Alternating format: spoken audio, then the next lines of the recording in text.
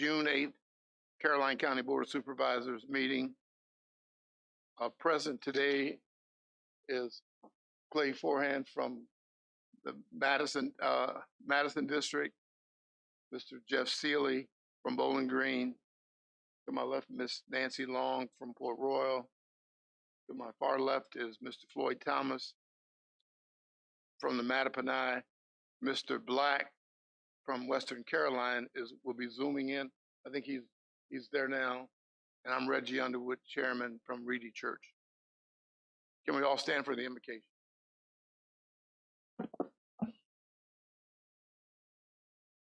Most gracious and Heavenly Father, once again we come before you, asking for your blessings and your thank and your mercy. Heavenly Father, look upon us this evening as we conduct the business of Caroline County. Continue to guide us in our decisions that we do the best possible things for the citizens of this county. Continue to bless Caroline County, the Commonwealth of Virginia, and the United States of America. Continue to watch over our troops and our first responders. Peace and all blessings. I ask in your precious name, amen. Pledge allegiance, please. Pledge allegiance to the flag of the United States of America, to the republic for which it stands, one nation, under God, indivisible, with liberty and justice.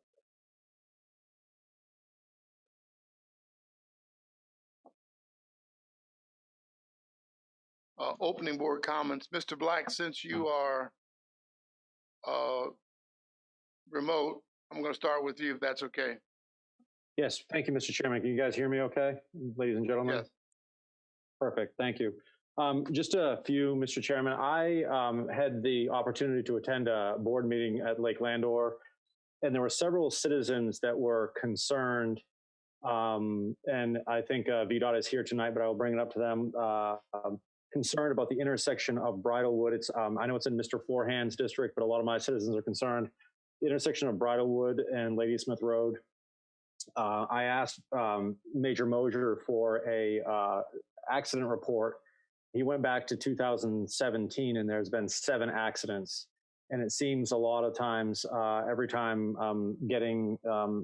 hearing stories of an accident there coming out, it's very, very dangerous. It's hard for people to see coming out of Bridlewood, to see people coming both east and westbound direction. And if you're going westbound, there's a lot of vegetation that prevents a good sight line. And if you're leaving Lake Landor and going into or anywhere from the west and going eastbound, there's a problem with a curve there, and you really have very, very poor sight distance.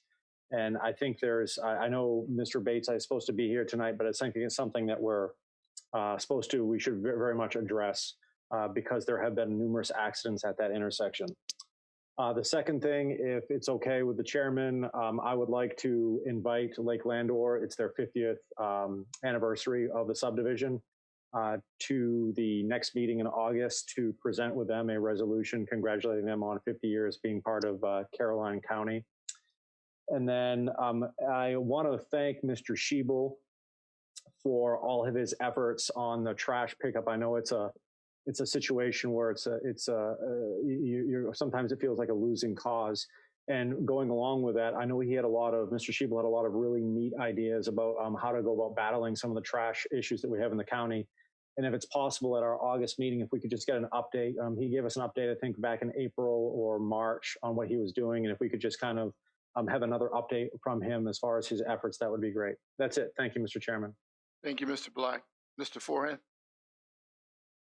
None at this time, sir. Thank you. Mr. Seeley? Mr. Chairman, I just have one short one. Bowling Green had clean sweep this last weekend, and I will say that the town had an enormous number of people visit, and for the most part, very, very successful. So congratulations to the town on a very successful event. Thank you, Mr. Seeley. Mrs. Long? Just a couple of things. Since we usually go over the calendar at the end of the meeting, a lot of people have left by that time. I just wanted to remind citizens that the offices will be open on the 18th for Juneteenth. Will be closed, I'm sorry.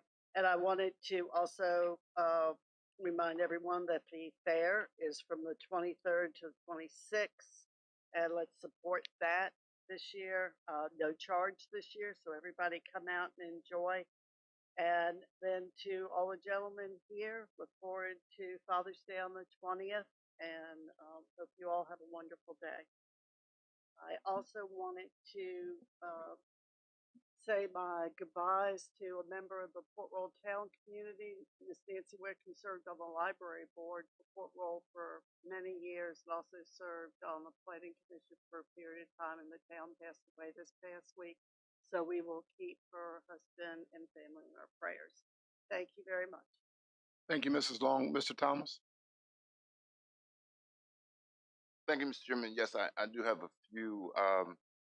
Last Monday, I went up to the courthouse as we usually do for Memorial Day and found that I was the only one there.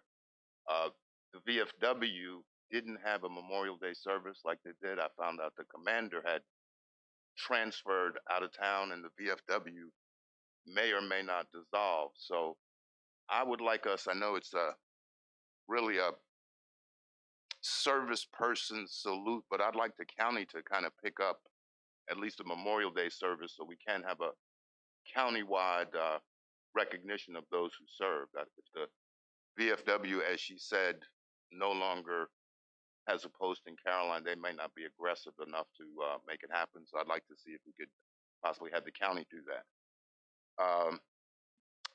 I also got a request from a citizen who, and I think Ms. Upshaw may hear from them. The particular citizen is getting a hotspot loaned out from the Pamunkey Regional Library, and she's using that to access the internet. And I think that's maybe something we ought to look at as a county to see if we can get hotspots for our library to loan out to folks who don't have internet. We know there's plenty of need for it. So I think you'll hear about it. I'm sure Mr. Cully's heard from her before. So we'd like to do that. And I'm going to press for the truck restriction on Sunshine Road. I think that's something the county has to do, and I'll bring it up when Mr. Bates is here. And last, we heard from somebody who talked about the girls' basketball program that they were doing. And I know we don't normally support AAU sports from the county, but I'd like us to at least consider the county giving some sort of funding to help them out. You know, even a small token. It's something we did for Little League, we do for some other things. This is a girls basketball program, and in spirit of Title IX, we ought to at least make some token contribution if we can consider that later. And that's all I have. Thank you, sir. You want to add that to the agenda, Mr. Thomas, as a agenda item? If I could add that as an agenda item. You very well. When I get to amendments, we'll add that to the agenda. Okay. Thank you, Mr. Chairman. Thank you, sir. I do have two comments. First one, I agree with Mr. Thomas that I talked to a couple people about a Memorial Day service, and I was kind of surprised that there was not a Memorial Day service, which I was kind of shocked. I talked to Mr. Whiteman. I called, and of course he gets up at 5 o'clock, so I didn't bother him. He was already on the move. But I think I agree with Mr. Thomas. Certainly something that we should look at and find a way to make that happen. My dad was a veteran, World War I, so I appreciated his service. I have two brothers who served in Vietnam, so very much think Memorial Day should be a day that we celebrate. My second comment deals with a discussion we had last week at the board. I think Mr. Thomas was talking to a gentleman about Belmont, and we had some discussion about what should be said in terms of proffers, what should not be said. And I asked Mr. Cully and the attorneys to send us out some information so we could take a closer look at that. Sometimes we don't agree with what's said, but if it doesn't cross the line in terms of protocol, then there's really a board member has a right to bring, as long as it does not cross the line. And that's the situation that we had. The board member probably felt that it was too close to the line, but again, we have to remind ourselves that we have the right to disagree, but if the rules are not being broken, then board member is free to have a discussion as long as it's within the boundary. So I think Mr. Cully sent that to all of us to read. We have a discussion. So yes, and and and I called Mr. Thomas, so we had a good discussion, and um, the comments were within the boundaries; they did not cross. Therefore, I just wanted to make sure we're all on the same page and we're all marching to the same drumbeat. Thank you. Next on the agenda, amendments to the agenda. Mr. Forehand, you have any amendment? No, sir. Mr. Sealy? No, sir. Ms. Long? All right, Mr. Thomas? Mr. Chairman, I would like to add at least a brief discussion of a contribution to the girls' summer basketball program. Okay, I'd like that as new business, all right. We can put that under 12A. 12A is fine with me. All right. 12 under, so it's discussion of the AAU girls basketball program donation, correct? Yes, sir. Thank you. So added to the agenda is 12A, which is discussion of the AAU girls basketball program. Mr. Chairman, staff would like to remove item 12. Okay, so we'll make that item 12. No, take away 12. Why, uh, why are we doing that? Move the adoption of the agenda, Mr. Chairman, with the removal of item 12 in the addition of 12A. There's been a motion to adopt the agenda with the removal of 12 and the replacement of 12A. Is there a second? Second. Been properly second. All in favor say aye. Aye. Any Aye. opposed? Motion carries.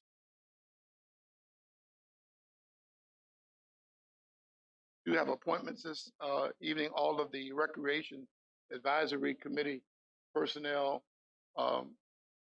their time is up as of June 30th.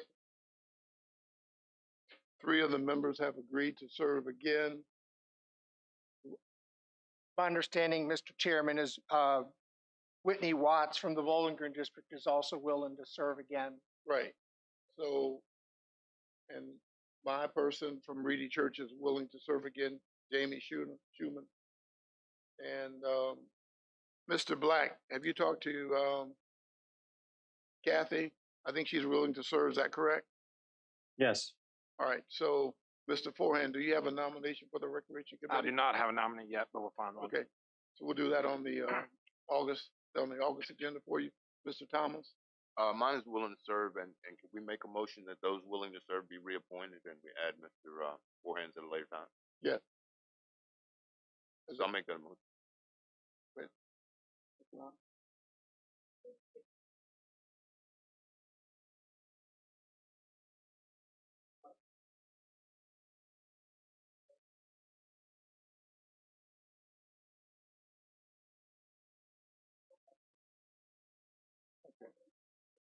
We say those willing to serve. I'll make a motion that those willing to serve on the Recreation Advisory Committee be reappointed, and that the other two appointments be filled in August. There's a motion by Mr. Thomas that we reappoint those who wish to serve on the Recreation Advisory Committee, and the other two we will fill in August. Is there a second? Second. All in favor say aye. Aye. Any Aye. opposed? Motion carries. Next is the consent agenda. Approval of the minutes, warrants, approval of planning commission schedule, adoption of a resolution to declare that a local emergency no longer exists in Caroline County due to COVID. I think that's a pretty big one. Approval of a supplemental appropriation to the fiscal year 2021 budget. Adoption of resolution requesting a waiver to allow split precinct. I think we discussed that. Selection of an auctioneer for the sale of frog level volunteer rescue squad, and approval of engineering task contract. Mr. Chair, I move that consent agenda be adopted. Is there anything, pull anything on? Just a quick discussion of F, but I'll second her motion. Okay, I would like to have some clarification regarding D. D, all right. That's with staff. Okay. Can I get a motion then for consent agenda items A, B, C, E, G, and H? So moved, Mr. Chairman. Second. It's been moved and properly seconded that we approve of consent agenda items A, B, C, E, G, and H. All in favor, say aye. Aye.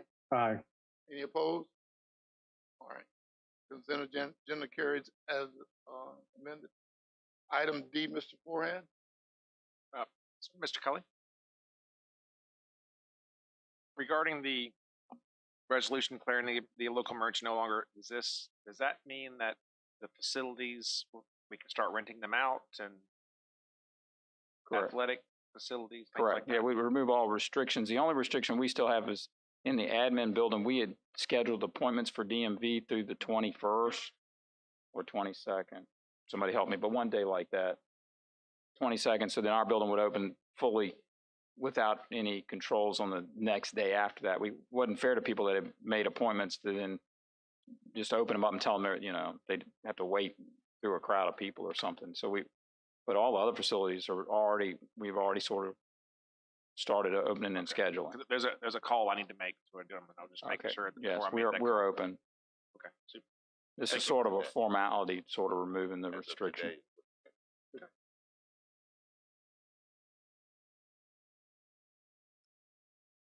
Mr. Thomas, agenda item F. Yes, agenda item F, I had asked the board to defer this just to make sure what happened if we didn't go with split precincts. And I thought there might be a possibility of those people going into the magisterial district that they were in, where the majority was or whatever. The reality after talking to the registrar is those people would require the county to set up a totally separate precinct. So we would have, I think you have a separate, you've got a separate one, I've got a separate one too. So we would have had the cost of having 3 more precincts, 3 more sets of workers. So it's really important that we press the state to make sure we don't have that in the future. And I'd move we approve that. Second. We need to approve. Oh, both- and both agenda item D. D and I'll amend my motion to include D if that's okay with this beforehand. And I'll amend my second to include D also. Motion and proper second to approve consent agenda items D and F. All in favor, say aye. Aye. Any Aye. opposed? The ayes have it. Thank you. Motion carries.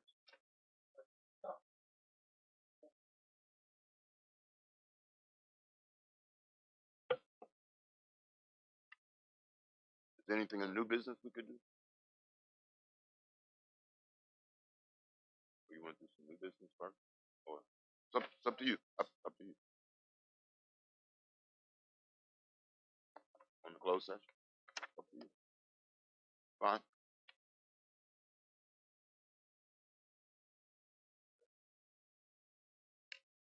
Something good.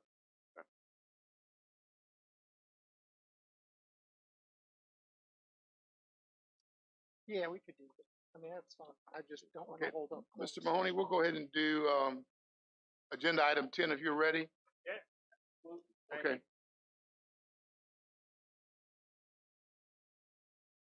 Good evening, Mr. Chairman and board members. I sent you all a letter that was 3+ pages over the weekend, and that letter explains how the compensation board has determined that we are one of the most understaffed offices in the state. I think we're number 7 on the understaffed list. The legislature approved 19 new attorneys, and we're getting one. The comp board salary is $56,697, which, quite frankly, would be difficult to get an attorney for. I'm asking the board to budget another $13,303 that would bring it to $70,000 in salary, and then, of course, we've got some benefits. Now, the bottom line is, I actually have the money in an account that's not from you all. It's a forfeiture account that cannot be used for personnel. And what I've done for the last 5.5 years is take some of my budgeted items and pay for them with forfeiture money so that the money you allocate to me gets turned back in at the end of the year. So for example, this year I've got a training allowance of 6,000. Training will go way over that, but none of that 6,000 that's in the budget will be spent because I'll take that out of forfeiture money. And 6,000 will get returned. So a lot of the letter is bragging about my office and explaining the reason for workload increases in this. So I'd ask you to support it favorably. In many respects, it's identifying the money in the budget and then letting me pay for other things and making it happen. And I've worked with Ms. Smith on these sorts of things in the past, and she understands it, and it's worked out well. I'll answer any questions you might have. Thank you, Mr. Mahoney. Certainly, I don't. How does the board feel about this request? 13,000, 30,000 and some change. Mr. Mahoney, well, that's a question. Yes, Mr. Mahoney, you're asking for 13,000 more, but Ms. Smith says it with benefits it's 30,000. Are benefits even match, or is there something peculiar there on the benefits? Just to make sure I understand. The comp board, I think, doesn't pay the full benefits allowance. They pay part of it, and I honestly don't know the answer to what the total benefits. I mean, it doesn't matter because she's got a note in here that says if that person selects the highest possible insurance, that's what it would be if they pick a higher plan. I was just wondering if there was something that you had. All right, that's fine. And then you want to increase July 1 to 75,000 of next year, next 22 following year. Yeah, I think at 70 grand, I can hire a young, hard-charging lawyer. To keep them, I'm going to need to bump that up after a year's experience. That's what we did with most recent hire, and it seems to work out pretty well. Thank you, Mr. Mahoney. Questions by a board member? Can I get a motion? I'll make a motion. We approve the request by the Commonwealth's attorney. Second.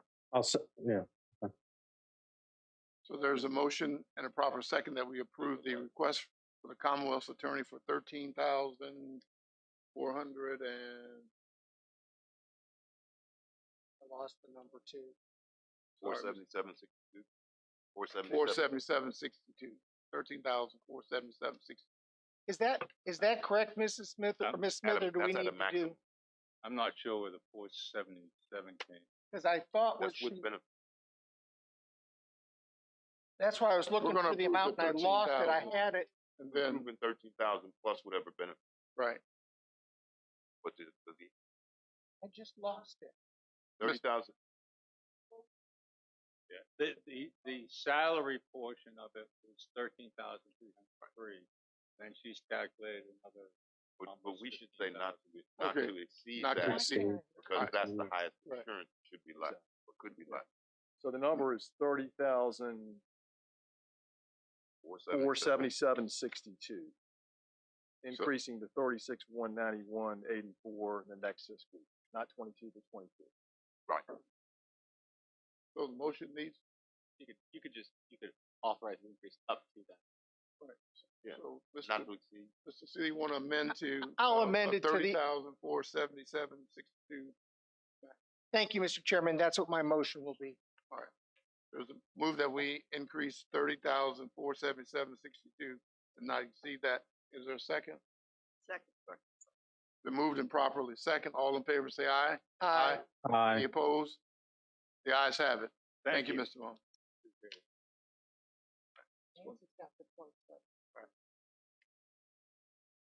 I need a motion. Right. Chair, I move that this board convene in closed session for the real estate investment of public funds and contract negotiation exception, section 2.2, 3711, A3, A6, and A29 to discuss the potential acquisition of real property related to a new fire station in the Sparta area, the contract negotiations in neighboring localities concerning water and wastewater services for where discussion in open meeting could adversely affect the bargaining position of the county. Second. It's been moved and properly second that we go into closed session under those two articles, section 2.2 3711 and 2.2 3711 A6 and A3. All in favor say aye. Aye. Any opposed? We're now in closed session.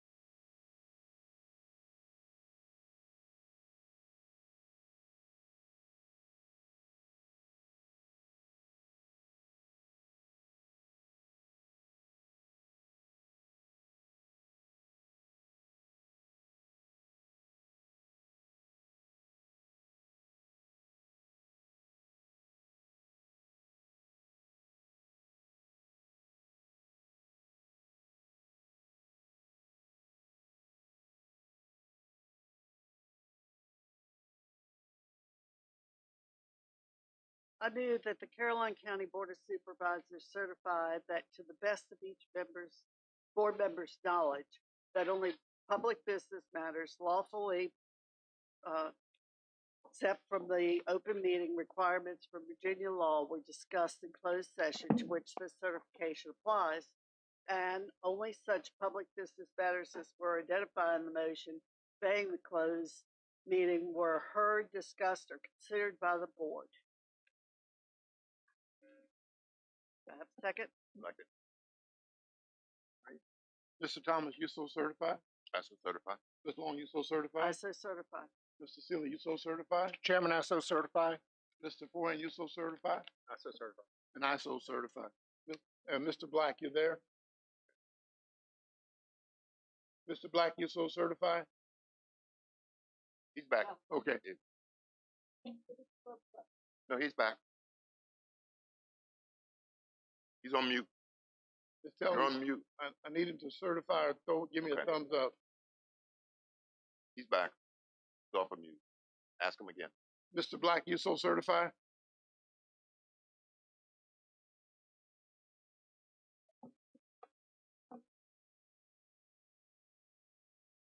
Oh, he gave me a thumbs up. All right. Next on the agenda is public comment. Public comment is for the citizens to come before the board and discuss anything that's not a public hearing for tonight or within the next 60 days.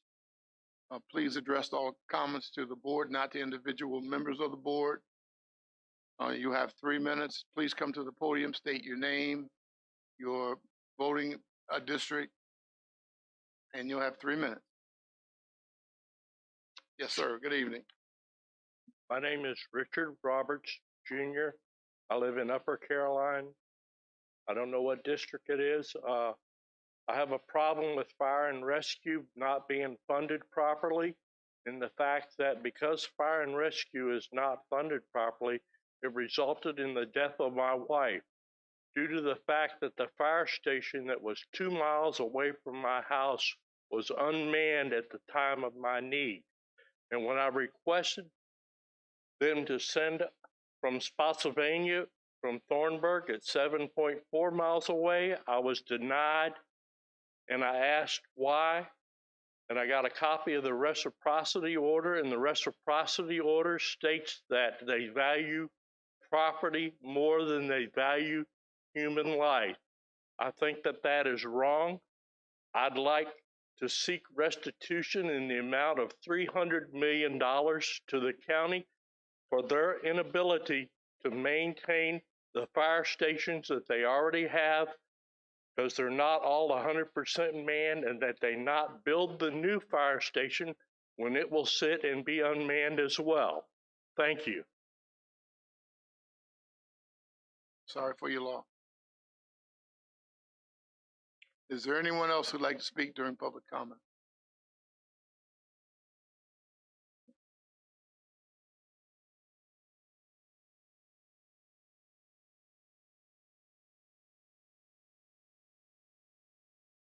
Hi, good evening.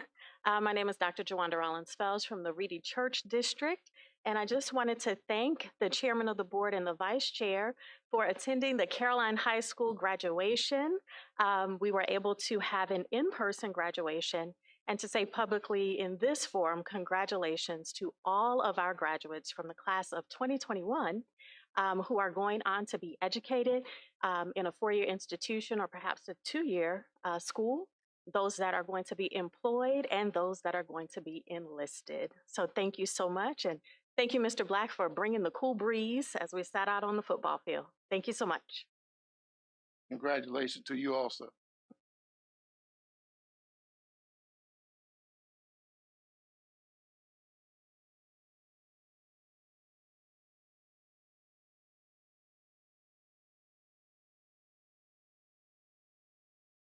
Hi, good evening. Good evening. I'm Steve Jordan from the Mattaponi District.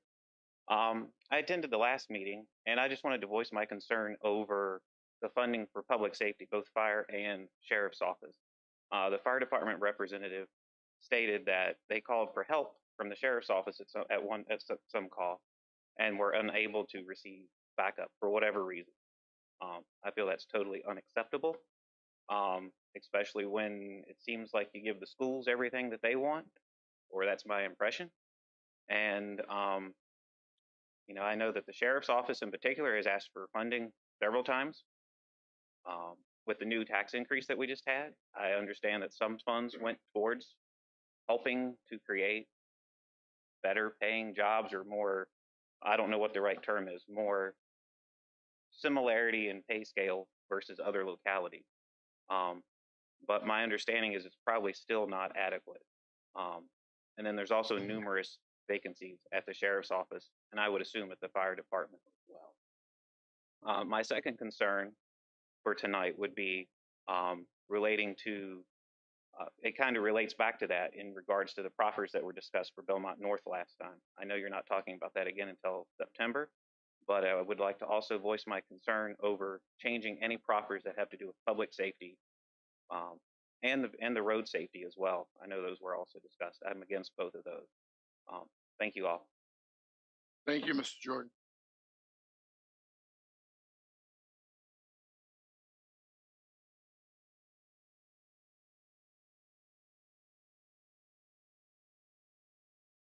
Hello again, board. My name is Julian Betancourt. I am with the Mattapanai District. Hey, Floyd.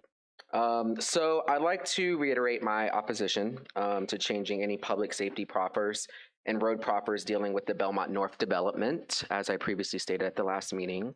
I'd also like to just mention how disappointed I am that the county is not helping or assisting our sheriff's office with their staffing concerns.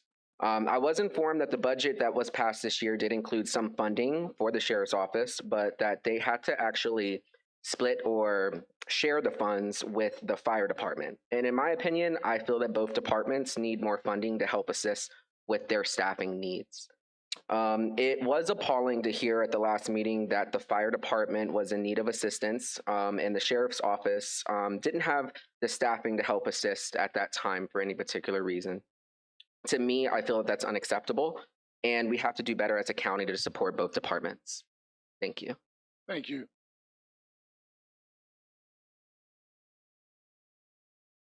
Is there anyone else who'd like to speak during public comment? Anyone else who'd like to speak during public comment? Good evening, Good evening. Mr. Chair, Vice Chair, members of the board. After hearing the previous two that talked about the vacancies that we have in the sheriff's office, the salaries will help us. We still have 4 vacancies. We have 4 that are in school now. We've hired, take that back, there will be 5 in school starting July. We had 1 that just graduated. We'll have 4 more starting. And so hopefully, I mentioned this once before, it takes some time. And this is what I was afraid of.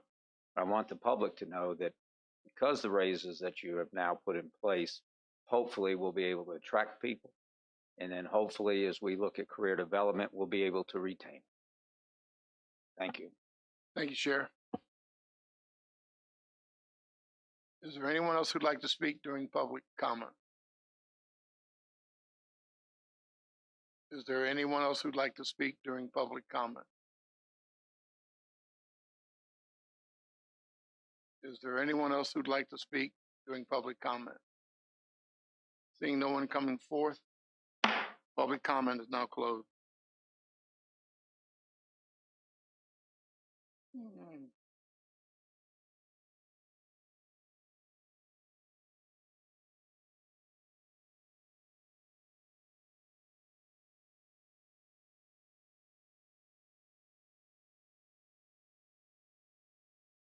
All right.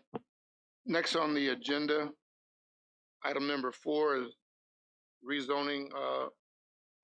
VDOT's going to do with Kyle. Is Kyle here? Okay. All right. Okay. We're going to do the VDOT report, and then we'll move into our public hearing. Thank you, Mr. Bates. I thought we were going to do those together. PowerPoint, absolutely. Chairman, Vice Chair, members of the board, I appreciate you all having me here this evening. I appreciate also the change in the schedule. Very much appreciate it. I wanted to run through a PowerPoint here. This is we're going to go through some different projects, and at the end, if you all have any questions, or for that matter, if you have questions as we go through, just interrupt me and let me know. Go to the next slide. Oh, wait 1 second.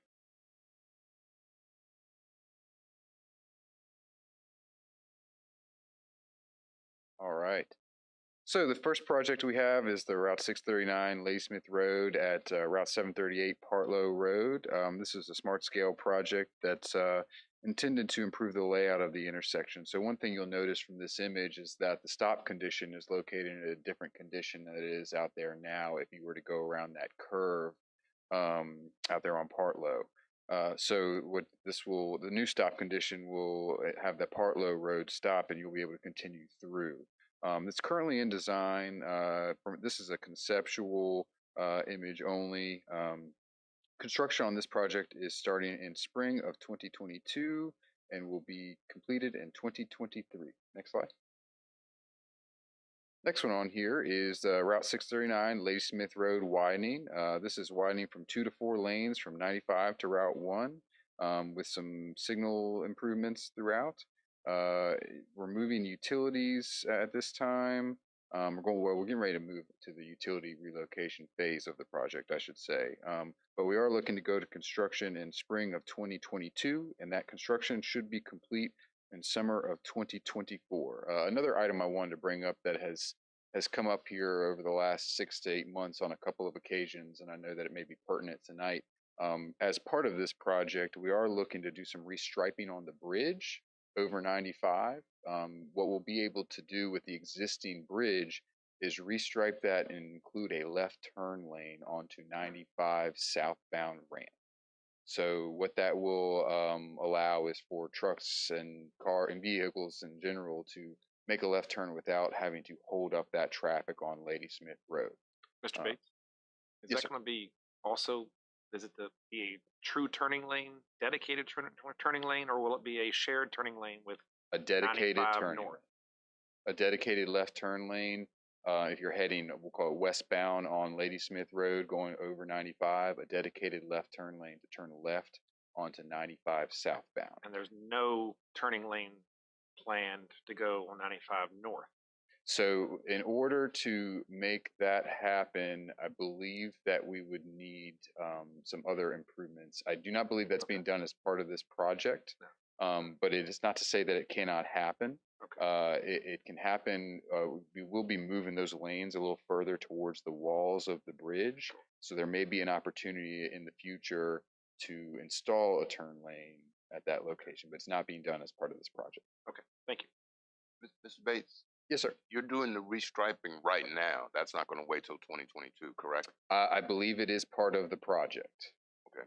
Which, since it's just restriping, you can do that ahead of time while you move the. Well, we don't want to get into the. It's a little bit more than that because we may have to do some eradication and things like that, and we don't really want to get into that. You eradicate pavement markings, it doesn't look very good. Yes. Okay. Thank you. Mm-hmm. Next slide. This is a new smart scale project. So this is the 301 Chase Street. Really, we'll call it the Bowling Green improvements. This is a newly selected smart scale application. It was actually one of the top ranking smart scale applications in the Fredericksburg district, which is going from Matthews and Gloucester all the way up to Stafford and Spotsylvania and Caroline. This is about $11.8 million that we're getting from the state. This is including some safety improvements on 301.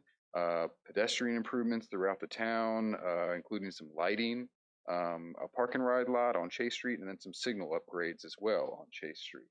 We don't have a timeline on this one quite yet, but we are looking about 5, 6, 7 years out on this. We haven't even gotten to the stages of the preliminary engineering. So I've had a number of questions from town council members. And there seems to be a great deal of confusion, and the sheriff's office and fire and rescue have both been involved in the closing of Chase Street and Courthouse Lane, both of which are going to cause other issues when you close those because you're going to have to make a U-turn someplace to come back to get across the road at Chase Street. Yes, sir. Fire and Rescue regularly uses that, and that's going to add time to anything that has to go west or east on 301. And I don't think everybody's looked at the total impact of that. It's just everybody's at VDOT is anxious to close a lot of those crossovers because they've been to us many, many times to close those. So my real concern is it's going to affect the sheriff's office. It's going to affect fire and rescue, and you're going to put people at risk that have to make U-turns probably just before the bridge over 301 South and Route 2 South, because there's no other way to go down Chase Street. You won't be able to drive straight across, so you're going to have to come out and make a U-turn somewhere that nobody's accounted for, and that's a lot of traffic. So in the event that can't be resolved, and nobody from VDOT's come up with a solution to that, because you can't close both and then hope to have something that's going to facilitate. So is there a way when does this go to design? And when is the point of no return? Well, we're definitely not there quite yet. So the money has been allocated through the smart scale process, but I don't even think it's necessarily the 6-year improvement plan has been finalized even for the projects that are selected. But this is one that was selected. It could be a project that is canceled, but that's $11.8 million that we'd be giving back to the state.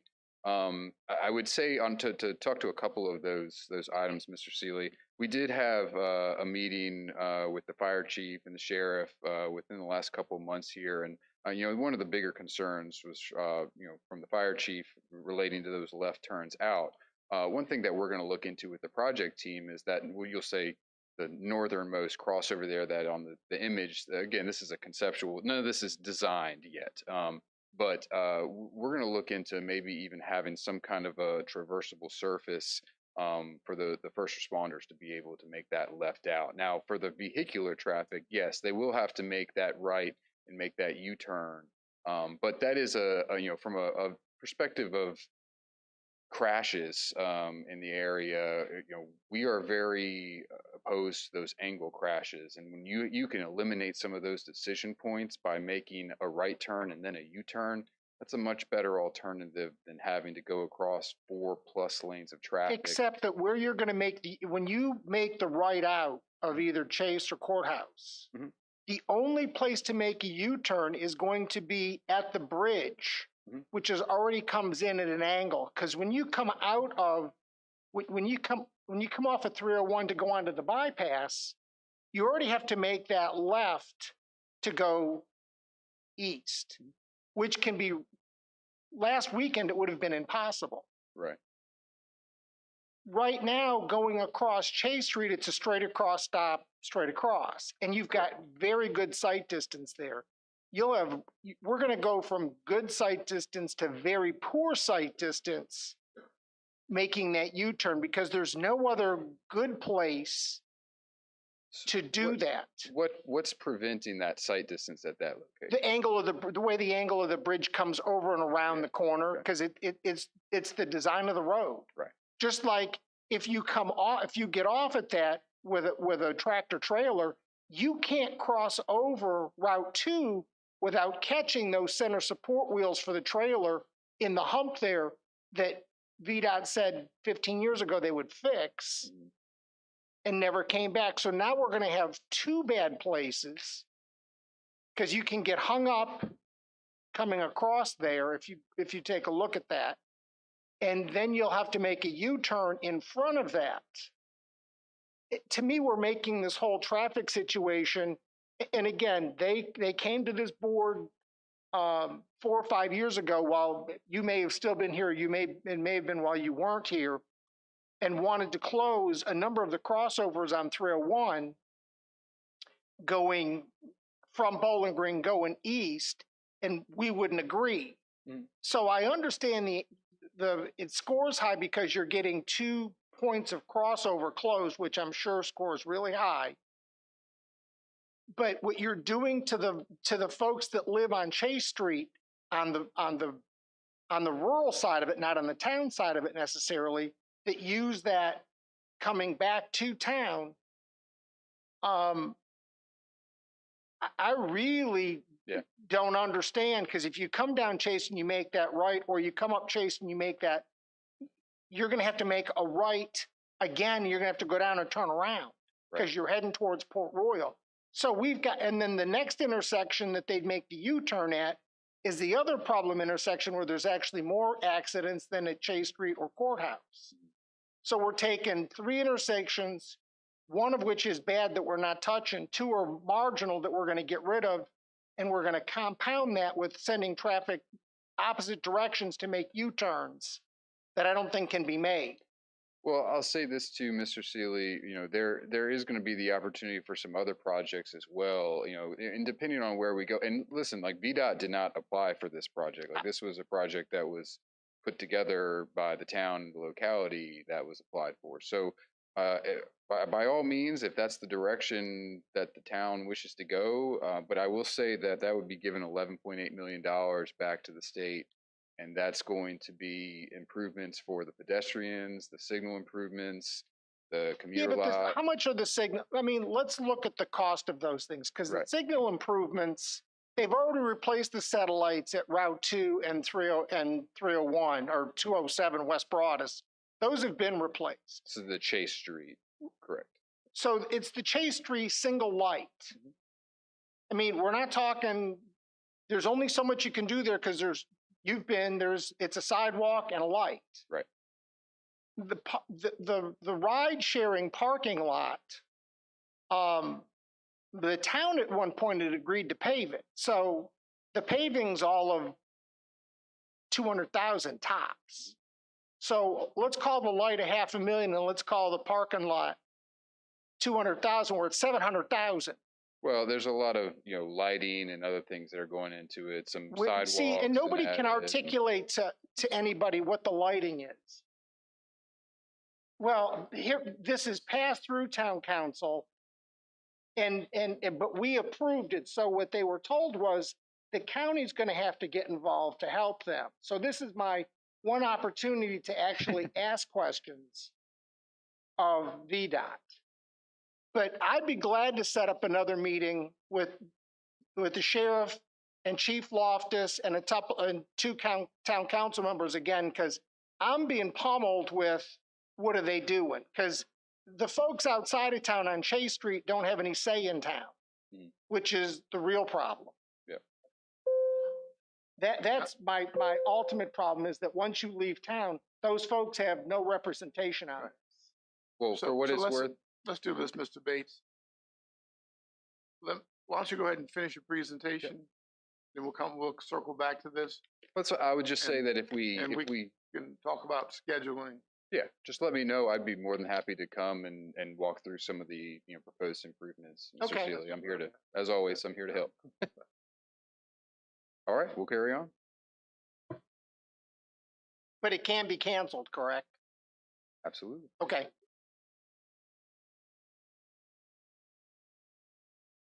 All right, the next one here we have is the Route 30 Bridge Rehabilitation. This is actually a Richmond District project, but I like to keep it on here because it's right on the county line. This is the westbound bridge. They are going to be able to maintain a lane throughout as they do some superstructure repairs. This started in May of 2020 and is going to be complete in spring of 2022. Next slide. We have the Route 207 westbound bridge over the Mattaponi there. This is a bridge deck pour that we'll be doing in the next couple weeks. So you'll see more action out there. That is scheduled to be completed this fall. Next slide. We have the Route 743 bridge replacement over the South River. Construction is started in late 2020 and is anticipated to be completed in 2021. This is Clifton Road. This is a one-way in and out, so we are having to maintain traffic as we go throughout that. Next slide. We have the I-95 rest area truck parking expansion. This is one that's going to add 29 truck parking locations to the southbound rest area at the, I believe it's the 108 there. So that has started and should be finished in spring of 22. This is a much needed improvement. We have a lot of tractor trailers that park along the shoulder there, and this hopefully will alleviate some of that. Next slide. We have the Route 1 over the South River Bridge rehabilitation. So this is a rehab. We're going to be able to maintain traffic throughout. This is Route 1. So when we talk about lane closures in this area, we're only going to allow daytime closures during the week. During the weekends, we will only allow night closures. We're in the utility relocation phase of this, but this is planned for spring of 2022 and is tentatively going to be completed in 2023. Next slide. We have Route 652 over Polecat Creek. This is a bridge replacement on Coolwater Drive. This one is going to start summer of 2022 and construction will be completed in summer of 2023. This detour will essentially take you down from Coolwater where it connects onto Route 1 down to 207 and up around that way. So do you have to close the whole bridge to redo it? Yes, sir. We do. Is it a year project? Yes, sir. It's about a 7.8 mile detour. You're gonna have to go down to, like I said, Route 1 over to 207 and come back up almost through where the loop is there. This is I mean, this one's posted at 4 tons, if I remember correctly. Yeah, the bridge was very much needed. I will say that we inspect it a little bit more often than we would just our normal bridges because it is such a low posting rate. And frankly, we've witnessed a lot of, we'll just say a lot of vehicular traffic that is more than 4 tons go across this bridge. So we're going to continue to monitor it. If we have any further issues, we may have to close it earlier than expected. So we'll keep an eye on it. Mr. Thomas, part of the litter control program for Coolwater. It's part of the litter control program for Coolwater Drive. We're just going to close the road. Well, there you go. That's solution. Not quite what we want to do, but my thought is, again, emergency vehicles and things of that nature. Well, any time that we do this, when we'll work with the first responders and make sure that they know that stuff. We send that to, whether it's school transportation, fire and rescue. I send emails out to all of them before these bridge closures so that they know what they're getting into. So no problem. We'll keep them updated throughout. Next slide. Yeah, but that's the shortest way to Fredericksburg. We have Route 638 over the South River. This is a bridge replacement. This will require a detour. We're working on that detour now. This is a little further out, but it's looking to go within fall 2025 to construction and end in 2026. We're still in the scoping phase of this project, so as we get closer, I'll have more information. Next slide.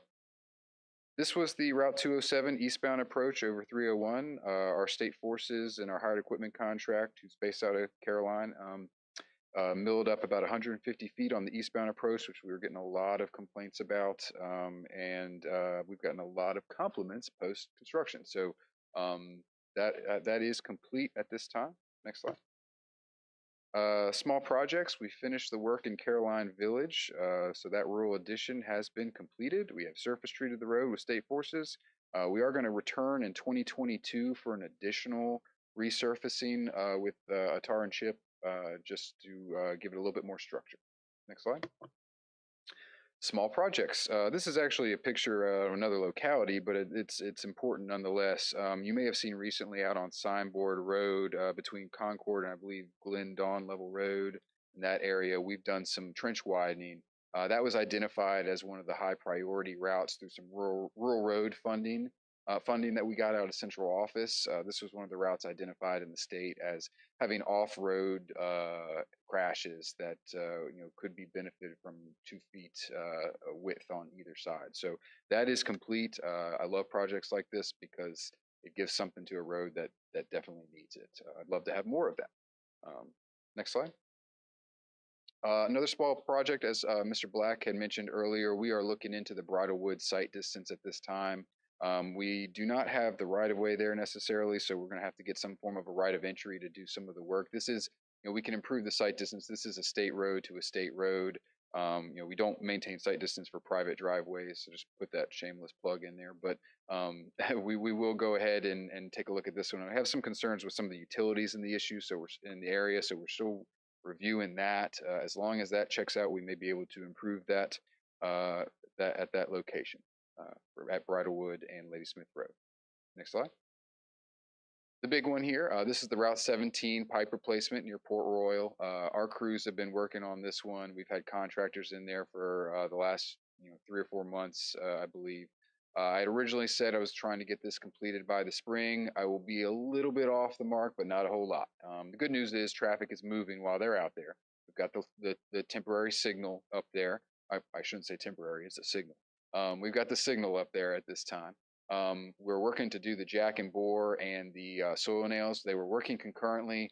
The soil nails ran into some issues with the soils, with saturation out there. So they have to go a little further, but in order to do that, they have to wait till the jack and bore underneath the road is complete. So that will push me back 2 or 3 weeks. I'm looking to have this done, I would say at the latest mid-July, but I'm hoping by the end of this month.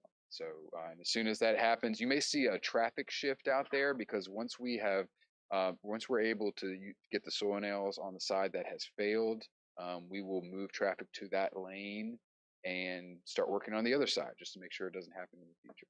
So, all right, next slide. This is the paving schedule. I believe I put this in front of you all before, but this is just good information. You all should have that in your packet. These are all the routes that have been done and or are being done this year. One of the subdivisions being Portabago Bay being done with Cape Seal. We had a meeting with the community there, and I think they're very receptive to it. This is a Cape Seal, so it's not your plant mix asphalt, but it's a tar and chip with a slurry seal on top of it. So it gives it a little bit of structure with that tar and chip surface treatment, and then there's the slurry seal on top of it, which makes it black, which is important. People like that. So we've already met with the HOA, and that should be happening shortly. Next slide. This is just a maintenance slide. So right now we're about 50% done with our first secondary cut. We have not had to go out on the primaries. We actually have a plant growth regulator out there on our primaries, and has kind of delayed the growth of some of the grass, especially within those wide medians that we have in Caroline County.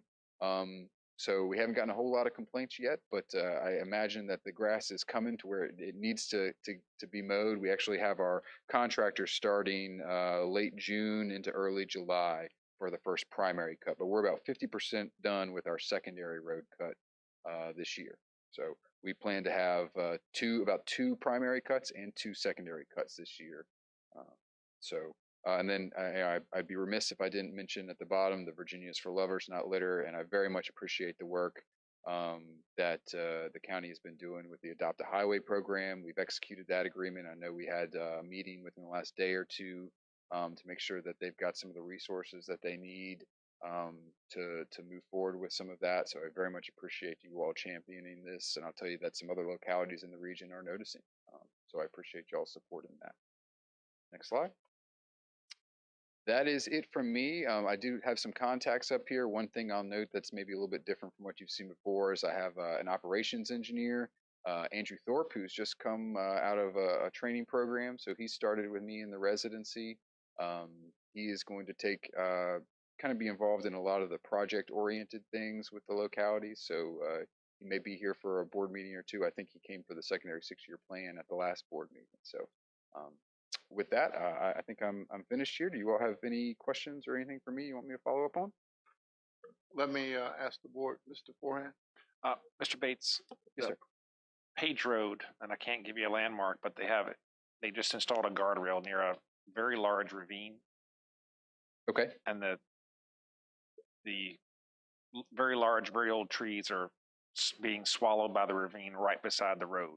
I just want to make sure that's on your radar because it appears to be very close to starting to swallow the road and might have a similar incident with Chatham 17. Okay, so a washout on the other side of the guardrail on Page? Yes, it's literally, I think the guardrail was put there because there's probably a significant drop right there. But okay, I'll look into it. If I have some questions, I may see if I can. Again, it's halfway between Bowling Green and CDON. But the guardrail was probably installed 5-6 weeks ago. Good morning. Yeah. Okay, I'll follow up on Thank you. Thank you, Mr. Forehand. Mr. Black, do you have any? Yes, thank you, Mr. Chairman. I have a couple. First of all, Kyle, Mr. Bates, I really appreciate you working on the Bridlewood situation because the people of Bridlewood that I know inside that subdivision are concerned, and they're even not even my district, but when the people from my subdivision are really concerned about heading that way and in the accidents, every time we pick up litter in near that intersection, we're picking up accident debris. So it is a major concern. I will say Ladysmith Road, if you're heading Ladysmith Road west of Lake Landor, so the very western part of my district towards Spotsylvania, I don't know if someone can just drive out there. There's several potholes that I wouldn't think it would be much to maintain or to fill. If you wouldn't mind sending someone out there, it's between really more between the winery and the county line in Spotsylvania. But if you could, I would really appreciate it because there's a couple of sizable potholes that need to be taken care of. Absolutely. The other thing too, and I don't know if it's possible, we appreciate the mowing. I know you went down Ladysmith Road the other day. I saw the mowing. One of the concerns, and it kind of drives me nuts, is that, and I don't know if it's a work. I don't know if you can coordinate with a county, Mr. Schiebel's crew, whatever. But you guys go to mow, and what will happen is there's litter, and the litter, instead of one piece of litter, now we have 20 pieces of litter because it's just been chewed up. I don't know if there's a way to do like a litter crew before a mowing, so that way it's I mean, the trash isn't everywhere, because what happens sometimes when we appreciate the mowing, I get it, but at the same time, it ends up creating a whole bigger mess down the road for either our litter crew or whoever has to deal with it. And it looks nice, but then you've got chopped up litter everywhere. So I don't know if that's something that can be fixed or done beforehand. Absolutely. This is good feedback for me. I'll just say that. So Okay. I'll follow up and we should be going before our mowing routes. We should be going and picking up any of the significant litter that's out there. I'm not going to say we're going to get every cigarette butt, but I don't think that's what you're talking about. I think there's some. And then the last thing is we had talked about in the wintertime some of the shoulders that were eroding on Ladysmith Road, especially near the fencing company in that area. And I think what ends up happening is a lot of times with those shoulders, like I saw that widening just the other day, for example, the huge pieces of farm equipment, because there's a lot of big farms that are out west of Lake Landor, and they're sometimes because they're so large and Ladysmith Road is so narrow and down near that dip before you get to Bridlewood, they're going off the shoulder they have to be able to use the road to get from field A to field B. And I completely understand it. But I think that might be, there's not a good base. And if you could do anything to widen some of that area and fix those shoulders, you had talked to me about that, but we really need to address that because it's only going to continue to get worse. Yeah, and it is and I'm not just going to say on Ladysmith Road, it is a constant battle for us to maintain the shoulders. So we've got significantly large traffic that's, hitting the shoulders and running the shoulder stone out. We can do asphalt in specific locations. What ideally there would be some kind of a project that could go through and widen a lot of those areas, similar to what we had out on Signboard. That is possible. I can say that I've worked with some other localities in the area, and we've kind of used the secondary 6-year plan to prioritize some routes that the county would like to maybe widen. That is an option. Right.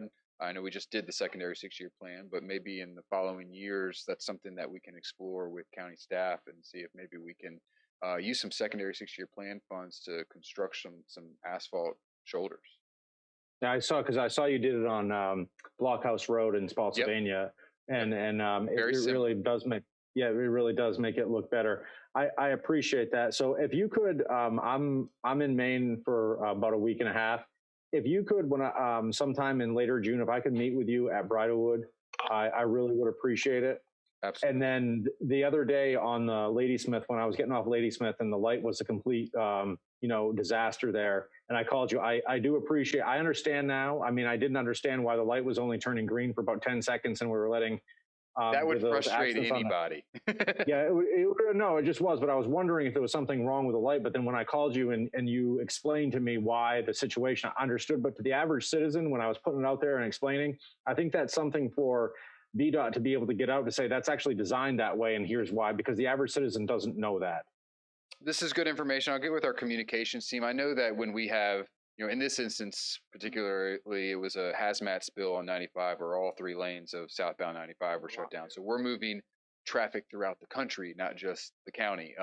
So when something like that happens, I know our communications team is pushing some of that stuff out, but this is good feedback, Mr. Black. I will get that to them, and maybe there's something additional that we can do to get the word out specifically about the signals in emergency situations. Because like we talked about over the weekend, I mean, our job when 95 is shut down, traffic hoses up in the region. So it's important for us to move as much of that traffic southbound as we can. So unfortunately, the side streets do hurt for that. And that's the end. I was sitting in it as Mr. Black was sitting in it too. I was trying to get down south to go see my folks, but Right. yes, we'll work on that. I'll get with our communications Yeah, team. That's good. and I appreciate, because I like I said, I literally thought it was something wrong with the light, but and now that you said it was the design, I appreciate it. Thank you. Yes, sir. Thank you, Mr. Black. Mr. Seeley? I would just like to set up a meeting with the sheriff, Chief Loftus, Yep. a couple of town council members, and talk about this whole situation, because I think it's got everybody sort of flat-footed. Nobody's really looked at this. And I'll give you a call and set up a time. I'll Absolutely. get with the sheriff and Chief Loftus and some town council members. Yep. Absolutely. Well, I'll have Chief Loftus. No, I think Chief Loftus will be in. Thank you, Mr. Seeley. Mrs. Long? Just thank you for 17. Glad to see that it's coming along, and it's, we only have one little incident, so that's pretty good. Yes, ma'am. So, thank you. Mr. Thomas? Thank you, sir. Mr. Bates, we always have this little dance. I'm going to say you're doing a great job. Okay, to start off. So I do appreciate that first, and you've been very responsive for things that I've had. And as I've said, I'll let you know when you're not doing a good job or somebody else is not doing I trust that you will. I do have a couple of questions. Yes, sir. One is a citizen approached me about trees that were actually extending into the road on New Baltimore Road, the street right out here, and it restricted their sight line. Okay. I hope that's something that VDOT takes care of.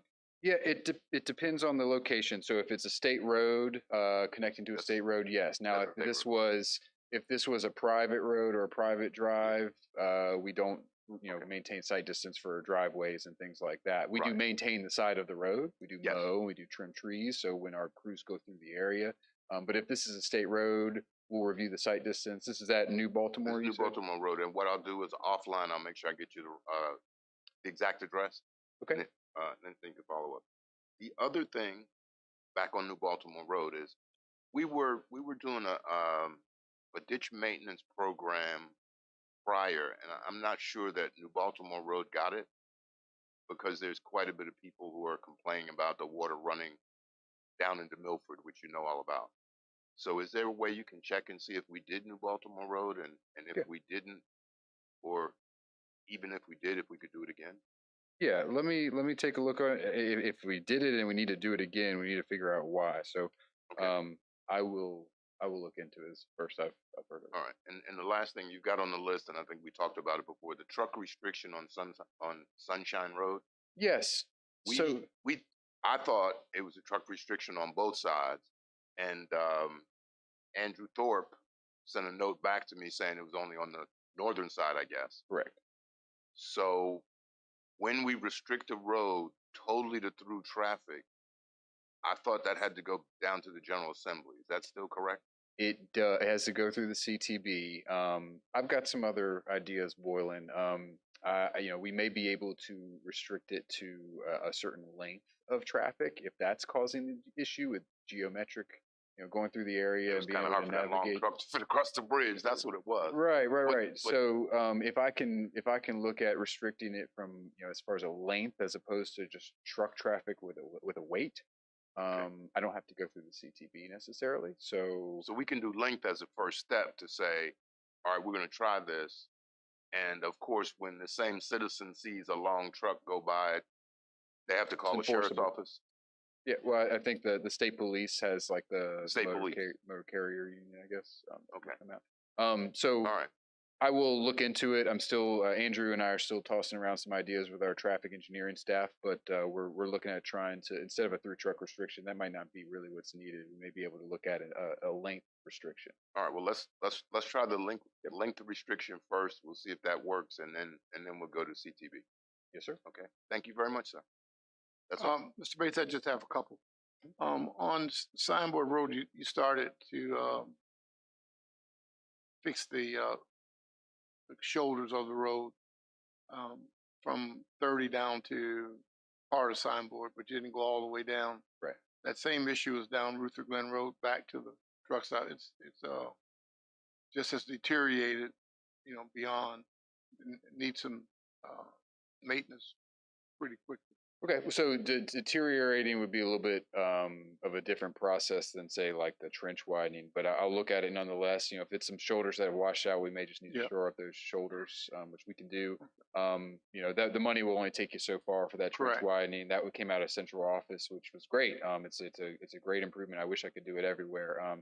But I think we could look at identifying some other options for funding. I've done it in some other localities, but for now, we'll take a look at it and just from a maintenance standpoint, see what we can do. And then secondly, we do have a lot of trees that appear to be hanging from the shoulder over the road, going down Signboard Road and up Ruther Glen Road as well. I think we need to look at that. Some of it hangs over the highway when we get bad weather or storms, that those limbs are in the road, causing some serious issues. Yeah, we can take a look at those. That's a tough one too, from the standpoint of a lot of these trees are on private property, but we do maintain everything on the road. I think you're 25 feet, right? It depends. It depends on the road. Sometimes it's 15 from the center line. So it varies, but if there's some specific trees we can look at, that may be ideal. If I had to go through a whole corridor and well, you got started, but you just didn't finish it. They started coming down and trimming some back. Okay, I'll check with our. We have a tree trimming schedule that goes through the area, so I'll check and see where that's. I'm following you. We're not talking about taking significant trees down. You're just talking about trimming. Yep. Particular pines that are hanging, and then finally, the 207-301 bridge. I appreciate that. I travel Maryland quite a bit sometimes, and that hump was pretty bad. So I appreciate that, and thanks for all you do. Absolutely. Board members have any other questions? That's all we have, Mr. Bates. Thank you, sir. Thank you all. All right, next on the agenda, we'll start our public hearings. Public hearing number 4, Mr. Fincham, RZ02-2021, Quality Land Group LLC owner applicant.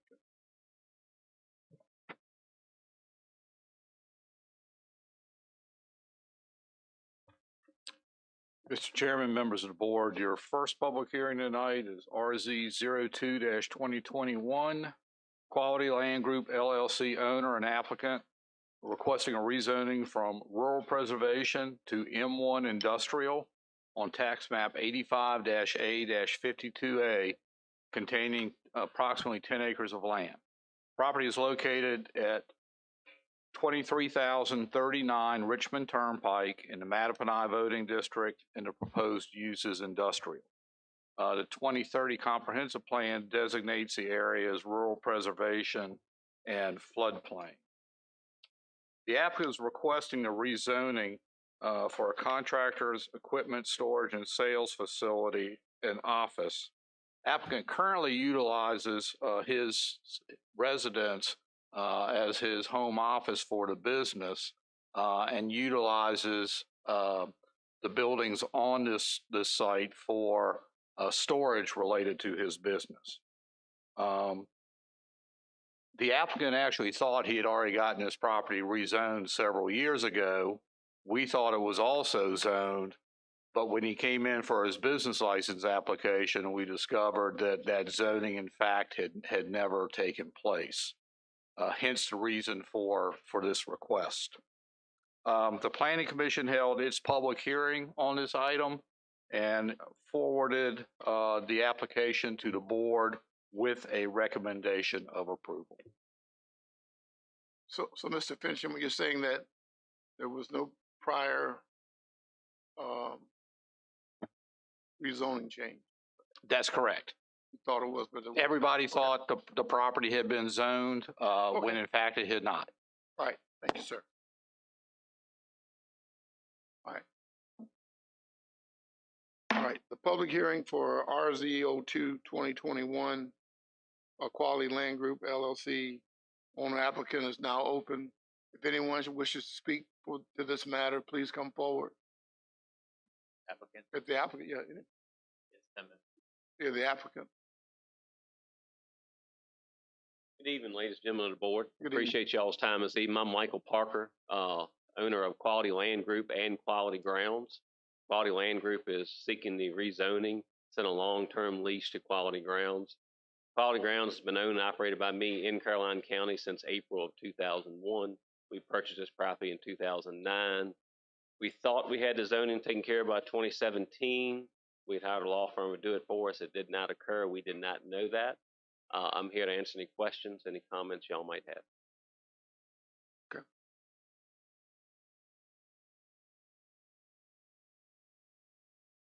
Is there anyone else who'd like to speak regarding this matter?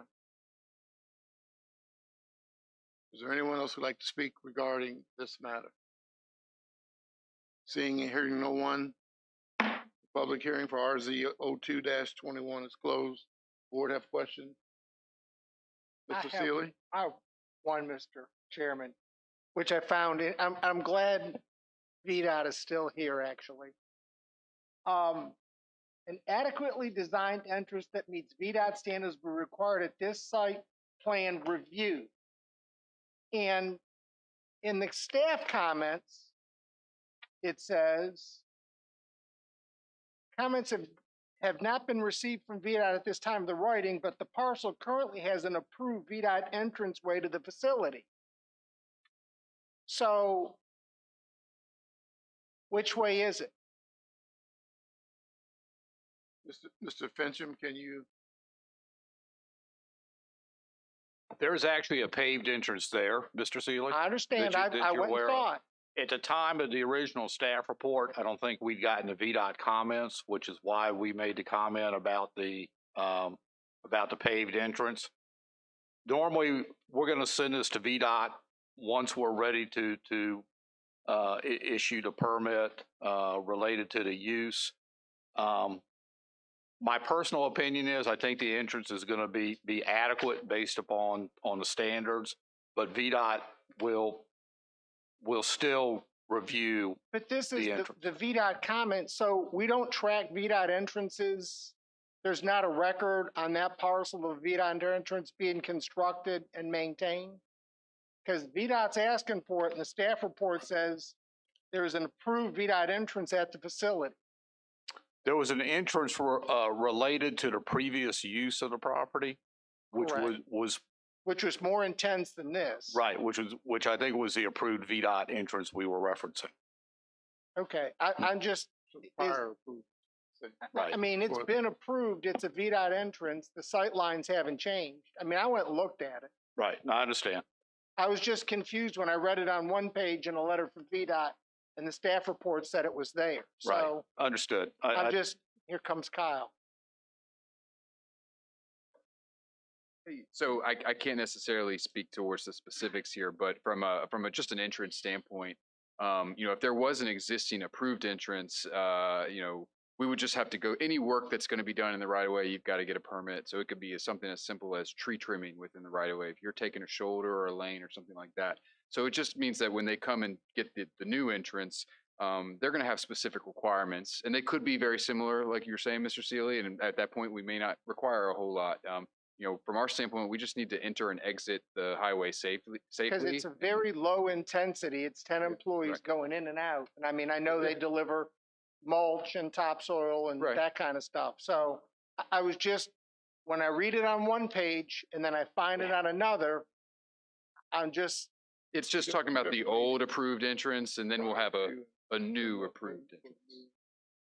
So we don't think there's any impact? They're going to have to show us when it depends on what that land use is going to be. And, okay. It's a it's a two-lane road, low impact traffic. I'm just checking. Okay. We'll review it when we have the information. Okay. Thank you. Mr. Forehand? Mr. Fincham? Yes, sir. I was under the impression that a contractor can run a business from his home with the storage equipment without having to go through this process in the first place. He's not living here, so it is subject to the zoning regulations for the district in which it's located. In the RP district, which is what it's currently zoned, if you live on the property, then by a special exception permit, you can have a contractor's office and storage yard. Okay, I was under the impression there was a residence there, so, all right, my mistake. Mr. Thomas? Mr. Fincham, this entrance is the same entrance that was there being used when it was Sand and Gravel Company. Yes, sir. So I imagine sand and gravel, a lot more trucks was probably approved by VDOT, and this particular one will have a lot less traffic than we had before, right? That's the assumption, yes, sir. All right. So the other question is, what happened in 2017? Do you know why it didn't get approved? And is there any other M1 industrial in the area? There is some other industrial, M1 as well as B1 in proximity to this site. Okay. So this is not a standalone rezoning. I thought we were doing a spot zoning. No, sir. There are several other parcels in very close proximity to this property. Now, would it have been? I guess this all depends on the board's vote. But would it have been appropriate for the applicant to file a special exception for his contractor yard and ask for a waiver to live there? No. It's a specific provision in the RP district that allows. So according to that zoning category, yes, he had to live there to apply for that particular zoning category. To remain rural preservation, okay. Yes. Okay. All right. So we don't have a lot of discussion from there. Right. All right. Is everybody else done? I'll make a motion to approve it. Yep. All right, Mr. Thomas. That was my motion to approve. So there's a motion to approve and a proper second. All in favor, say aye. Aye. Aye. Opposed? Aye. Aye. Motion carries. Next on the agenda is item number 5. Mr. Chairman, members of the board, since both RZ04 and 05 are together, one involves a rezoning of a portion of land to incorporate it into the larger project. I think we can probably just do one public hearing on both items. On item 5 and 6. Okay, let me ask you this, Mr. One public hearing. Okay. Are there any new proffers on any of these before we? Okay. We're not aware of. You have some proffers that I dropped off late at your desk this afternoon. Yes. Those proffer changes are very limited and were based upon conversations that the county attorney and I had with counsel for the applicant. Okay. So these were our suggested modifications. Gotcha. That we felt were in the best interest of the county. And those changes really are 3 items. One, under proffer 1 would be to correct a code reference from 15.2-2303 to 15.2-2298. That's the zoning authority that the county operates under. So we thought that need to be corrected.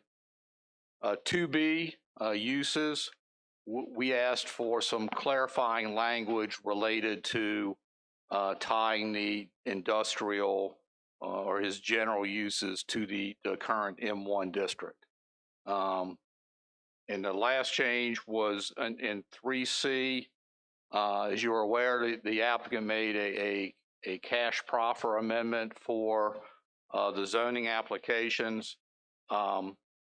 We needed to clarify that the board actually needs to amend its comprehensive plan and adopt and CIP before we can actually collect that proffer. Okay.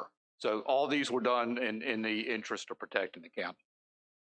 Okay, so let's go on to Mr. Chairman, before you do that, these modifications are additions to what we received Friday, Yes, sir. which is totally different than what the Planning Commission had. Yes, sir. Okay, thank you, sir. Right. Yeah. All right. Yeah. All right, Mr. Fincham. So you we're going to do both 5 and 6 together, then, correct? Yes, sir. Okay. The next two public hearings, RZ 05-21, R207 LLC owner, Flint Acquisitions and LLC applicant.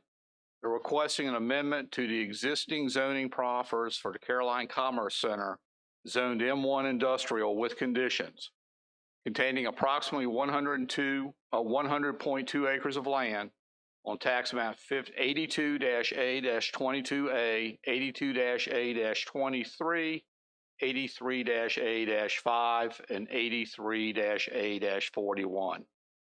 Property is located at the southeast corner of Carmel Church Loop and McKesson Drive in the Mattaponi voting district.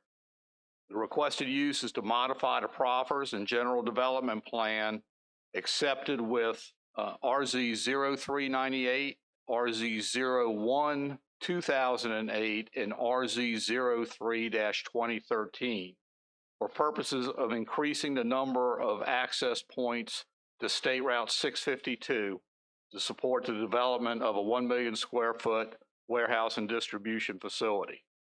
The 2030 comprehensive plan designates this area as being within the Carmel Church community planning area for office industrial and heavy industrial. The second rezoning, RZ 04-2021, is for Maria Mize, owner, Flint Acquisitions LLC applicant, requesting the rezoning from rural preservation to M1 industrial on a portion of tax map 83-A-15, containing approximately 5.19 acres of land. The property is located at 11,498 Chesterfield Road in the Mattaponi voting district. Again, the proposed use is to include this 5 acres with the property previously identified to support the proposed 1 million square foot warehouse and distribution facility. The comprehensive plan also designates this property as being within the Carmel Church growth area for office industrial and heavy industrial.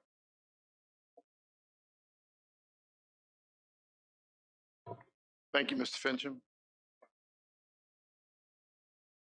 Is there anyone who'd like to? Are you Yeah, I just have a few more. Okay, go ahead. Okay. The applicant is requesting the rezoning of these properties and has stated their intention to build approximately a 1 million square foot distribution center. You have in your packet the various parcels as well as the proposed development plan and architectural standards for the proposed application. The applicant is currently allowed one entrance at the intersection of Carmel Church Loop and the old Ruther Glen Road per the current proffers for the property. The applicant's the purpose of the rezoning is actually to allow a second entrance further south on Ruther Glen Road, which would be in proximity to tax map 82-A-113, which is shown on your land use map included in your attachment. The Planning Commission did hold a public hearing on these two rezoning requests and forwarded the application to the board with a recommendation of denial. Since that time, the applicant has met with staff and has made revisions to the proffers and has the new proffer package that you have before you tonight. The applicant also made some modifications to their responses to their traffic impact analysis, and several, Mr. Bates and Ms. Oster from VDOT are here tonight to answer any questions the board may have related to the traffic impact analysis and that process. All right, thank you, Mr. Fincham. I'll open the public hearing for RZ 05-21 and RZ 04-21. Are the applicants here wish to speak?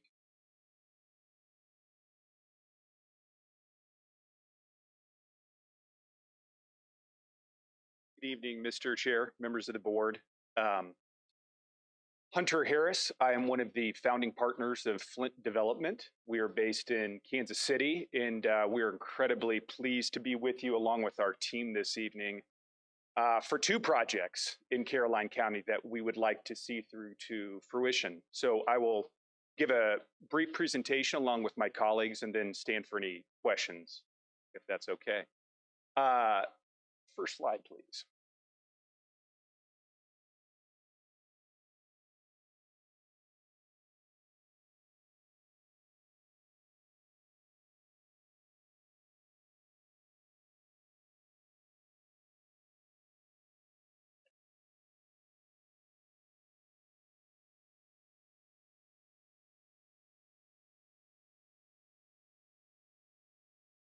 We thought what we do in order to open this on the first slide is first give you a little background about our organization, our capabilities, our skill sets, and what's brought us to Caroline County for the projects. Are we able to obtain the slide? Thank you. Again, we are based in Kansas City, but we are a national development organization. We presently have approximately 3 million square feet under construction and several successful projects that we have completed, along with projects similar to this in the pipeline across the country, from Detroit to El Paso, from Salt Lake City to Eastern Pennsylvania. A snapshot of some of my partners who are not able to be with us tonight. We feel like we have a very robust team who has surrounded ourselves with excellent professionals locally to help us guide this project. Namely, that would be CBRE, who will be our leasing brokers on both of the projects, Bowman, our engineering team, and Mr. Charlie Payne, who's our local legal counsel assisting us with the project. Excellent. Here you can see a map of some of the projects that I just mentioned. We do our due diligence thoroughly when we wish to enter a market. We have been incredibly interested in being in what we view as the Richmond market. And we canvass the Richmond market for sites that are suitable for this type of development. Our thesis is that we believe Caroline County is the sleeping giant to attract users for these types of projects. Currently, this type of product does not exist, and we feel with our speculative investment for these projects, we will quickly be able to have strong occupiers for this space who will create a significant amount of investment as it relates to jobs and tax benefit for the community. Next slide, please. This again is a just overview of what our organization is up to presently, hopefully giving you some extent of the scale for which we can operate in our financial ability to deliver projects such as those proposed this evening. I'd like to start with Liberty Logistics. What we want to do is give you a run through of some completed projects. Obviously, a Kansas City-based organization, new to you this evening, other than some conversations. We want to show you that the proof's in the pudding and work that we've recently completed. This is a really fantastic site located in Liberty, Missouri. It abuts the second largest Ford plant in the United States, and the second largest, of course, outside of Detroit. This was a site that was slated to be a retail lifestyle center for about 2 decades. So think outdoor shops, lifestyle center, department stores. And also important to note, in my past life, I'm a reformed retail developer. So the majority of my work has been developing for Walmart, PetSmart, Target, these types of users throughout the Midwest and across the country. So we have very significant retail experience and relationships. And in order to put it quite bluntly, that changed catastrophically. We were one of the preferred Walmart developers in my prior organization. We were told we were going to do 10 stores a year for the next 10 years. We did 2 stores and they shut down the entire program nationally, building no new neighborhood grocery stores. So we do as others do, and we've pivoted. What we think we have a very keen eye for is identifying very, very strong land positions that we're able to obtain and transform into very catalytic developments for the communities in which they're built. Again, this project, we worked with the City of Liberty, who rezoned, incentivized, and entitled this site for a 1 million square foot industrial park. This project's completed. It's 100% leased. It added hundreds of jobs to the community. And now what we have found time and time again is that successful development begets development. So what we have happening around this site is other interested parties who are interested in buying pad sites for a travel plaza, a restaurant, other types of users that are attracted to the types of jobs and synergy that we create in these projects. We're very pleased with it. Any of these communities you can reach out to gauge an understanding of how it was to work with us professionally. The one thing that we pride ourselves on is that we move quickly and we do exactly what we say we're going to do. Next slide, please. This is a project, again, in the Kansas City community, again, that we're presently under construction on. You can see some site work photography here. This will be a $30 million project, approximately 600,000 square feet. We start every single one of these projects speculatively, and since commencing construction, we have 4 proposals out to lease this facility to reputable national occupiers for the space. Next slide, please. This is a project in Pontiac, Michigan, part of the Detroit metro community. It's a $60 million project. We're under construction on it presently. It's scheduled to be complete late 4th quarter of this year. We are already fielding significant interest for occupiers for this space, and we fully expect that we will be leased by the time we complete construction. This is the Wixom Assembly Park. This is in Wixom, Michigan, again, a part of the Detroit community. This was a former GM plant. The previous slide was a former Ford plant. So again, it's a rebirth of these sites that were once very dynamic job housing places within those communities that sat vacant for a while. We are coming back with very significant investments in these communities, have worked with the local municipalities for the successful zoning and entitlement for these projects, and again, under construction with every estimation that will be leased by the time we complete it or shortly thereafter. Before we jump into Caroline 95, and I'd ask Charlie Payne to join the podium, I wanted to give you a brief overview of why we're so interested in spec construction. We would love to be able to tell you that we have a tenant for one or both of these facilities right now. Unfortunately, that isn't the way the industry works. The users who are interested in occupying this space do not have the time to go through a lengthy process, rezone, entitle a site. They're working with my colleague at CBRE and other brokerage shops. And what we find is typically by the time we get an RFP, we don't get any RFPs until we're at least started with our site work. We don't see that activity pick up more so until the building frame is starting to go up. So there is a seriousness of the investment that will happen with these projects. And more often than not, the user's requirements are a matter of months by the time that they need to occupy this space. We've already seen that since we placed these properties under contract. Our brokerage team has received several requests for proposals. Unfortunately, we're taken very skeptically that we'll have the ability. We would ask for your favor of support for both of these projects.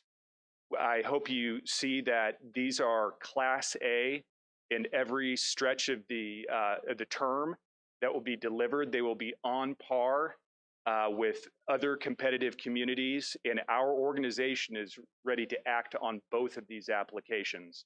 We will acquire the property. We will move forward with site work. We will move forward with building construction.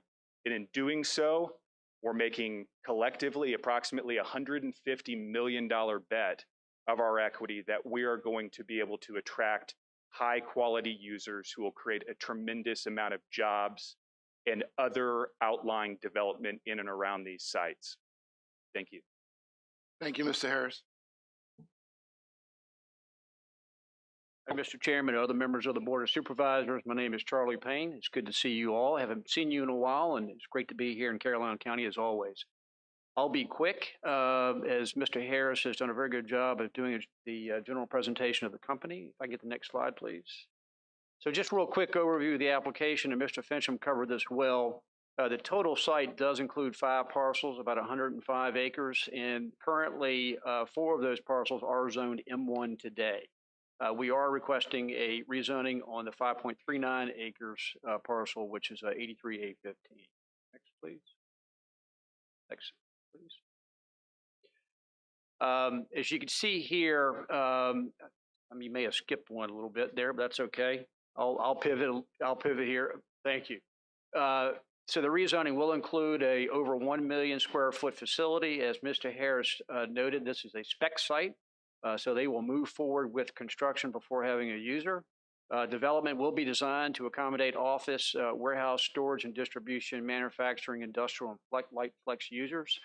There are 40 prohibited uses that we've proffered out, in addition to focusing our development on those aforesaid uses. The project, as Mr. Fincham noted, conforms to your comprehensive plan by establishing an employment center, investment center, and it adheres to the Caramel Church Community Plan and business expansion and creation of employment opportunities. You get ready to see those numbers in just a little bit as part of our presentation. This project also strongly supports your 70-30 ratio, 70%, 30%, obviously the 30 being the commercial to your residential tax revenue generation. And a project like this, as many of you know, doesn't have impacts on schools or parks, and it does help support your public safety and investment in schools. Next, please. So talking about those proffered out uses, one of the issues we ran into the Planning Commission, and I apologize to them for any confusion that we may have caused, but we were not going to develop the project for any of these uses that are up here. So in talking to staff, we included them in our proffer statement. As you can see, there's 40 of them, so it's fairly extensive, most of which it's my understanding that the county would prefer not to see invested at this site. And also narrows, obviously, our focus moving forward. Next, please. Here's a generalized development plan, which I know you have in your package. You'll see that we have 2 access points to the further north and south, and as Mr. Fincham had noted, the one to the north is one that's already approved to date. The second one would assist, obviously, with the efficiency of the site and attracting more than one user if necessary. Next, please. And both of those access points are off Ruther Glen only. So here are some elevations to help give you a little more color as to the project. The one to the left is a layout, Ruther Glen being to the left, layout of the site, and the current McKesson site being to the top. And on the elevation to the right, it is the elevation to the right of the McKesson site. Next, please. Here's some more additional elevations, which we have proffered, part of our proffer. So there is pending proffer amendment, I'm sorry, a current proffer that impacts 4 of these parcels, as I noted earlier. It did not include elevations, for example. This, in addition to adding to 40 uses that are proffered out, I believe the current proffers have 5. So we've added 35 additional uses we've proffered out, and we've added elevations as part of our proffers. Economic development, always very important, and I know you've got a fantastic economic development director here in Caroline County. This is a $70 million investment, as Mr. Harris had noted, for this project alone. And as he had stated, this will be a spec bill. So before you have a user, which will generate a lot more different types of taxes than just real estate tax, on day one on completion, you've got $650,000 estimate in real estate taxes alone, which is a $21 million run over 30 years. So you're looking at about an $85 million assessment at full build out. The other very important part about this project is it's going to generate approximately 575 full-time jobs and about 300 temporary construction jobs. Those full-time jobs will have an average salary of about $58,000 a year. Again, a very positive economic development investment and opportunity for the county. Those jobs will create about $34 million in annual wages that will be, much of which will be injected into the county by the employees here. Next, please. Transportation analysis. Transportation is always important. As we had noted earlier, we're adding one additional entrance point along Ruther Glen. There'll be, pursuant to our traffic study, there is no degradation of the level of services along Ruther Glen. Access will be directly from to exit 104 and I-95. So the plan, the operational plan is obviously to and from I-95 from the interchange and to traverse to no other site. We are dedicating 55 feet of right-of-way along 652 for future expansion. And again, this is an additional proffer, which you currently don't have in your proffers today. And we're also contributing $100,000 towards the future improvements of 652. Again, an additional proffer that you don't have today. Next, please. And that's it. I'm happy to answer any questions you may have and appreciate your time this evening. Thank you, Mr. Payne.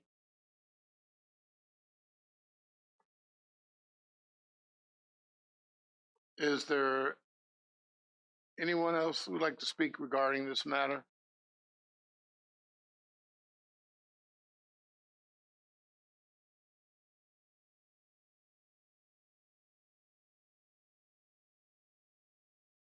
You're looking at me like me again, right? Okay. Yeah, no, not at all. All right. Good evening.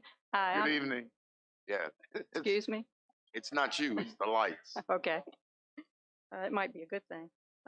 Good evening. I'm Nancy Albright, and I live in the Mattaponi district. This project sounds promising for the county in the matter of jobs and tax revenue. But of course, I do have some concerns primarily about the quality of the roads to be able to handle the increased truck traffic. With 3 truck stops already in this immediate area, we are inundated constantly with tractor trailers. We know that trucks are a vital part of our economy and our livelihood. If we didn't know this before, we definitely learned it last year during the pandemic. This makes it even more important that VDOT and our county leaders make certain that our roads are up to the challenge up front in order to protect the safety of all of us sharing the road. We don't want a repeat of the almost 20-year debacle to find a solution to the traffic problems at the Carmel Church interchange.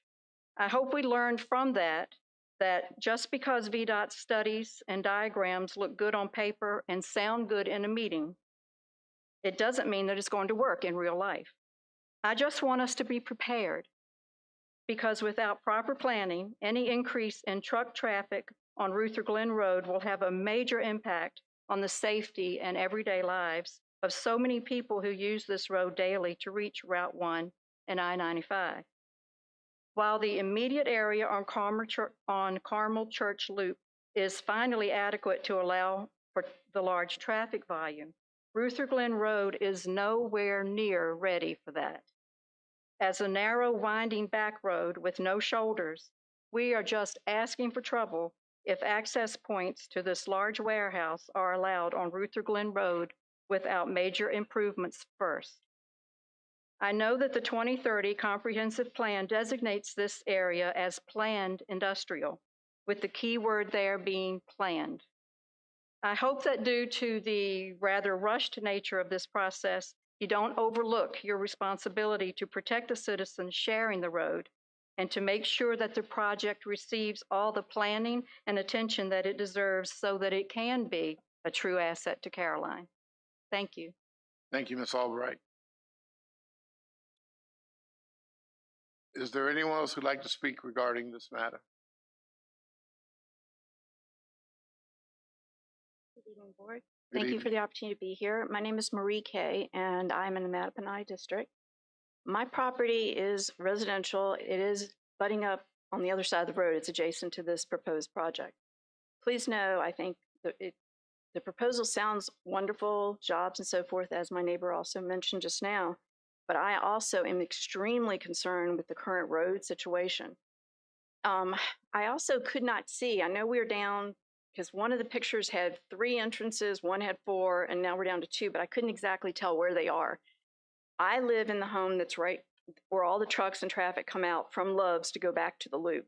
And we've already had quite a bit of trouble there where trucks with the development plan, we did have a left turn lane. I know they've been talking about adding left turn lanes and so forth.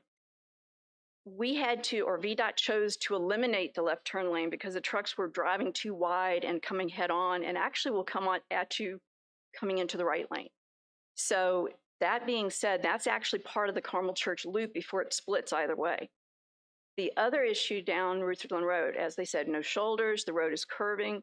I'm not sure where the second entrance is, but please take in consideration, not only are you dealing with traffic that's there right now, which the infrastructure doesn't seem really adequate a lot of the time. In addition, you're going to talk about all the people that are commuting to get back to 207, either to come to Bowling Green, number 1, get on 95. It is a problem that really does need to be addressed. If we can get a light at least, that would be helpful. I don't know, they talked about projecting money to be able to do advances. And also I know that in, I think probably the next 18 months, we're looking at having a new Carmel Church fire station, which is kind of right behind my property. It's my understanding that's going out on Carmel Church Loop 2. So I just want to make sure if I need help, I'm being though right behind me, but they can get to me. So if you could please take these things in advisement. And since you did mention trash a lot earlier, we already have an issue. We do have a nice neighbor that goes around and helps clean up, but this is going to add to it. And one other thing I'll bring up, if I may, can you look at an opportunity? It's been talked about quite often. You can only turn in from after you get off the exit 104. You can't go out. Perhaps if we revisit VDOT, opening it up, that might help eliminate some of the excess traffic. Thank you so much for your time. Thank you.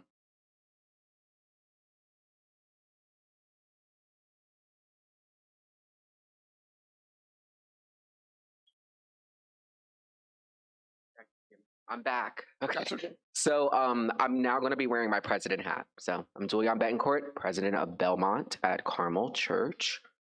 So we already have issues with non-resident tractor trailers that are parking in front of the neighborhood off of Omaha and Belmont Boulevard. But I fear that the current proposal with the Flint entrance, we will see an increase in traffic and potential overnight parking in those areas. So I feel to help this, I feel that if the entrance is actually off of Enterprise Parkway, that will help assist traffic down the road. With future developments on the other side of the Carmel Church Loop, like Harris Teeter, the apartment complex that's supposed to be off of Belmont West, and the future development of Belmont North. This is not to mention the countless times I have personally witnessed illegal U-turns at the intersection of 207 and the Carmel Church Loop. So in summary, if we push the Flint entrance to go through the industrial park off of Enterprise Parkway, this should light up some of the traffic concerns and the future growth in Carmel Church. Thank you. Thank you. Is there anyone else who'd like to speak regarding this matter?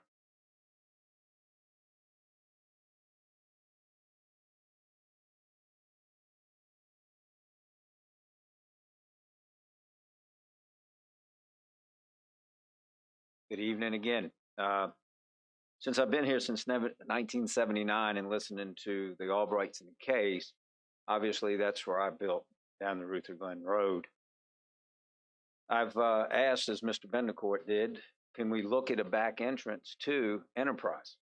I think if the tractor trailers were off of the Ruther Glen Road, because I know, Mr. Underwood, you see what I see, the tractor trailers that miss 95 go down the Ruther Glen Road, turn around, cause all kinds of damage. The, I want to say the telephone lines, internet that we have there is always taken down. You see it at Granny's Way, no truck turnaround.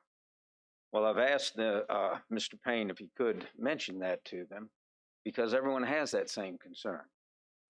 Ms. Kay also brought out, Mr. Thomas, where we would like to see the right turn back out. I would like to see the other intersection when I was a trooper put back in. I think that would help us with everything that we're trying to do. And I think it's great that in Caroline County, we could use the businesses, but the safety aspect bothers me more. And we don't even have Harris Teeter yet. And that's going to come on the other side of the loop. But again, going back to where Miss Kay lives and the problems that we have that the Albrights have to deal with, and we're looking to put an entrance on Ruther Glen Road, I guess up from where Mrs. Mize is, that road's narrow. We have crashes there all the time. We have people that run into the ditch, and now we're going to put 18-wheelers there. The fact that they want to build and develop here is one thing, but I thought there was something, as I viewed it in the Planning Commission, 123 bays, I think, is what's supposed to go in. So I'm trying to think of the number of tractor trailers. So I would urge again to look at maybe the back end, put it there. It's not that far. We're only going down maybe a half a mile. And then we already have the intersection there at Enterprise that will then help with the Belmont North project that's supposed to be coming too. So I know you guys have a tough decision, but what everyone has said so far makes a lot of sense as far as the traffic that we have to deal with. And my former sister agency of VDOT, it all becomes an enforcement issue on the sheriff's office and the state police. That if you try to prohibit trucks, do this and do that, then it's an enforcement action for us. And last but not least, man, they're offering 58,000. You're already 14 people down. I mean, our deputies only start off at 46. So I have a concern of whether we might even lose people there, and then how are we going to protect some of them here? So, thank you. Thank you, Sheriff. Is there anyone else who'd like to speak regarding this matter? Is there anyone else who'd like to speak regarding this matter? Hearing and seeing none, the public hearing for RZ 05-2021 and RZ 04-2021 is closed. Board, question? I'll start with Mr. Sealy. Your bylaws call for giving the applicant the opportunity to respond to public comment. What's that? The applicant has time to respond to the public comment if they wish. The applicant, okay, yeah, I'm sorry. You mean the questions from regarding the comment from? Anything that was raised in public comment. Thank you, Mr. Chairman. Other members of the Board of Supervisors, again, Charlie Payne representing the applicant. I very much appreciate comments from the community. In fact, they commented at the Planning Commission hearing. And in response to that, we addressed what we thought would be their biggest concerns. One of which, obviously is more traffic. So what we did was we went and proffered out the uses that we believe, and I think staff would concur with, would generate more traffic as compared to what we have already analyzed in our transportation impact analysis. Now, our transportation impact analysis shows no degradation to the level of services along Ruther Glen and the intersections that were studied for that purpose. So for efficiency, I've heard discussions about utilizing Enterprise and et cetera. One, we don't own the property, the requisite property to make that work, but it spreads traffic out versus getting it in and out of the site as efficiently as you possibly can.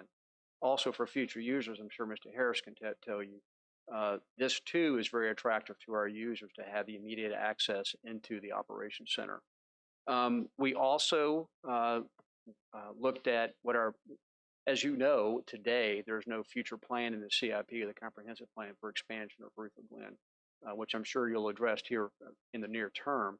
But we've also contributed what we believe would be sort of more than our fair share, if you will, to what that impact, the overall traffic impact is, with the $100,000 cash proffered to improve that corridor.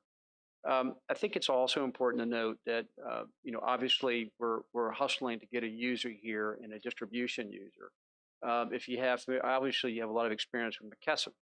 As a distribution user, the traffic is not on the road typically during peak hours, right? They're usually loading and unloading during peak hours, and a lot of their traffic is spread out based on the shifts. Typically, there's it's a 24/7 operation. There's 3 shifts, and they travel when there's not a lot of traffic and congestion because it's not efficient for them. They can't get anywhere. They want to get to I-95 very efficiently. So when there's a lot of traffic or rush hour or other, they're not on the roads typically during those times. So I think we've addressed those concerns that were raised by the community. including, I think, proffering out some of those uses that may very well trigger more daily traffic and more peak hour traffic than what we've already analyzed. And I'm happy to answer some questions. Michael Young, our traffic engineer, is here as well, if you want any questions answered regarding the traffic study. Mr. Payne, I'm sure we'll have some questions. Thank you. Just wanted to address comments from the citizens first. All right. Okay. So, all right.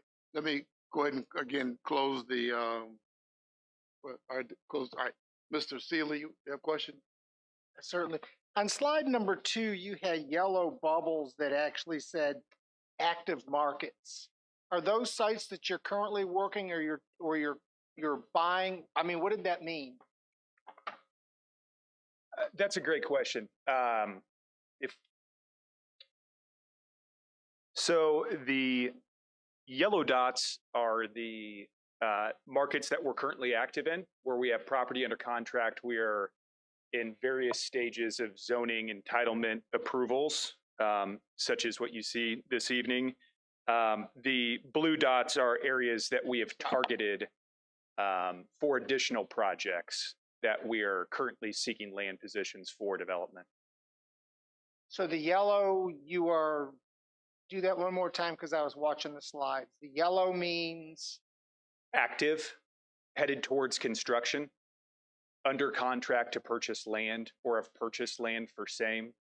As you can imagine, you know, there are yellow dots in Pennsylvania where we have sites that are appropriately zoned for our intended use, and we're merely working with PennDOT or other governmental agencies for approvals to start construction there. The blue dots are markets that we are interested in pursuing projects in. Okay. And then you said CBRE, which is a commercial real estate company. Typically, that's what I see them as. So what is your relationship with them? We are a developer. We have the funds to go acquire property, build buildings. They are a leasing and management company. So they specialize in industrial leasing. They have relationships with probably most all the Fortune 500 companies who would be active tenants for there, and they work to recruit them to these projects. We will physically, my organization, be the owner and developer of the property. They are our leasing agent. CBRE doesn't develop property. I understand. Yep. No, I understand. Because as you know, and maybe you don't, you know, we've had several projects in front of us. Mr. Payne was here a year or two ago with a project that that we rezoned, and it's basically the same as it was when we rezoned it. Nothing's really taken place. We have the Harris Teeter property on the other side of this loop that's been purchased and promised for 4 years to be started. And it was roughly 5,750,000 square feet that hasn't started. And it's been promised many, many times. And I've been here a while and I've watched these go on. So I'm always skeptical when we're in a rush, we're going to rezone, we're going to start. And we've watched a number of these projects come.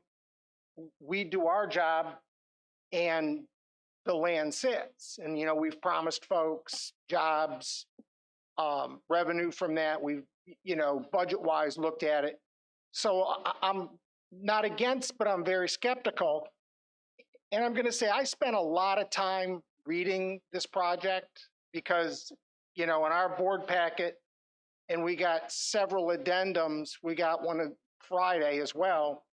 And in my first pass through this, there were 3 entranceways.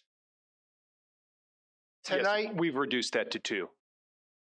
You have, but what I read and what I spent my time on was 3.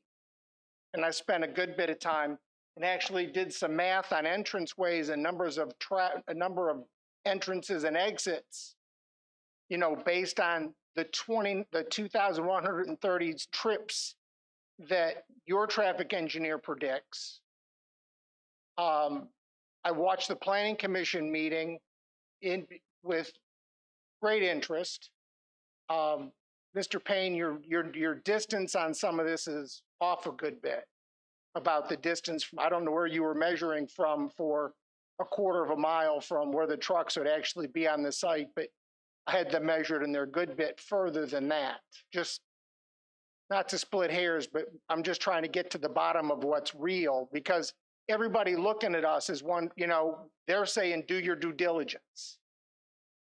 I'm not opposed, but I do like to do my due diligence. And when I come tonight and I have new proffers sitting on the table, and I heard Mr. Payne say he could fix that with a phone call last Thursday evening at the Planning Commission meeting. And when I came tonight, I just got them. So not that that wasn't speedy, but it wasn't Monday, Tuesday, Wednesday, Thursday speedy for all of us to sit down and read, because I have a day job as well. So I just like to be thorough, and I've read everything in here, and I do have some specific questions about what's actually in here, but just to give you a little background on sort of my perspective on some of this, because I've read a lot of these in the past, and we've had a lot of folks stand there and make a lot of promises. Mr. Thomas and I have been here a long time. We've watched both of these, a lot of these come, and we're still sitting here and we've got projects that haven't even come out of the ground.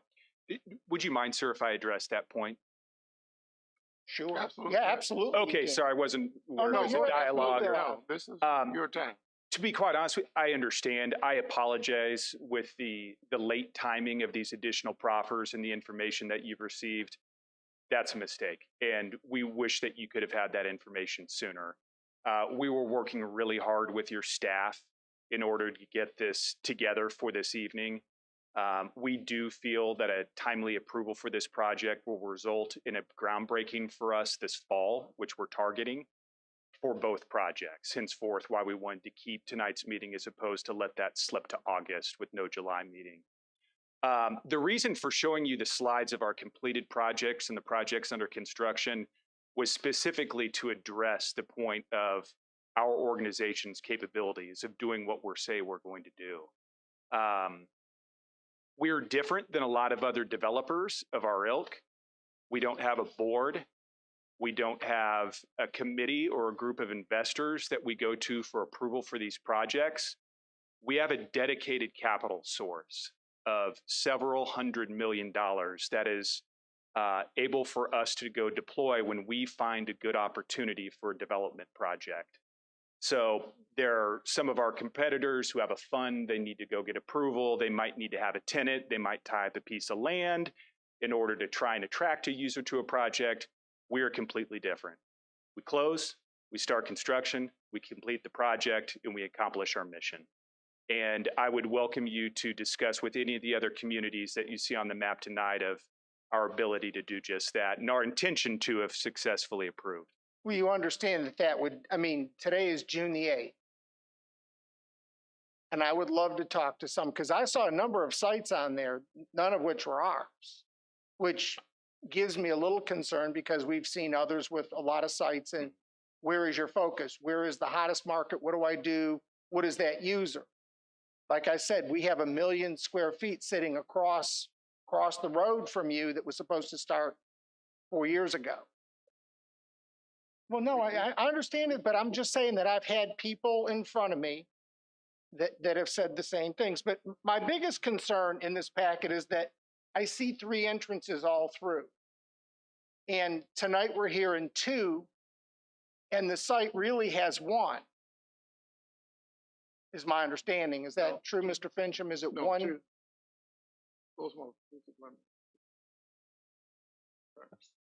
Yeah, the property subject to the rezoning application tonight has 1 approved entrance location.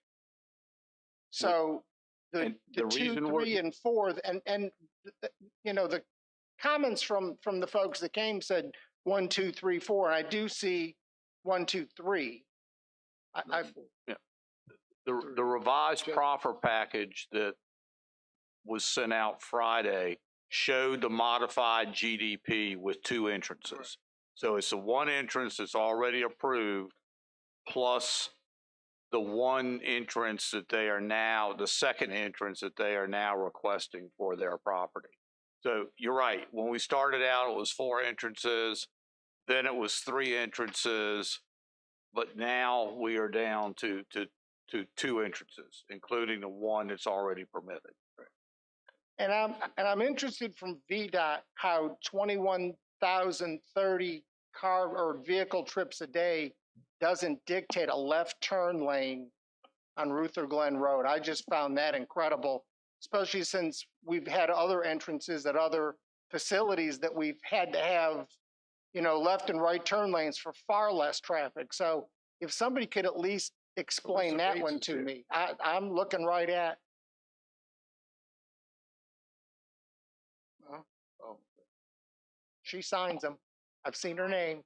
I'm Carolyn Oster. I'm with VDOT, and the TIA was done by the applicant.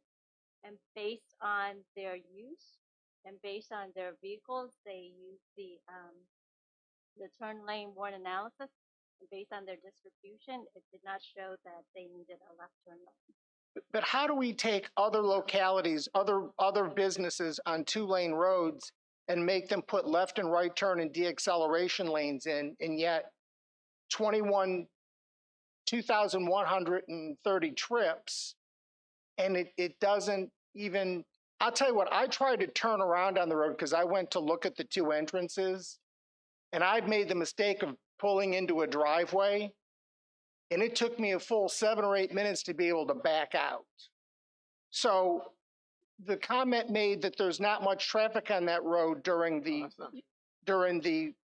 planning commission hearing was really incorrect, and I tried to get out. So I'm really at a loss. So So coming off of the loop, going to Ruther Glen Road, where the loop in the Ruther Glen Road makes the left into the truck stop, and then the loop intersects, and then Ruther Glen Road goes back up to their first entrance. That's really a non-standard road. It's very narrow. And I agree with the, I mean, I live on that road. When there's a tractor trailer coming in the opposite direction, you've got real issue. And then you come over the curve going to Chesterfield, and I understand you're not going to use Chesterfield now, excuse me, as an ingress egress, but I can't see how VDOT can say with Mr. Seeley that there should not be a left-hand turn lane there. We made our comments, and we totally support the county position that the left turn lane be there. Although the calculations that I can't hear you. Can you come back to the mic? Although the calculations that were done by the applicant does not support the left turn lane, we at VDOT support staff recommendation for the left turn lane. Right. So you support that there is the need for a left-hand turn lane. We support the county's recommendation. The county's recommendation. Yes, that there is, even though the warrant analysis did not trip Understand. the need Okay. for it. Because certainly, okay, that clears up a little bit. Okay, good. Thanks, Kyle. Yeah, that clears it. Okay. All right. All right. I just wanted to. Mr. Payne, can you address that the county feels that there's a need, and you're saying that you've looked at it, and certainly I looked at the cash proffer that was put in the packet. Right. But certainly, I don't think that's adequate. I mean, I know we can't discuss that. Now we get back to it. But certainly, I think there's definitely a need for a turn lane. Thank you, Mr. Chairman, other members of the board. Again, Charlie Payne. So, you know, these analyses take into account, obviously, that's current traffic that's on the road, that's contributing to the traffic. And our traffic engineers here can go through the left turn warrant analysis. So when we do our when you do the analysis to determine whether our traffic generation will trip the left turn warrants, and we're using VDOT modeling, this is not something we're kind of pulling out of the sky, we're using their modeling, those warrants aren't, quite honestly, close at this juncture with our use. And I'll let Michael give you a little more detail on that. But he's familiar with it. Once you pass the We'll pass on to what his analysis is and let him give you a little more detail Okay. on that. And also, just real quick, there are 2 entrances only, and it's not only on the GDP, but also in the proffer statement. So it's only 2 Right. entrances. So Michael, the you wanna Chesterfield, address that? so Mr. Payne, I guess, Michael, I guess it's you. The Chesterfield Road would not be used then, correct? Yeah, I defer that, but yeah, that's not the plan at all. Pardon? Correct. Yeah, Chesterfield Road is not the plan in terms of access. Okay. And just to introduce myself, my name is Michael Young, and I'm a project manager with Bowman Consulting. And So Michael, I guess my question is then, if you miss the first and second exit, which many trucks on that road miss a truck stop, then where do we do then? Because you go across there's not another place to turn around. In terms of our site traffic? Yes. I'm not exactly following. I apologize. In terms of if traffic heading towards our site would miss the entrance? Yes. You know, I'm not sure I can speak to that. I'm not aware of what maneuvers they would make. I would say that I would assume that, you know, we do have 2 entrances. Our main entrance is the northern entrance. Right. So in terms of maybe potentially missing a driveway, I would assume that any truck who was, you know, maybe not paying attention would miss that first entrance and then have that second entrance about 1,200 feet to the south to maneuver into the site. Okay. But if I could just address the left turn lane. Yes. I just wanted to reiterate 2 things. One is that we did follow the VDOT model. And in terms of the trips projected for the site, it kind of alludes to what Charlie had said in terms of the off-peak hour trips. Those turn lane warrants are analyzed during the peak hour. So it's not the daily trips that we're concerned with, it's the peak hour trips. We look at the worst case scenario to determine if a turn lane is triggered during the worst case scenario, whereas if it's not, then we assume it won't be triggered for the rest of the day. The second thing as well is that in terms of the number of driveways, that was actually a discussion with county staff in terms of the improvements, the reduction of driveways from 3 to 2. Staff felt that the entrances, and I don't mean to speak for staff, but maybe they can expand on that further. By reducing the number of entrances, we were reducing the vehicular conflict points along Ruther Glen Road, and maybe not having all those, conflicting movements that you would be concerned with in terms of the need for installation of a turn lane. How many hours a day do you consider peak? So what we do when we do these studies is we analyze the AM and the PM peak hour. To determine those hours, we actually collect background traffic data from 7 to 9 a.m. and 4 to 6 p.m., typical commuter times. And those are in 15-minute intervals. We take the highest hour of both of those. So in this case, from memory, I believe the highest traffic was what we analyzed was 7:15 to 8:15 a.m. and then 5 to 6 p.m., I believe. Where does that data come from? We collect that data. We send a sub-consultant out. They take traffic counts. They literally set up a camera at the intersections and count that data during those time periods. So do you know what that traffic count was? Yeah, that traffic count is actually included in our appendix to the traffic impact analysis. So I also have the peak hour trips. You may want to explain that to them because of the volume of the document. They did not get all Understood pages. Page number 2. I appreciate that. Yeah. So as part of our submittals to Caroline County and VDOT to make sure that we provide them with the proper information for review, we do include that background traffic data that we had collected so they can compare that data to what we had analyzed. So in this case, I don't believe the appendix is included in your package, but in Appendix C of the proposed report, I believe it's on the 3rd page of the cover, you can see that we had the turning movement counts included in the study. So VDOT, they review those counts that we collected, they make sure that it matches up with the traffic volumes that we used for our analysis. And as part of those counts, I know it's a point of sensitivity, we also separate the counts out between typical vehicles and heavy duty vehicles. And then for this model and for the next project model, what we do is we actually enter in the percentage of heavy vehicles to determine what our model says the traffic network will do, because that is weighted differently than a typical passenger car, obviously. I used 1,069 trucks a day. And I used 22 hours a day, leaving out an hour for peak in the morning and the afternoon. And I had 48 and a half vehicle trips per hour. And that's, see, you're not giving me direction, you're giving me a number, and you're telling me 2,130 vehicle trips a day. But you do give one key in that it's 350 parking places for tractor trailers. So I'm assuming that it's a constant volume, which is why the left turn. And I understand that Mr. Wilson has talked to the state, and there are funds that we could actually, with matching, come up with road improvements there. So I've not glossed over that. I'm just looking at the bare facts as they sit now, because I don't know how long that would take in tandem with construction, because I drove the road. I don't live on it like Mr. Underwood does, but I did go up and down it a few times and measured some distances from some key places just to see how far they were. And we've been here before with the Love's truck stop, where they wanted to actually expand that. We didn't approve it because of the number of the number of actual vehicle trips at that whole intersection.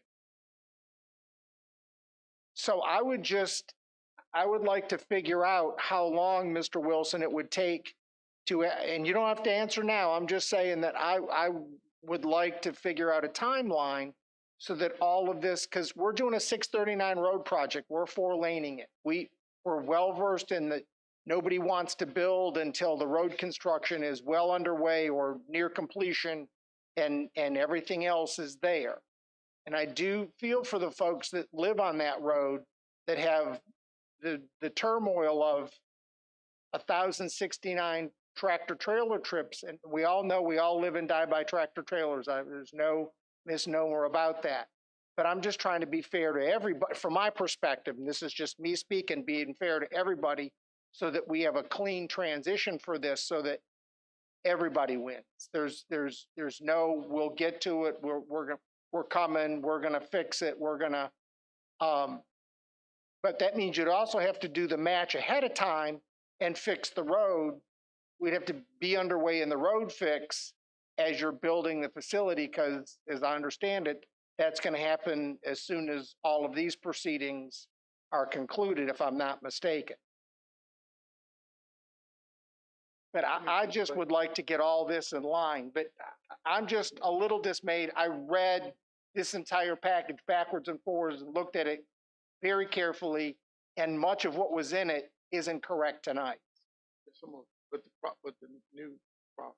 But they were sitting on the table when I got here tonight. Right. Which drives me insane. Right. Yeah, me too. Mr. Forehand, do you have any questions regarding this? Get the other board I did it, and it was so long ago, it slipped my mind. All right, I'll go back to the other But board it members. might We'll come back in another couple hours. Ms. Long, questions? I have one. When this construction site plan was done, did you do this your work with the recommending the 2 roads and The GDP itself or the traffic study? yeah, no, not the traffic analysis, but the actual. That was my firm. That was not me personally, though. Okay, all right. Because one of the problems I have, because I really want this project here, I think it would be great for Caroline. That's what we want this area to be. But I have to think safety, and I think it's very easy to sit in another state and look at figures on a piece of paper. But unless you drive that road continually for at different times of the day, multiple times, you're not going to see the issues there. And it's much better than it was. The original design was of that exit and entrance was even worse. So we're getting there. But I do have concerns as far as safety and traffic goes. And I personally would very much like to, in this little gap we have between meetings, would be to meet with perhaps VDOT and staff and sheriff and look and see, and Mr. Wilson, and look and see what we can do to help make this a more efficient and safe project, because I think it would be a good one for the county. Thank you, Mrs. Long. Mr. Thomas? Oh, Mr. Black, I'm sorry. Mr. Black? Yes, how are you? Thank you, Mr. Chairman. I just have Mr. Fincham. I could ask you a question. Yes, sir. I just got a question for you. Let's say that the applicant, they're trying to build a 1 million square foot warehouse, correct? Let's say that this warehouse was a smaller footprint, say 800,000, and they didn't need the rezoning of the other 5 acres of land. Would this be by right for them to do this? Yes, the property is already zoned M1, except for that small 5+ acre parcel. So, assuming they were sticking to their one entrance, and they went through their site plan process, they could build a warehouse and distribution facility of whatever size they could fit within that current parcel footprint. Are the proffers that because I guess they came in an email from Ms. Hall, because I'm assuming those are the same proffers you put on the table, because I'm not there tonight, so physically there, but I'm here in the meeting. I'm assuming that the proffers you put on the table that said they can't do X, Y, and Z would apply to the current property. So in other words, let's say that they came in, they wanted to use the property as is. Those same proffers that we've got on our table apply to the current property as a by right use? Yes, they could do a warehouse and distribution facility either under the current recorded proffers or what's being requested. Okay. So the current zoning allows warehouse and distribution. Okay, so technically this could happen. I mean, it's just a matter of they need a little bit bigger space.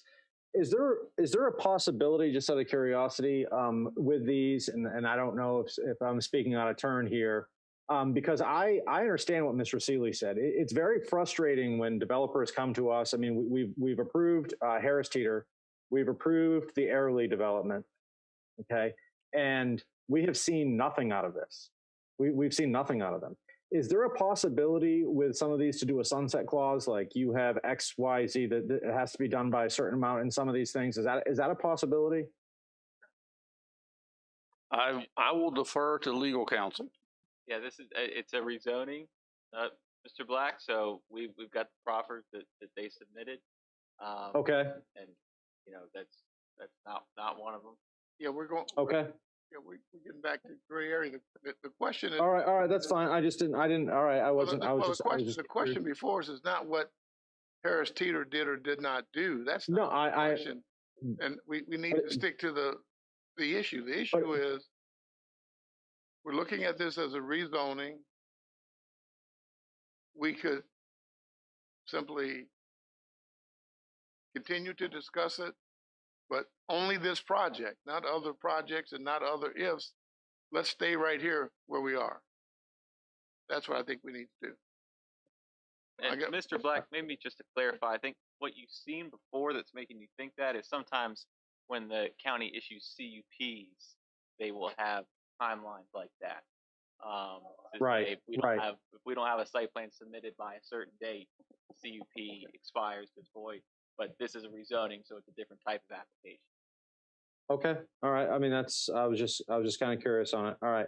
Thank you, and I will be honest with the applicant as well. I mean, the thing that I don't understand is from VDOT's perspective, a while ago, and I'm going back to a different project, but I think it is relevant, is that when we as a county tried to put in the McDonald's, VDOT gave us ridiculous amount of hard time about simply putting in a McDonald's at the 95 interchange. So my understanding, I'm glad to hear from VDOT tonight what they said, because I do think that a turn lane, I do have some concerns about not having a turn lane there on the Ruther Glen Road. And I found it kind of ironic that we got a hard time with a simple McDonald's, and then you're talking about a huge project. So that is a concern of mine, but I do think this is a wonderful project as well. Thank you, Mr. Black. Ms. Long. I just have a quick question for the applicant. What is I know on the slides it looked like it was 2 to 3 years from the time you purchased until you built, leased, and were out.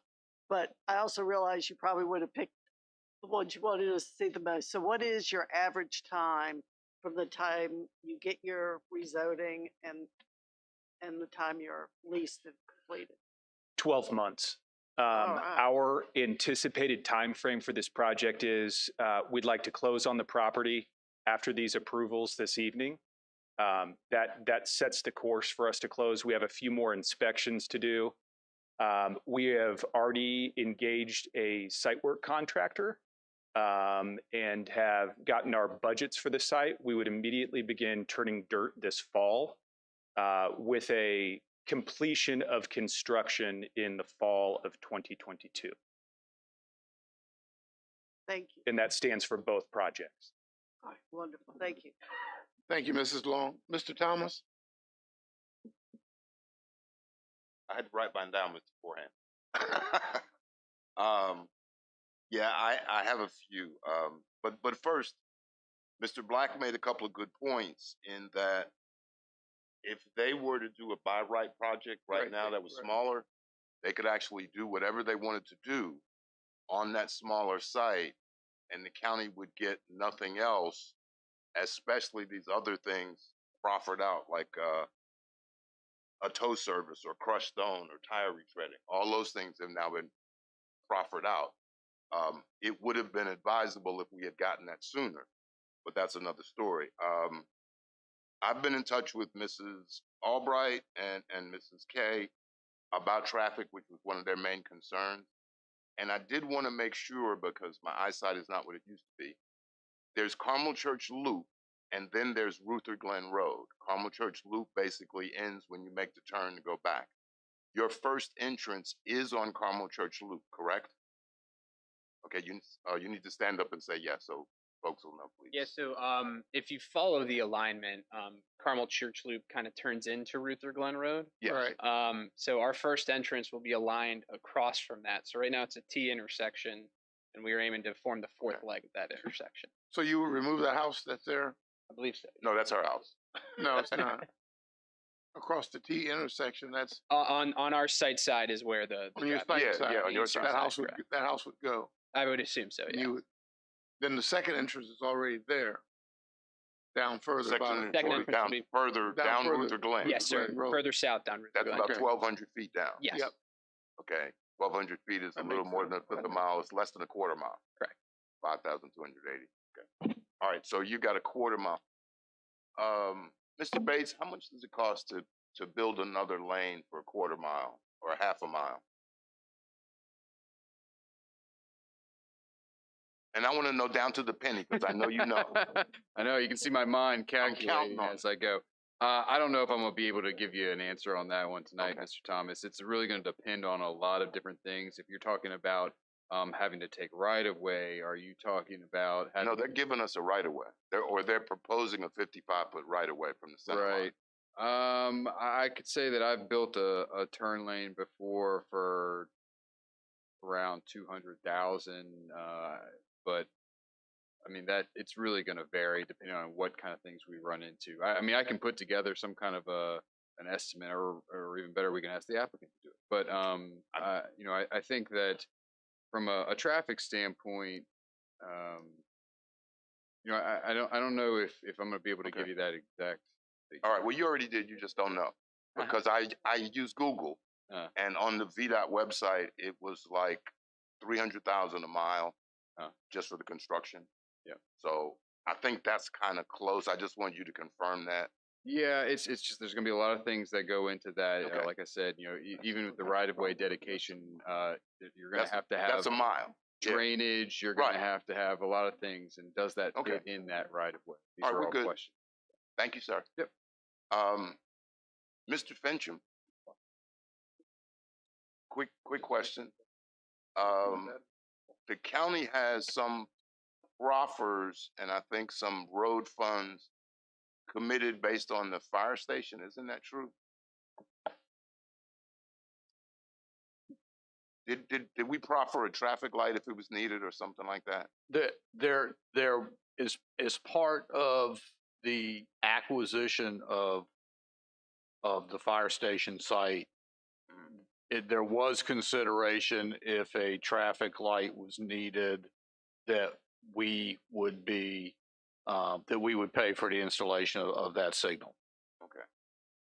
All right, thanks. And I just wanted to make sure of that, because, I mean, we're paying for a traffic light at a gas station somewhere else. I figured that was something there. All right, thank you, sir. And this is Mr. Wilson. Let's just make sure you sent us something that said basically there were some state funds available for road construction and up to like $500,000 without a match. Is that correct? Yes, sir. I'm excited that you asked that question because Mr. Seeley kind of alluded to it, and this is one of those rare occasions I can actually give you an answer in real time. 6 months is usually the turnaround for the Economic Development Access Road Program grant. When you apply for it, you qualify and receive it. And that is initially $500,000. If you need $500,000, then there's a chance to get another $150,000, which is matched 1-to-1. So that would produce another $300,000. The applicant is proffering $100,000. So let's say that's the match. So you would have $500,000 plus VDOT's $100,000 and the applicant's match. So $700,000 to do turn lanes, if that is what is actually required, that sort of thing. But well, I mean, we could use that for turn lane and/or road improvements further down. Yeah. Which is well, I don't want to commit VDOT to making that statement. Oh, Kyle said yes. I heard him. He did. But it would depend on what is actually needed and so forth. That's something you work out in that grant process. So we do have, and the key is just to make sure we do have access to grant funds. That the applicant is making a very proffer of a cash contribution. There's possible funding that the county has for traffic light out there still. And that was the concern of the Albrights and Ms. Kay, traffic concerns and things of that nature and how they get out and whatnot. So I think that could possibly address that. Yes. And I think there's some more to go through. Yes, sir. Well, is there anything else you want to add? Well, if I may. Sure. If I may. We're talking about a spec building. That building sitting there is generating no traffic whatsoever. It is a big shell. What happens is we need an end user, and that end user will inform us what the actual traffic needs are. We don't know who that is yet, or what those traffic needs might be, though we've had the worst case scenario. Mr. Harris is not going to let a building sit in. No, he's not. The point I'm making is that we have the worst case scenario brought to us. That's what we're working from now. It might not be the worst case scenario. As far as timing, I'm sensitive to what Mr. Seeley said because I think that's an important point as far as the grant goes. And in this respect, we've actually sought out this money for the company we recruited before, McKesson. McKesson said that time frame didn't work for us, and the board paid for that access road that made that project possible. It was a very successful initiative from the board. We wanted that project, therefore we incentivized with that.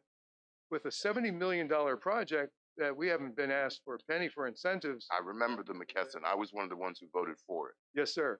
Thank you, Mr. Thomas. Okay. But I guess what I'm saying, sir, is that there's no incentive money at all going to this project at this point. There is room for creativity in how we want to approach this. The other thing is, and Mr. Underwood has said it's not really relevant, but Harris Teeter was delayed because it was purchased by Kroger, and they're still going back and forth. So that gets me to Mr. Harris, and you're not going to be bought by Kroger, but if you could step up, I want to ask you a quick question. Because I think you said one thing that's really important. You're the actual investor. You're the venture capitalist. You're the one with the money. That's right. You're not going to wait for anybody to say, do this, do that. You make all those decisions. Yep, we're a spec builder. These are the type of sites that we aim to go out and find and create the type of economic activity that you see here before you tonight. All right. Of those maps that you showed us, or anything. Sure. How many, and I've never asked you this question before, how many acquisitions have you made that you haven't done anything with? 0. Okay, I'm not sure the people in the back heard that. That was 0. Okay, so you have never made an acquisition and not put a building up on it. That's correct. Our capital isn't patient. So we're not speculators of land. We're not looking for a tenant for a build-to-suit site. or speculative developers that provide an opportunity to attract tenants to a building, which we hope to lease in a Class A fashion. So you are, not that it matters to you, but it really matters to us. You're totally different than the other people we've talked about tonight as side conversations. The project on Route 1 was an owner who was looking for somebody. The other project, somebody else got purchased. So I've eliminated those two options. What could happen bad with relation to you in this project? You're going to buy the land. That's right. And we're going to start construction. I think the worst case scenario is it takes us too long to find a tenant than what we had anticipated. We wouldn't be making a $150 million investment between these two projects if we thought that were going to be the case. We've done our market research. We've done our market due diligence. We've spoken to multiple national leasing agencies to validate the viability that if we build it, they will come. And that's the decision that we've come to. Outside of 9/11 or some event that happens, heaven forbid, that causes some sort of gross economic meltdown or otherwise, we're going to execute. So the worst for me, or I guess for us, the worst case is you come in, you buy the land, you build a building that's $75 million, and it's going to give us $500,000 or more in tax revenue just on real estate, and you have no traffic at all, you have no tenant. We're going to get that tax revenue regardless. Yes, sir. And you're going to eventually work hard to get a tenant to not pay that revenue. Yes, sir. Okay. And we have built-in funds for road construction. Right. All right. And Mr. Fincham, I think we're able to take his funds, and with Mr. Wilson's funds, that would be enough to qualify, and the traffic light that we've got, there, to make sure that the residents have a safe and effective way to go in and out. Yeah. Right? We can use the $100,000 they've proffered. We do have to amend the comprehensive plan in our CIP to include, to be able to accept that $100,000. Is there any, Mr. Fincham, is that 100,000, is there anything in the proffer that tells us when we get that 100,000? It's prior to the issuance of the CO. Again, we actually have to amend our comp plan and CIP, Scott, before he gets to the point of a CO. If he gets to the CO and we have not amended our and this relates to the state law on cash proffers. If he gets to the point of a CO and the board has not amended the CIP or the comprehensive plan to include that project, then he's not obligated to pay the county that $100,000. So until the amendments are made. Right. So just to clarify a little bit, I agree with everything that Mr. Fincham said. This is what we've been looking at over the last 24 hours or so. The issue here is that there's a piece of state law, 15.2/2298, that controls this type of conditional zoning for this type of locality. It says that you can take cash for off-site road improvements or off-site transportation, provided you've made amendments to your comprehensive plan and CIP. So their proffer makes a reference to that and says, once you make those amendments, this will be paid. The way that it is conceived of happening is make the amendments well before they reach a point of being ready for a CO. And so that when the CO is ready for issuance, the amendments have been made and we're in compliance with state law. Under the way that they've submitted their proffer, if for whatever reason they're ready to do a CO and those amendments haven't been adopted by you, the board, yet, the CO can be issued and then that money will be paid whenever those amendments are passed. Unless, and Mr. Payne, if I misstated that, please let me know. Yeah. All right, Mr. Chairman, I have one. One other question. I asked Mr. Black if he had any other questions. Go ahead. I had one last thing, and I asked the sheriff. but I didn't expect them to come back here. We had discussed, and I think I should have written this one down too, Clay. I'm not sure if it was Ms. Albright or Ms. K who said that we should fix the right in, right out at Love's. Ms. K? All right, Sheriff, you and I have been here enough times with VDOT, but do you recall when we made the right in onto what's the loop now, and VDOT promised us a right out for cars? It was right in, right out for cars only. That is correct. Which would affect a little. You do recall VDOT saying they would do that? Yes, we're right in, right out. All right. And it was they called it a pork chop, I think is what it was, wasn't it? They called that that type of thing. And that's what I really wanted to make sure. I understand that VDOT doesn't want to do that now, but that was a commitment we had before, and we could twist an arm or two. Now sit back down.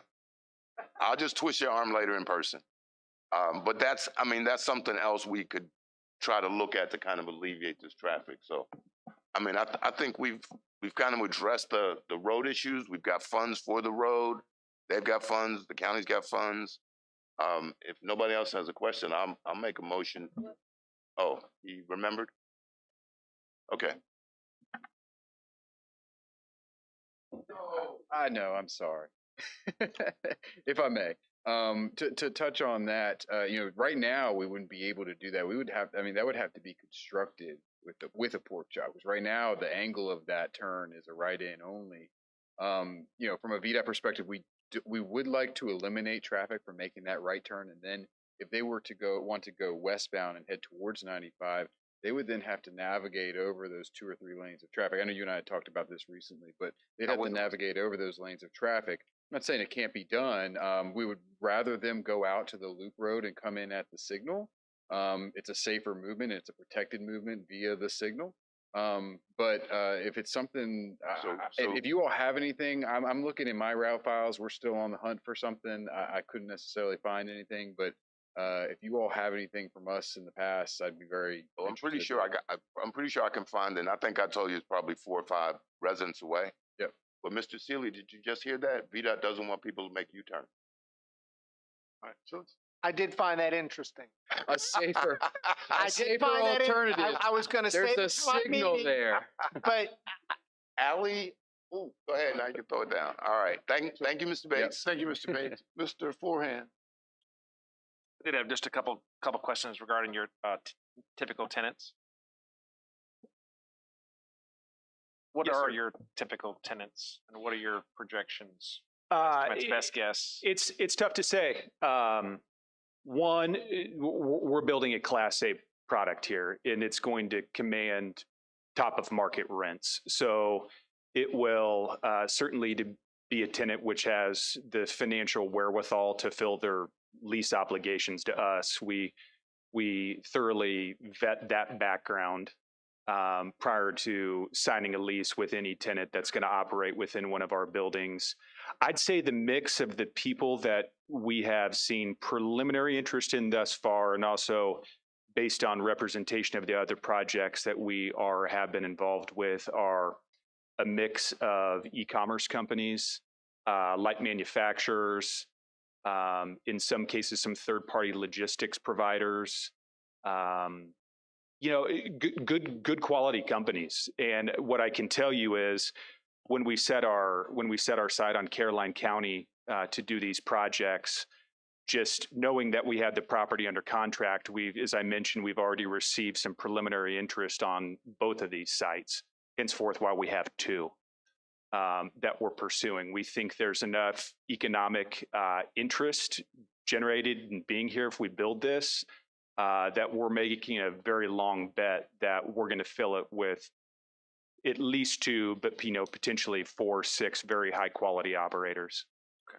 So my next question was how many tenants did you expect for a building? So our hope is 1 per building. That would be nirvana for us, but we're prepared, and we always budget for the worst case. So if we need to demise the building, we have included to do so. We've also made sure that the sites function properly if they're a multi-tenant facility from a traffic flow and getting trucks segregated from the cars and workability on the site.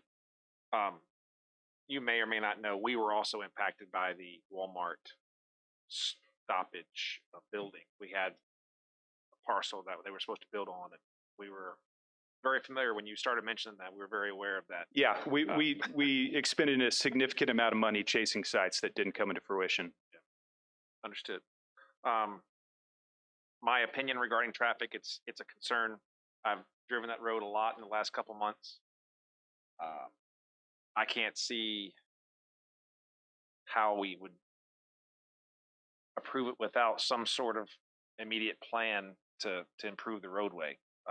I am very happy about the state funding available for us and the proffer to help get that going.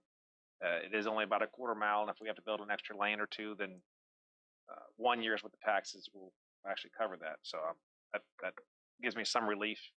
But I'm committed to making that a serviceable path for the people that do live back behind it, and there are a good number of folks that live. Mr. Underwood being one of those folks who lives back off that road, and that is a primary artery for all those folks that do live back in the rural part of that behind that road. So I'm happy with what I see with this project. So thank you. Thank you. We want to be a good neighbor. Thank you. Yes. Mr. Black, do you have any additional comments before? Thank you. Mr. Thomas, how you wish? Mr. Chairman, I think we've worked out at least a plan or an idea of how to make sure we handle the transportation concerns. I think that's important to all, and make sure it's a safe project.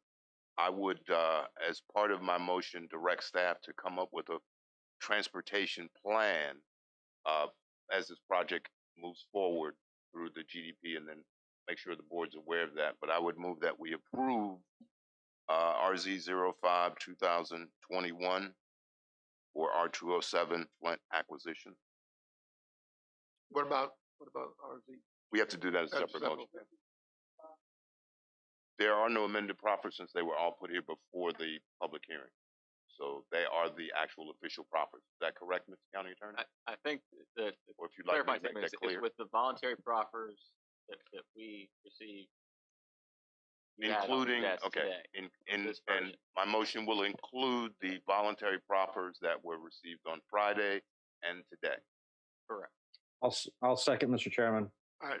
There's a motion and a proper second that we approve RZ05 2021 with the voluntary proffers that were on our desk today. All in favor say aye. Aye. Any opposed? Motion carries. Mr. Thomas.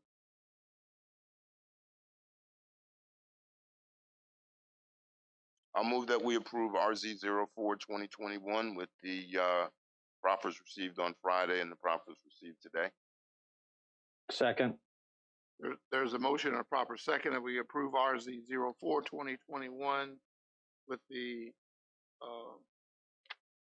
proffers, voluntary proffers that were presented to us today. All in favor say aye. Aye. Any opposed? Motion carries. I'm gonna be here for a while. Yep. They got to set up. We're going to take a 10-minute break. We'll be back at 5 after 10.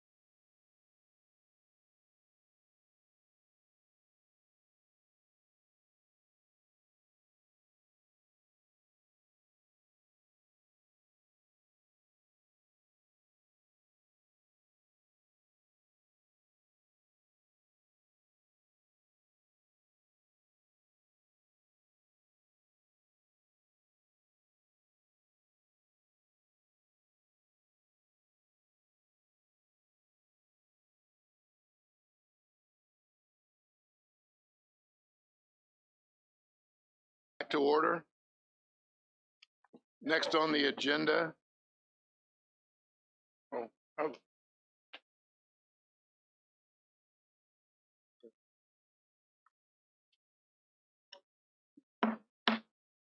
I'll call the June 8th meeting of the Caroline County Board of Supervisors back to order.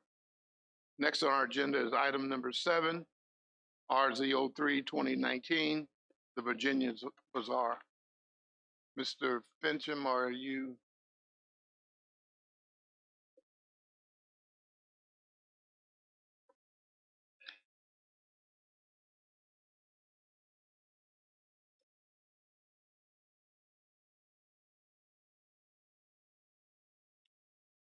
What's that?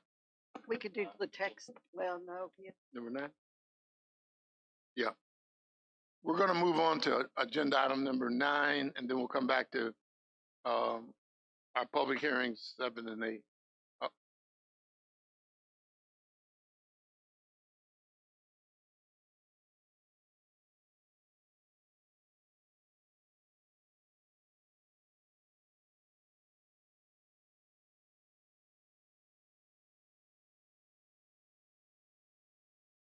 Mr. Chairman, members of the board, your next public hearing is RZ 03-2019. Virginia Bazaar owner and applicant requesting a rezoning from B1 business to M1 industrial on tax map 53-A-64B, containing 97.25 acres more or less. The property is located 18,188, 18,190, and 18,191 Bazaar Avenue, Ruther Glen, in the Mattaponi voting district. Proposed use is industrial. The 2030 comprehensive plan designates this property as being within the Ladysmith Community Planning Area as regional business.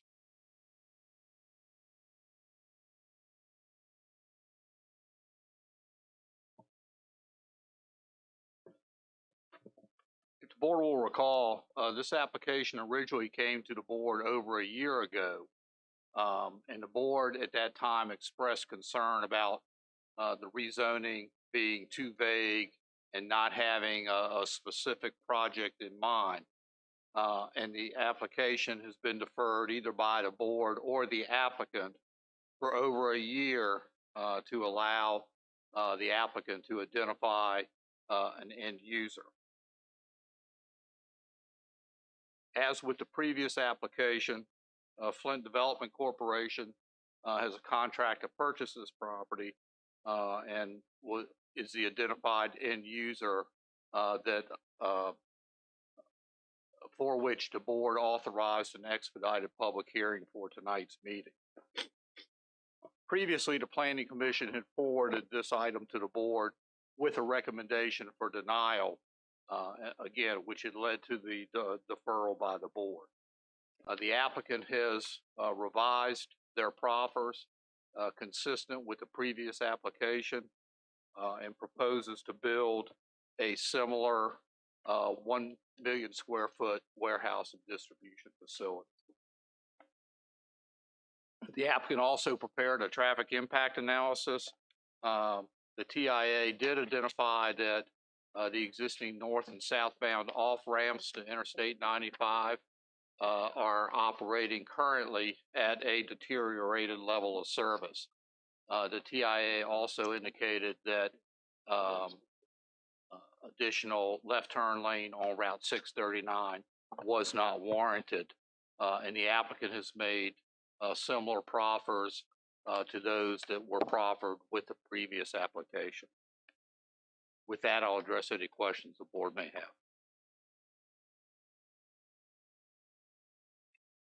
I tell you what, Mr. Fincham, let me open up the public hearing. Okay.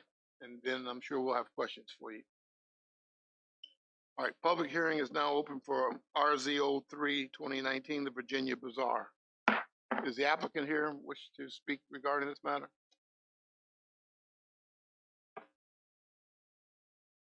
Good evening Good again. If you could, I just wanted to start, and I wanted to bring up our site plan. So going a little bit off script here, if you wouldn't mind forwarding to that slide, please. What I wanted to note about this property is when we determined that we wanted to make an investment in Caroline County. Is there a colored site plan for the next slide? We identified these two sites. We were, just from a speed to market standpoint, we were attracted to the Shia piece, the item that you just approved, because it was appropriately zoned. We got in, we found out in order to get the size of building that really wants to be brought to the market, we needed the Mize piece, henceforth the rezoning. We equally loved this property for what we're calling a sister project here. The preliminary interest that I indicated to you has been so strong that it caused us to put both properties under contract and proceed at risk on design for this project. So that's all of our inspections, including a very significant investment in engineering work and architectural work that would enable us to start construction on this fall if we were approved. As a previous retail developer, what I wanted to mention is, you know, this site begs for this use. It sits back, I would probably call it half a mile from the road. No retailer is going to want to be interested in that length away from the primary arterial. So it's blocked. Secondly, the retail and commercial landscape has just greatly changed. As you mentioned earlier, our need and reliance on trucks, truck traffic, distribution, you know, the reshoring of manufacturing in the United States. This is the type of use that begets other commercial uses that I think you will see flourish along Ladysmith Road if approved. So, you know, this is a 100-acre site. That's a huge amount of land. Your traditional neighborhood shopping center, so call that a 60,000 square foot grocery store, some small shops for service, a couple of restaurants and out parcels, that takes up in total approximately 12 to 15 acres. And I've built several of those in my past life. So we hope that you strongly consider our proposal for this project. I bear being redundant on our interest in moving this forward if we're successful this evening. But I did want to point out, as you see here, we will really enhance the landscaping and berming along the interstate so that we have a high quality appearance of this project. And when constructed and when these jobs take place, this will really bolster the frontage of Ladysmith for retail and other commercial uses where, from our market perspective, we believe they exist. I see to Mr. Payne.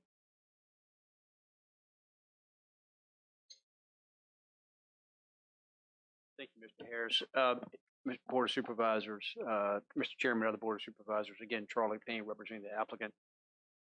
And if you could, and I'll simply just go through my PowerPoint so the gentleman doesn't have to keep moving the slides, and I'll be very quick. Again, this is a rezoning of 97 plus acres from B1 to M1. You're very familiar with Virginia Bazaar site, I'm sure. As Mr. Harris has noted before, this is planned to be a 1.1 million square foot facility. The applicant this is going to be yet another spec building as well. Similar to the prior application, we have proffered out over 40 uses to address concerns of staff and to ensure the focus of the proposed use that we are proffering. It also conforms to your comprehensive plan, warehouse and storage, and our proffering out of those uses is very consistent with your plan, including employment opportunities and business creation and growth. And again, it supports your 70-30 tax revenue generation ratio as well. Also important, which we have heard from staff and others, is screening from I-95. You can see this is heavily landscaped and screened. The parking areas are from I-95, so you see a very inviting and aesthetically pleasing view from I-95 for purposes of the site. And if you can go to the next slide, sir, please. You'll see here elevations, also, as Mr. Harris has noted several times, Class A space will be developed on the site. If you could go to the next one, please. And again, very similar to the prior project, this is a $70 million plus investment. It would generate over approximately $620,000 in annual real estate taxes alone. We didn't talk a whole lot about this in the last public hearing. That's just real estate, obviously. It doesn't count your machinery and tools tax that could be applicable to a user and other taxes that would be relevant for that purpose. So you're looking at $20 million in tax, just real estate taxes alone over a 30-year period. We're projecting about 552 permanent jobs, 280 temporary construction jobs. Again, the salary is very close as to what was in the prior application of over $58,000. And that generates about $32 million in annual wages that could be injected, partial of which or most of which could be injected in Caroline County. Next, please. Transportation analysis, as staff have noted, access will be provided off of Bazaar Avenue onto Ladysmith Road, and obviously quick access to I-95, both going north and south. Our analysis shows off of Ladysmith Road, no degradation of level of services. As noted, it'd be a quick access to I-95 via exit 10, and we are proffering $100,000 towards future transportation improvements along Ladysmith or in the general area as well. Next, please. And I'm happy to answer any questions you may have, and we have our engineering team here, and as well Mr. Harris, obviously. Thank you, Mr. Payne. Thank you.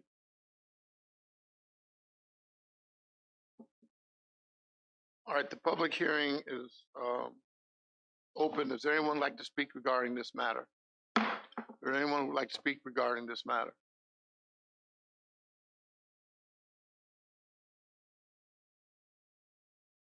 Is there anyone who'd like to speak regarding this matter? Seeing, hearing none, public hearing is closed. Board, do you wish to proceed? Question? Mr. Forehand? No questions right this second. That's just okay. Mr. Forehand. Mr. Black? Yeah, good evening, Mr. Chairman. Thank you again. Mr. Chairman, I'm just going to be flat out honest with you. And just looking at the big picture here with Ladysmith Road, we're about ready to expand Ladysmith Road to a 4-lane going between 95 and Route 1. The bridge going over 95 is still 2 lanes. It is my belief that this corridor right here should be reserved for commercial and any sort of truck traffic coming on 95. That bridge is already, as Mr. Fincham had mentioned earlier, that bridge, my concern is that bridge can't handle. We're seeing the neighborhoods of Ladysmith Village, Lake Landor, Lake Caroline, Pendleton grow immensely. I mean, just ask Mr. Whiteman about the permits, and most of them were in those neighborhoods in the western side of the county. I have deep concerns about this project and adding the traffic on that bridge and so forth, and interfering with, to me, that's our neighborhood corridor, our commercial corridor, and to me, the industrial part of our county is down at exit 104. That's what I have to say for right now. Thank you. Thank you, Mr. Black. Mr. Seeley. It's been a long process to get something done on 639. It took us a while to get, we were fortunate to get a, what was the name of the grant, Mr. Fincham, that we got for 639? Smart Scale. And all of that traffic, we've had plenty of concerns with other traffic going through there and coming up and making a left or the right in off of 95 probably isn't an issue, but people any trucks coming up that off ramp that were southbound trying to make that left turn. I've seen traffic backed up onto 95 at 3, 4, 5, 6 o'clock in the evening.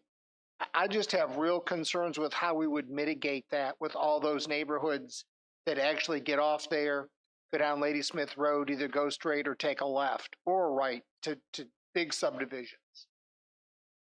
I don't know that at this point we know enough about all of this to actually accommodate additional traffic, making that left turn and it all mostly being truck traffic. I have real reservations about it.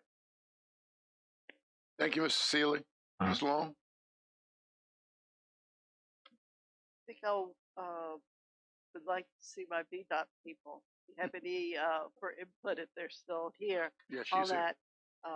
I do think this property has sat for a while, and this looks like a wonderful use for it.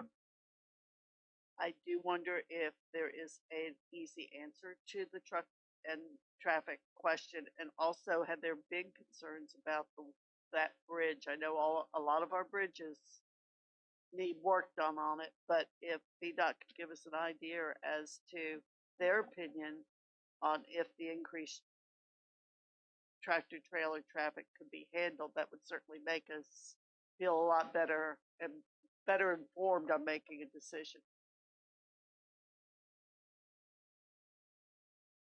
Hey, Mrs. Long. So regarding to the bridge, I'd have to check with our bridge folks, but I don't believe there's going to be any issues, especially when you talk about weight over a road like 95. So there's not going to be any problems as far as a weight. There's no weight restrictions on that bridge. But from the standpoint of the movements, you know, Mr. Seeley's point, well taken with the left turns out. If you're adding tractor trailers, they're going to be making that left turn.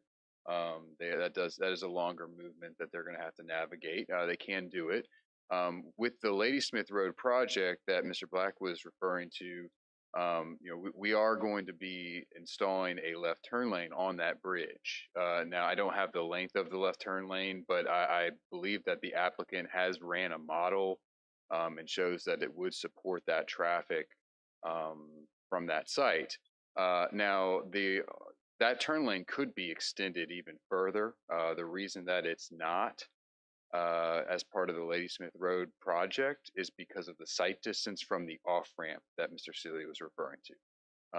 Looking left, trying to make that movement, you can only see but so far once you push the traffic up against the wall in order to make room for the left turn for the southbound ramp.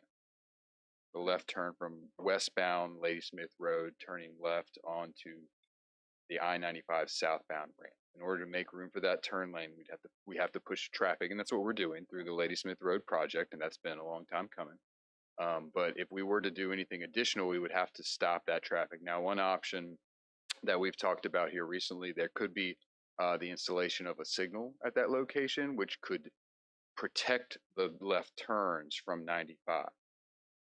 If you're coming from the south, if you're coming from up north and you're heading southbound on 95 and you get off on Ladysmith Road, if there was a protected signal, you wouldn't need that sight distance.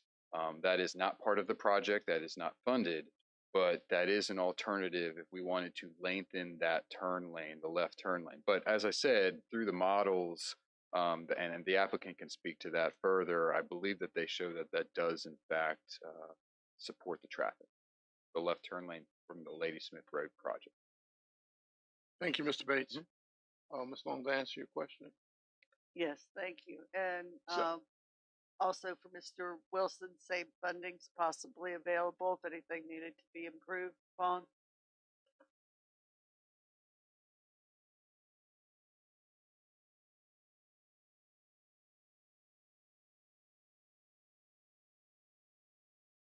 Yes, ma'am.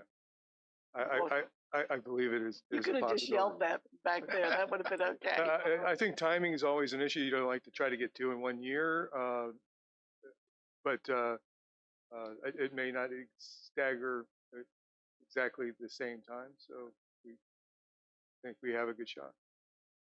We can use back The cost of that project, with it being involving 95, Mr. Bates would have to tell you what that would take to be able to make those. I mean, you're talking about a bridge, not a road. I mean, Spotsylvania went through that. That's actually that's the overpass for 95 that would have to be widened or extended. Mr. Chairman? Yes, Mr. Black. I think when we were looking at the Ladysmith Road project, we actually also looked at, and Mr. Parton and Mr. Cully could probably definitively back up this question statement. I think we were also, when we were looking at that smart scale project, just the bridge alone was basically very similar to the whole cost of the widening from 95 to Route 1. So I think our project from 95 to Route 1 was the 26 million, and I think the bridge was around 20 to over 20. very, very expensive to do. And that's why we, at the time, we didn't. And Mr. Partner, Mr. Cully could back that up. But I think when you bring in a project like that, you're going to have to consider that almost immediately. Thank you, Mr. Black. Mr. Forehand, did you remember your question, Mr. Forehand? Mr. Forehand, yeah, you're good. Yeah.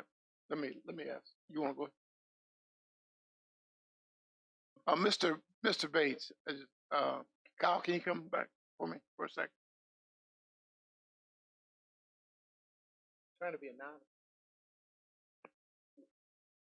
So coming south Yes, sir. on 95, getting off at the Ladysmith exit, making the left turn on 639. Yes, sir. You don't see an issue with that? They can make that movement. I mean, some tractor trailers do that now. So they have every legal right to that road. Yeah, I know they have a legal right, but I'm talking about the volume of vehicles. You don't see it doesn't show that the level of service for that section of road is degraded, as well as the ingress egress into Bazaar. Correct. I would ask for the entrance, especially. I would ask the applicant to speak. Yeah, to I'm that going to too. ask Michael, I believe. Can you come? If I could just address the southbound ramp real quick. Yes. Part of our model was we had a scoping meeting with VDOT and county staff to discuss the proposed improvements in the area. Of course, one of those improvements being the smart scale project between 95 and Route 1. So the reason that our site traffic is able to be accommodated in our model for that southbound ramp, that southbound left turn movement, is because we are looking at a scenario where that ramp has been improved as part of the smart scale project, the Ladysmith widening to the west. Okay. And that includes the exclusive turn lane that VDOT staff had alluded to turn from Ladysmith onto 95 South, correct? But that exit hasn't been improved yet. Correct, yes, sir. So, could I ask a question that will relate to that? Yes, sir. Go ahead, Ms. Thomas. And maybe this is more of the applicant. But thank you, Mike. Or Mr. Payne, if you like. I understand that at the bazaar, there will be some demolition required because you can actually remove the old bazaar building and things of that nature. Is that the case? That's correct, sir. No offense to the property owner who's here this evening, but we view the current improvements on the site, which haven't operated for some time now, as a blight. So we'd be removing that and replacing that with the facility that you see here. So in removing that property, you won't be running simultaneous sister projects. You'll run the one at Carmel Church, and then a year later you'll run this one, or you'll start this one. Our anticipation is that we'd like to start both at the same time.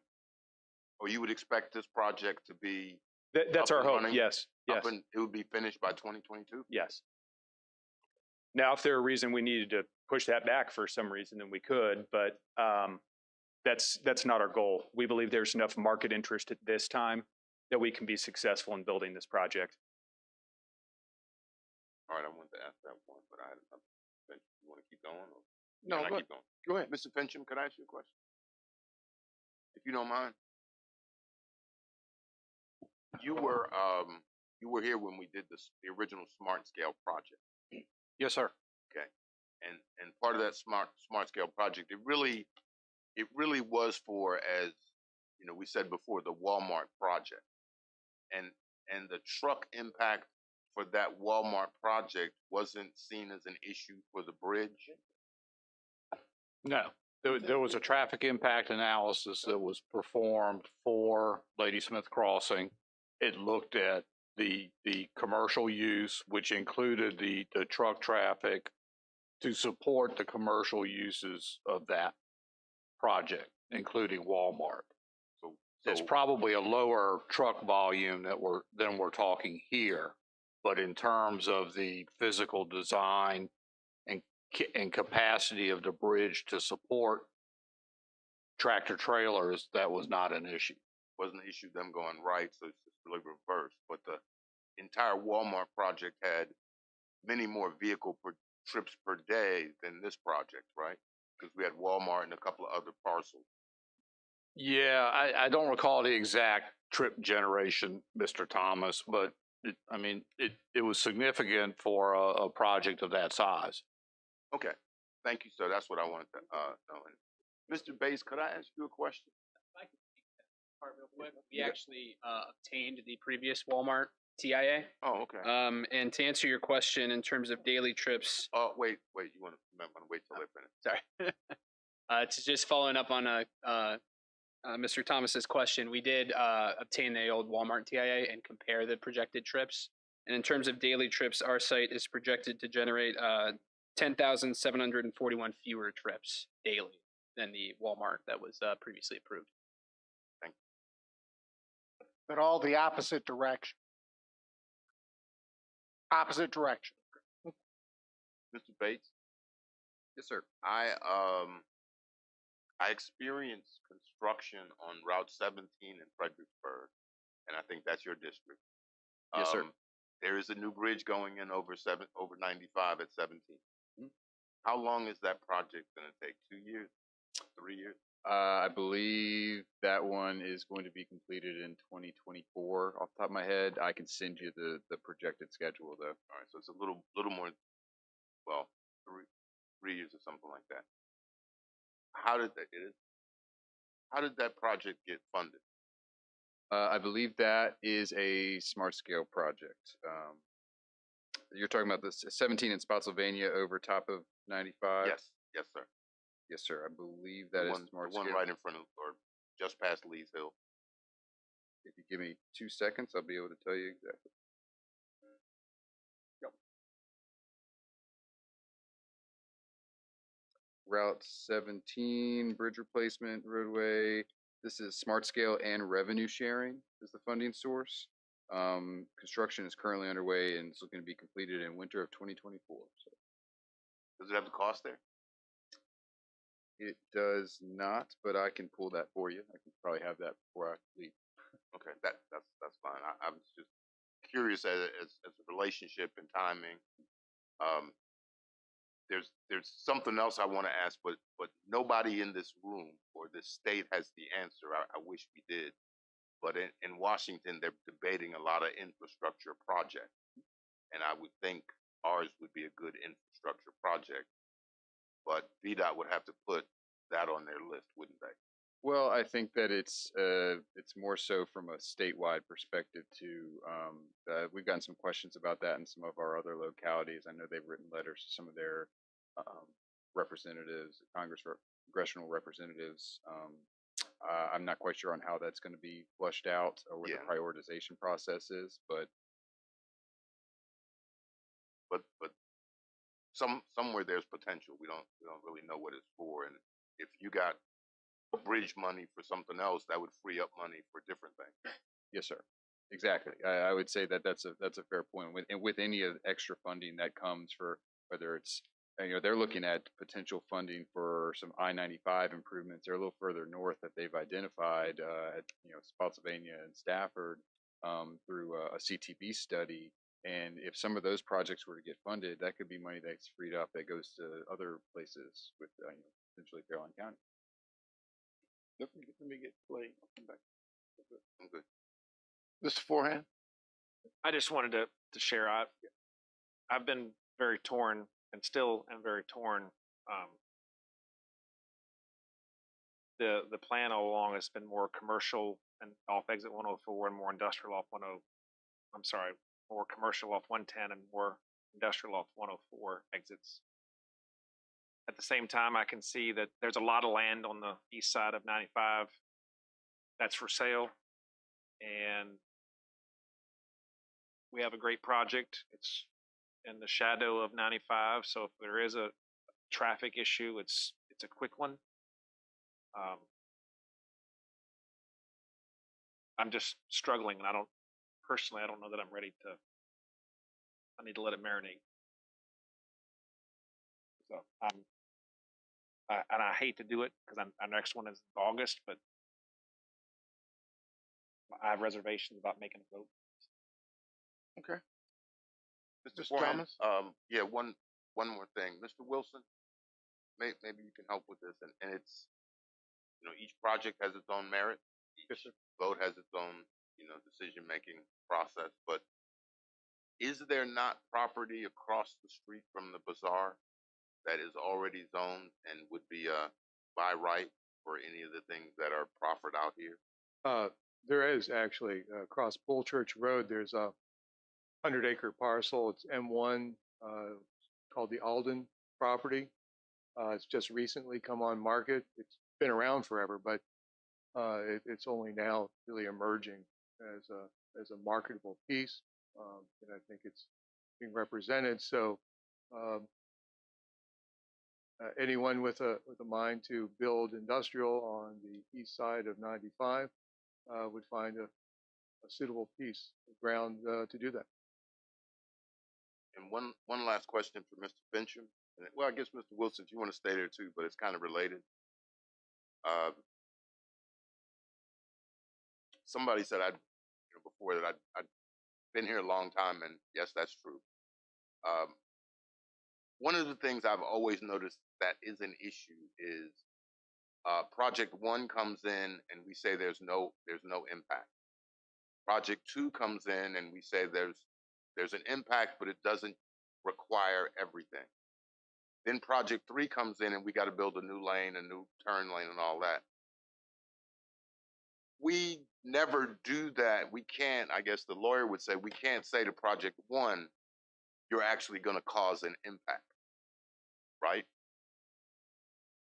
And ask them for certain things, because if I ask, you're going to tell me I can't ask, and I'm not asking. But my point is that this project is actually offering some mitigation to the impact that's obviously going to happen.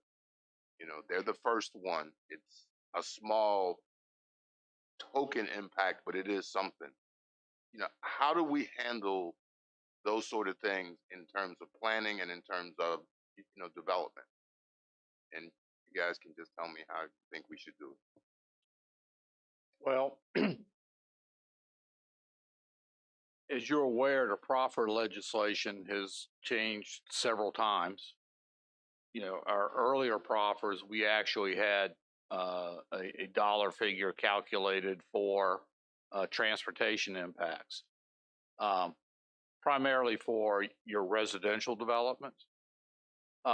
Commercial developments, industrial developments, typically the board has handled those differently. They've looked at that in the concept of those being revenue generators to the county, that the board could, in theory, take some of that revenue to for transportation projects. It's a little different animal now, I guess, because we some issues have been identified up there. Yes, this project doesn't make them any worse, but we know we've got development on both sides of the road that ultimately are going to dictate the need for improvements of that interchange. That's a big ticket item that really is difficult to you can identify the need, you can identify some potential funding sources, but at the end of the day, it's such a big project, it's going to have to be a VDOT project under smart scale.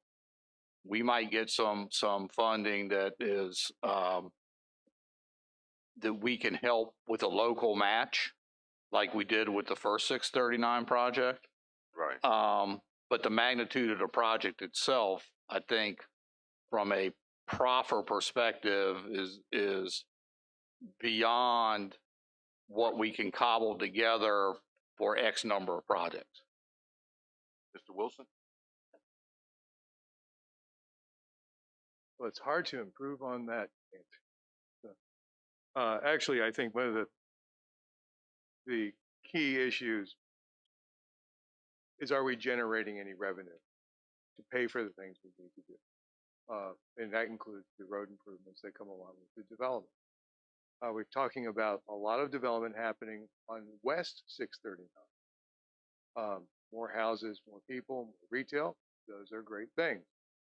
And yet people right now are saying, perhaps we'll have to make these improvements at the interchange. Well, we know that's coming. I'd rather have a couple $1 million extra a year to help make that happen than not.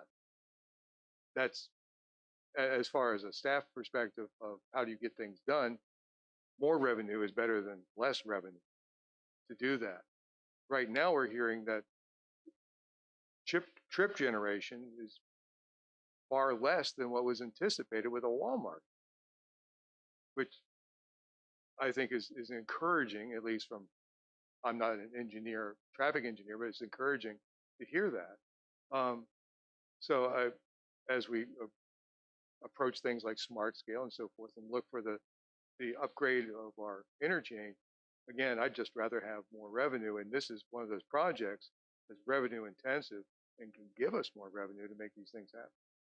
Now, before you go again, repeat how much revenue you expect this project to generate just as a real estate tax based on the size of the building.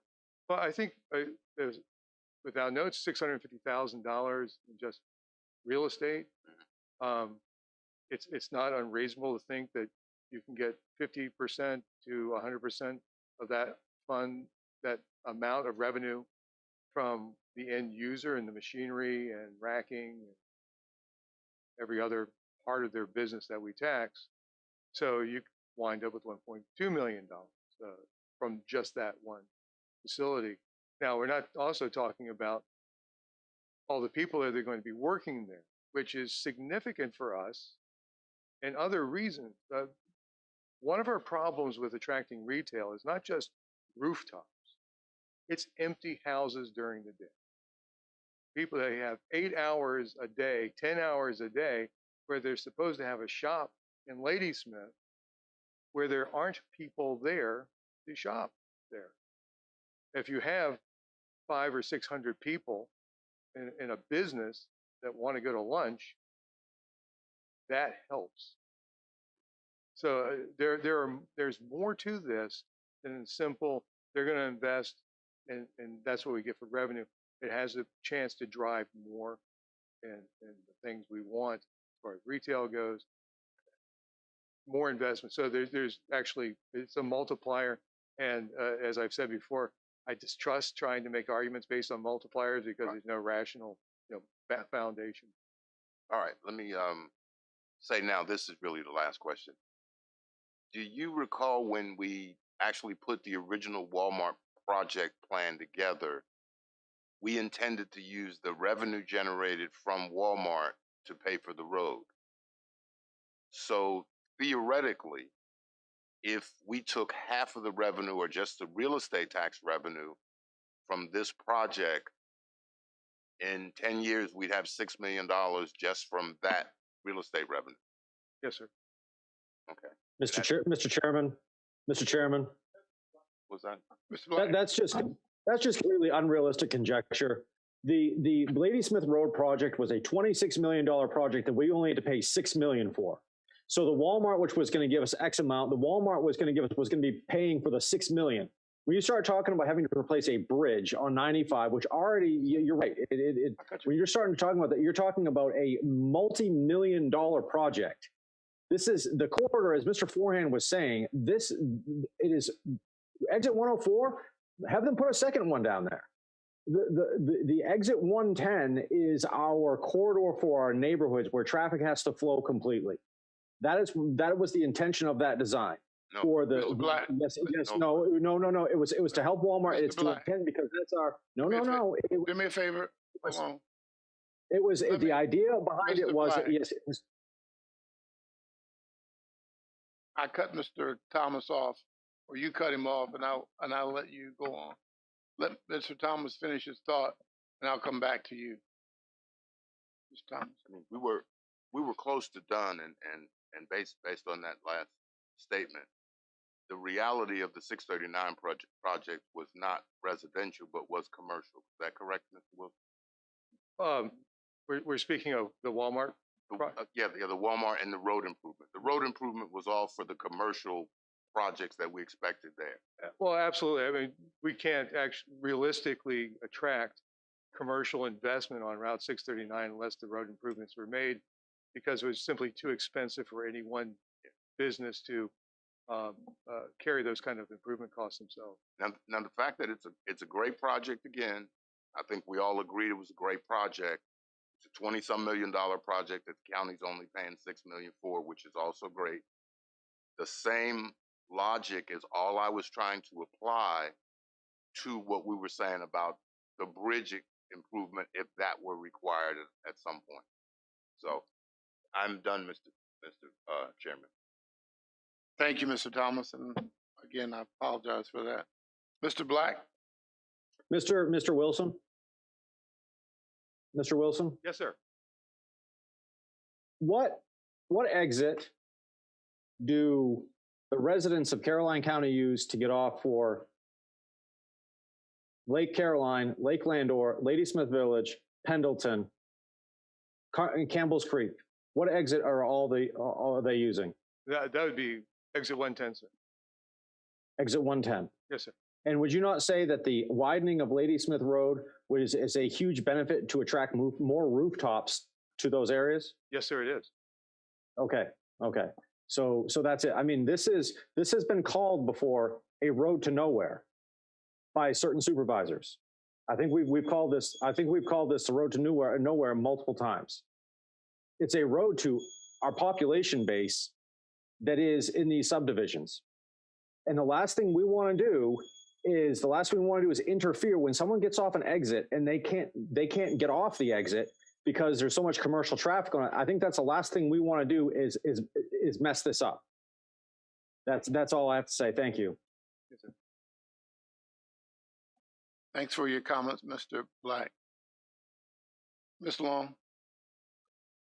I just wanted to point out that if we have, and I have heard here many times, that we need a choice of grocery stores, we need more services. We're getting the housetops, you're right.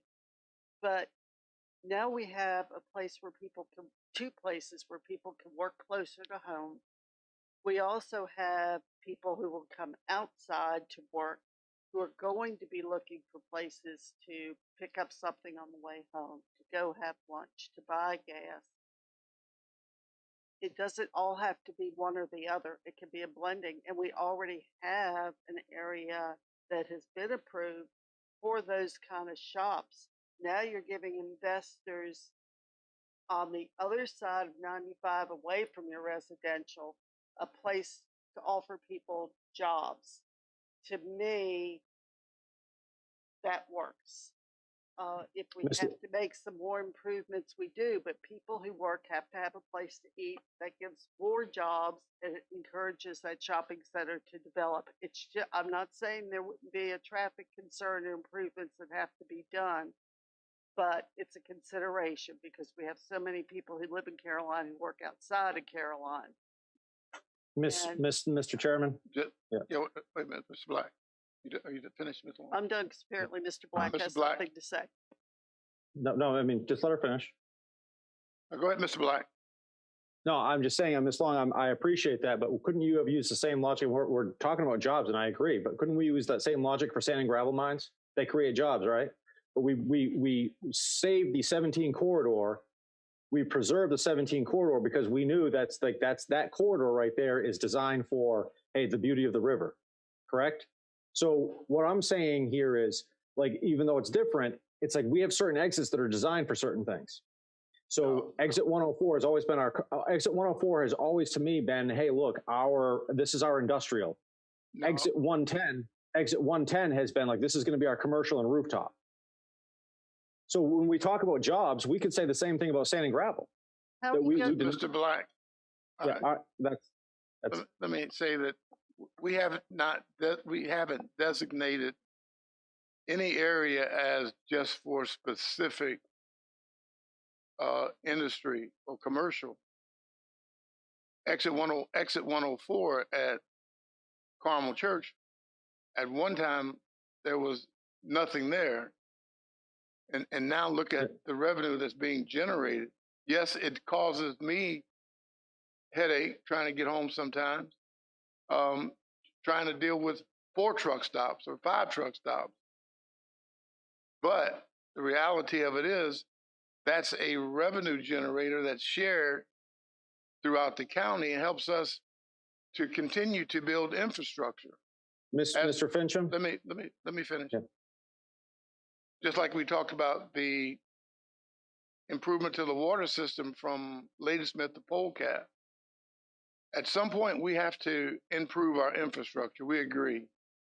And I agree with Mr. Wilson as he was talking about it's better to have the revenue being generated so we can make those improvements than not have the revenue. Now, we all talk about being friendly to business, but this is a great opportunity for us to continue to grow that corridor, just like we're going to grow the corridor at 104. I want to see the road improvements so that the citizens aren't impacted as much as they anymore. But the reality of it is, when we're having growth, we're going to be impacted. It's impacting me every day. During the state fair, I can't get home from the exit below down Kings Dominion, and I can't get off at 104. So how do I get home? So, but it's a price that I pay because it betters the county in terms of revenue. And one day, all of that can be fixed. But for right now, we're going to deal with what we have to deal. That's my opinion. You're Mr. Black. Mr. Fincham? Yes, sir. Do we not have a comprehensive plan in the county? Yes, sir. And what does the comprehensive plan say basically about the Ladysmith area? It's primarily a residential area with supporting commercial services. It's intended to be designed as a small town / community feel versus your traditional suburban cookie cutter development. Can I ask you, what does the comprehensive plan say about exit 104? Exit 104 is significantly more highway, commercial, and industrial type uses. Residential communities were introduced in the late 1990s. It speaks to some of the same development concepts for residential development, but from a transportation perspective, it is more highway commercial versus neighborhood commercial types of uses. And what does the comprehensive plan say about the 17 corridor?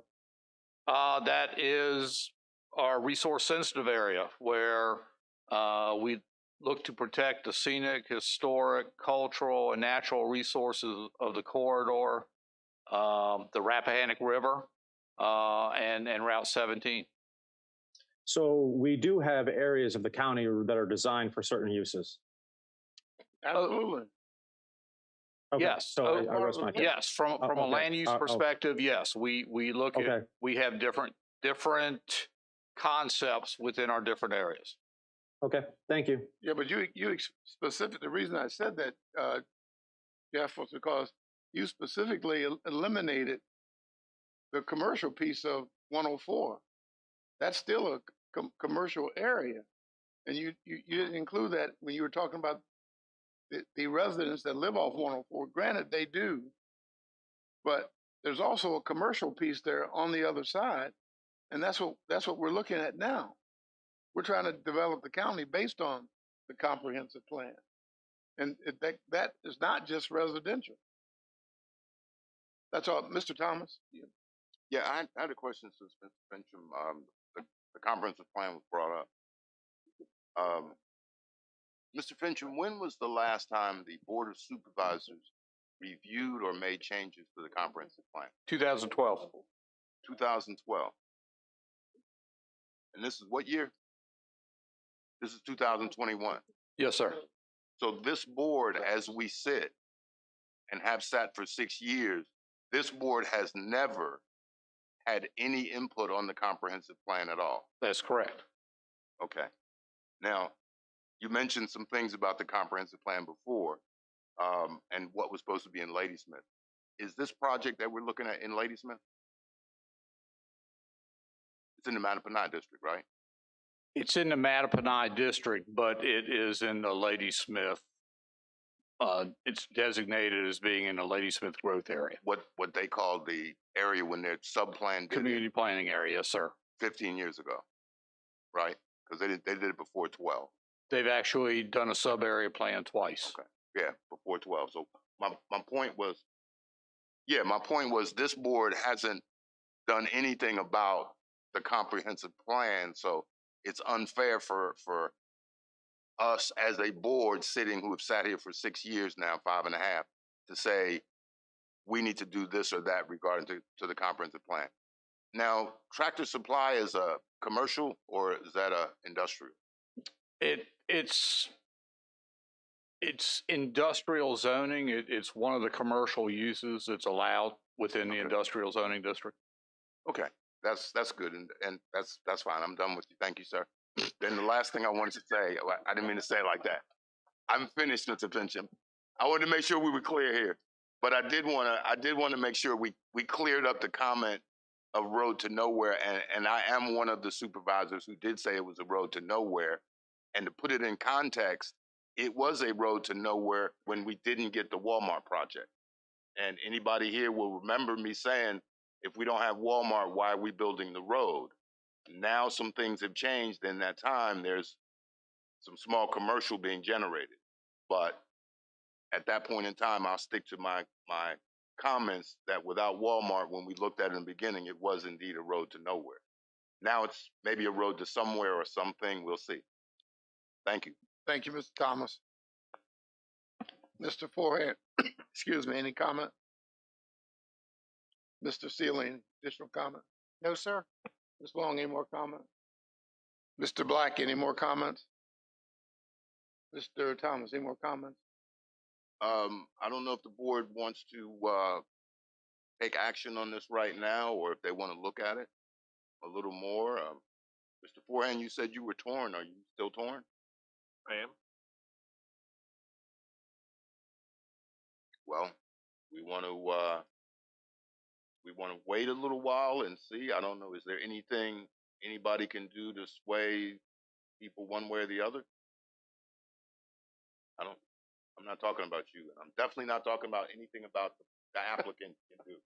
No, okay? no. Because I saw him pop up. So I personally, I want this to kind of marinate out in the community. This didn't go through planning commission as is. So we don't have the benefit of seeing the extensive list of questions and that group looking at this use, this building, this traffic study at this location. I see pros and I see cons, for it, for the building, where it is. Again, I'm a fence sitter right this second, so like I said, I'm struggling.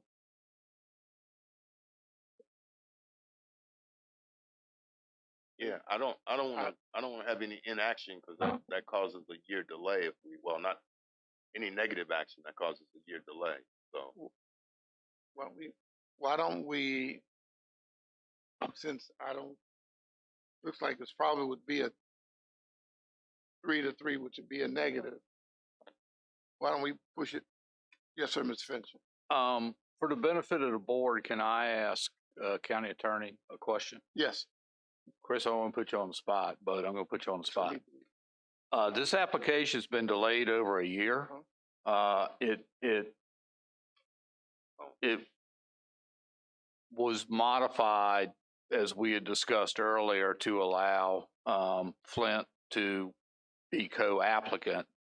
Is that a sufficient change to, in effect, make this a new application, or because the original zoning application is over a year old, do we need the owner's consent to continue to defer action on this item?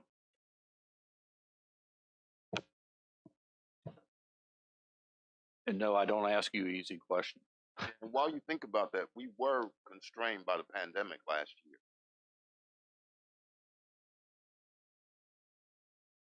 Yeah, we were. And I frankly don't know how that would factor into it. So, I think we have to look at the application that's for us right now. And if I'm understanding correctly, it's been pending for more than a year. Yes, the original application was over a year old. This was amended to add the new co-applicant in effect. As part of that amendment, they did take out the B1 zoning request that was part of the original one application. But essentially, it's a continuation of that initial application. So I just think I think we need to treat it as a continuation of the original application. So, if we're past the point where we can take our own deferrals, we would need consent to that. Of the applicant or the original Of- owner? Of the applicant or the owner. The current applicant? Or Well, the current applicant is still in part Virginia Bazaar. So yes, they would have to, I think, agree to a continuation.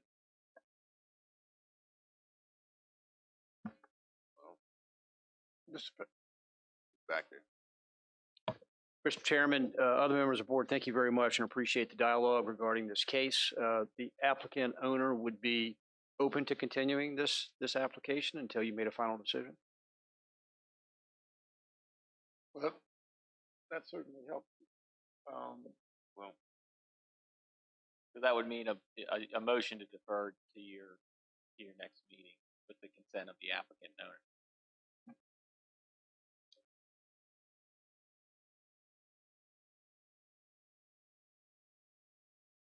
I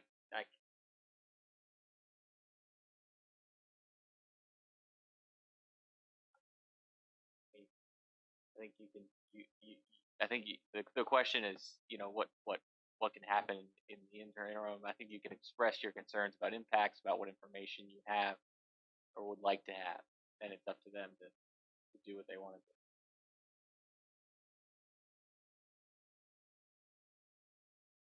Yeah, I mean, I think we all. I mean, I hear you saying you would like to hear what the surrounding constituents have to say about it.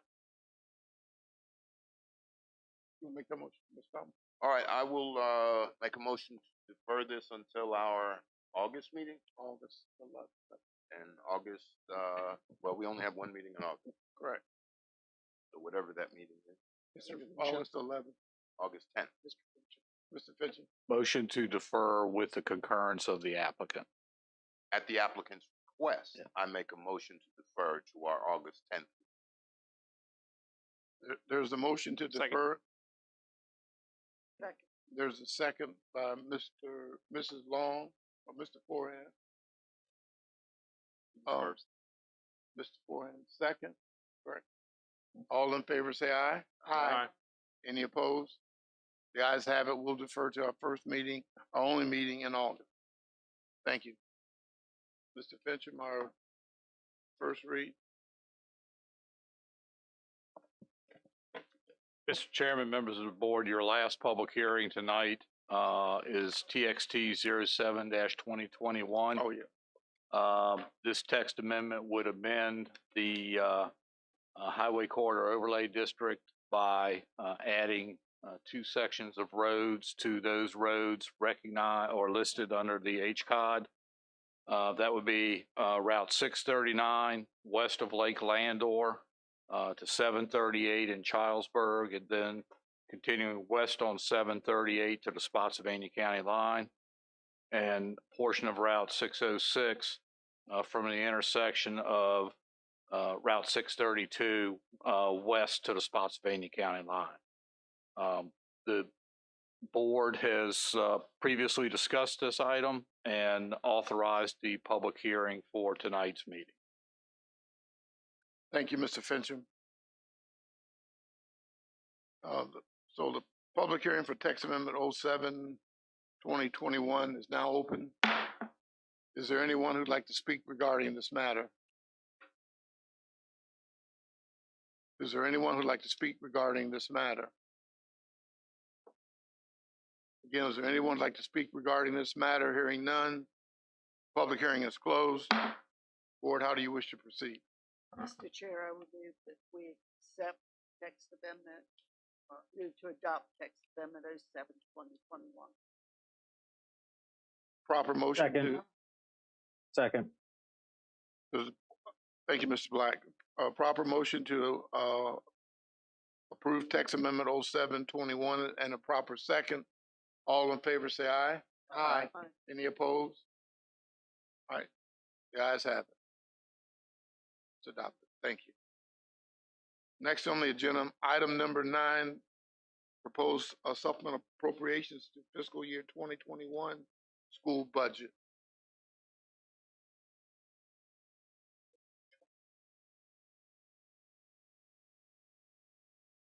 Mr. Cully, are you?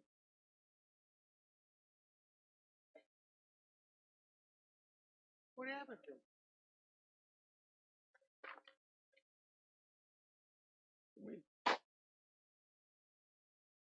What's that?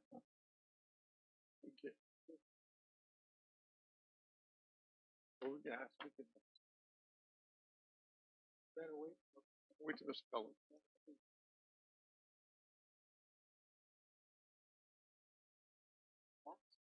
Did he get sick? I'm sorry.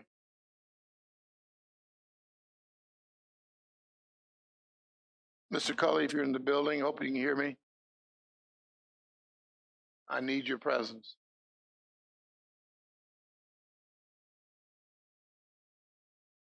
He's been kidding.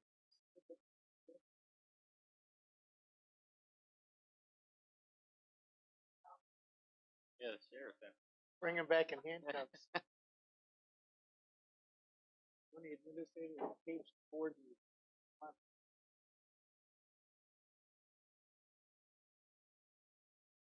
Well, in your board packet, the school has provided us with information regarding this request, which originated from, I believe, 3 grants that the school received, I believe, back in October, November, and December of 2020.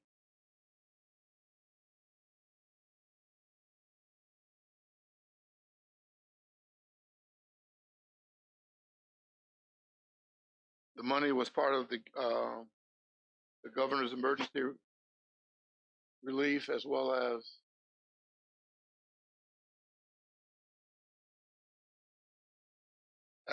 coronavirus relief funds and the school security grant money that I think that came from 2013. Welcome, Mr. Cully. Thank you. Appreciate you showing up. Well, I'm old. I think I'm a little older than you are. I had a Coca-Cola. I understand. Too much information. Too much You kept questioning. What page is that on? Number 9. Number 9, Mr. Cullen. Thank you.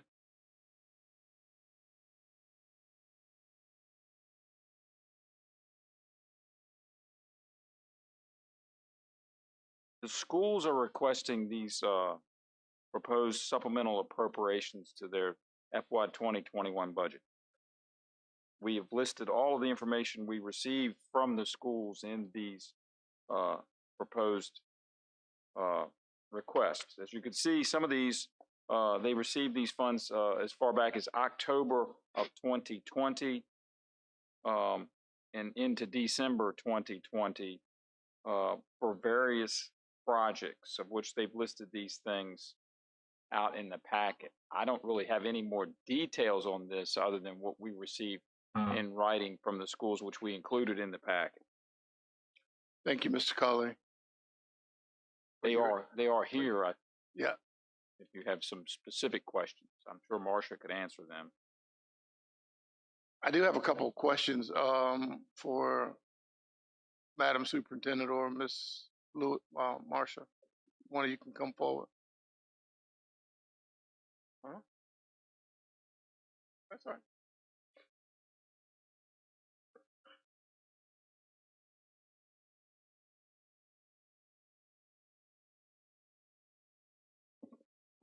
Dr. Calvary, let me first apologize. Good evening, yes, sir. Good evening. Let me first apologize for you being here all night. You had a lofty agenda this evening, Well, Mr. Underwood. I should have twisted it a little bit. And I appreciate that. Thank you. So next time I'll do better, okay? My question, all of these are grants from state, federal, and the school safety.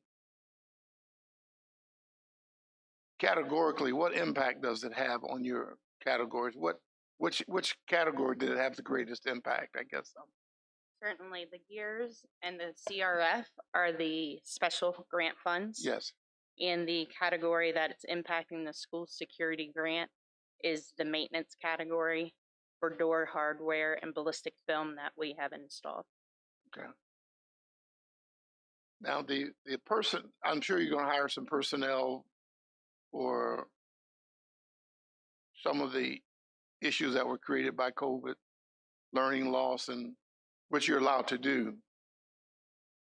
My concern is what happens after this money goes away. And I just want you to be mindful of that. I mean, you have to do what you have to do in order to operate school. Yes, sir. Based on those grants. Correct. Again, I'm not sure we can supplant. Well, I know we can't supplant, the 11 million so I just want us to be mindful of what we're spending and how we're spending it, because if you hire it where as I told one of your board members, it's a shame that the governor and the federal government give us money to do what we should be doing all the time, and that's impacting student learning. So they give us $11 million and say, okay, you can have it for a little while, but you have to continue educating children going forward. Right, you are correct. There is some inherent danger associated with allocating funds from federal dollars from the pandemic toward FTEs. Right. We are well equipped to monitor the data that is coming in, specifically associated with technology, what human resources we need to operationalize all of those details, and we will continue to evaluate the ongoing need for that personnel as we stabilize some of these materials and supplies that have been arriving in an influx due to the funding sources arriving over the last 15 months. The grants that are before you this evening do not have any human resources associated with them. Thank you. Now, I guess, so there's no carryover with these grants here. It has to be spent in this fiscal year, correct? They will carry over, yes, sir. They will carry over. That is why we are here this evening, yes, sir. Okay. All right. All right. Board members? Would it be helpful if we went through each of them for you? Well, we just wanted to know where do we put it at, in what category, for how much, because, get a lot of figures here. Certainly. So the GEARS ESSER funding is $229,654,000. All of that has not been spent, but a minor amount has been spent for FY21. The amount for carryover is budgeted in the FY22. That is then in the special grant funds. So it's not by a category, it's in the special grant funds. The coronavirus relief funds, that's $722,225. Those funds have been expended, and that is also in the special grant funds. It's been completely expended, the 722? Yes, sir. Okay. The original deadline for those funds were December 30th, 2020. Right, that's what I was asking. Have you already extended? However, they did extend it like the 2 days before the deadline. All right, so so it's extended till when? It was extended to December 30, 2021. Okay. But those funds. So you have until December to. Those funds are completely but they're already gone now. By FY21. Go back to the GEARS money. That you say you have some left. When is that money to be spent? That is September 30, 2022. Okay. And I believe it has been extended to 2023 at this time. And that was a competitive grant, which we applied for with 9 categories in which we qualified for 8 and did receive funding in all 8 of those categories, but it was very specific in its usage. Right. So don't you have a transparency report that you send to the state regarding your funds that were spent and how they were spent? Can we take a look at that? Not now, I mean, at some point, or maybe during our work session, can we have a discussion about? We're happy to talk further about the grants at our next work session. I think we were discussing September as a potential date, so we can certainly make September that an agenda item. 2021. I'm just messing. Yes. Okay. And then our last one is the school security grant. That is impacting the maintenance category by $60,186. Okay.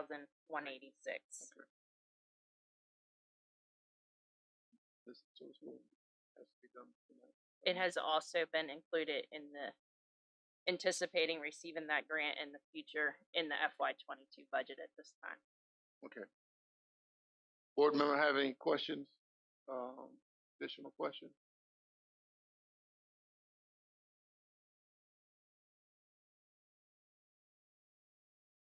Wait for Ms. Lynn. I'm not the expert. All right. Then, Mr. Sealy. So do we have to allocate to special funds? You do allocate to special funds in the allocation. Okay, because that's what we don't have is what category, in the that's what we appropriation. were really looking for. Right, so the Governor's Emergency Education Fund of 229,654 goes to special funds. Correct. Right, it's listed. The coronavirus relief funds in the amount of 722,225 goes to special funds. That has also already been spent. Yes, sir. I'm just laying them out. And the school security grant program funds in the amount of 60,186 goes to the maintenance category. Correct. So I make a motion, we approve those to those categories. And they're related. Second. And they're what? Related revenue. Like the school security grant will be the same. You'll have the revenue of school security grant revenue. I can only do what's in front of us now, correct? It's on there. It's, yeah. I got it. It's right here. 60,186. You got it. It's okay.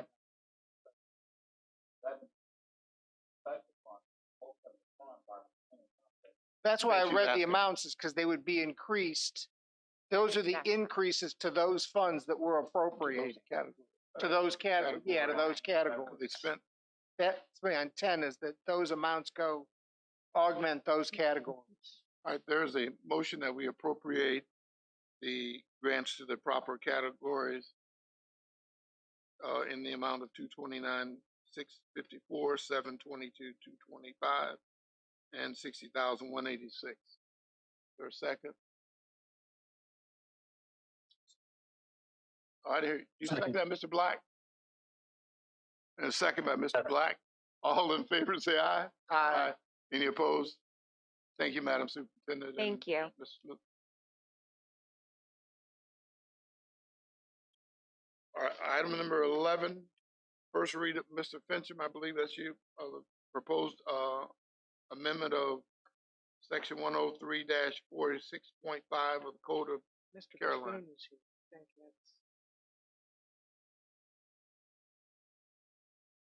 Mr. Fincham, is that you? No. Oh.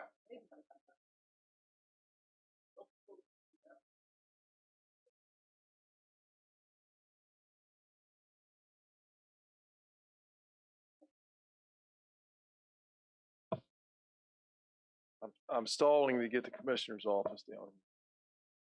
He's wobbling.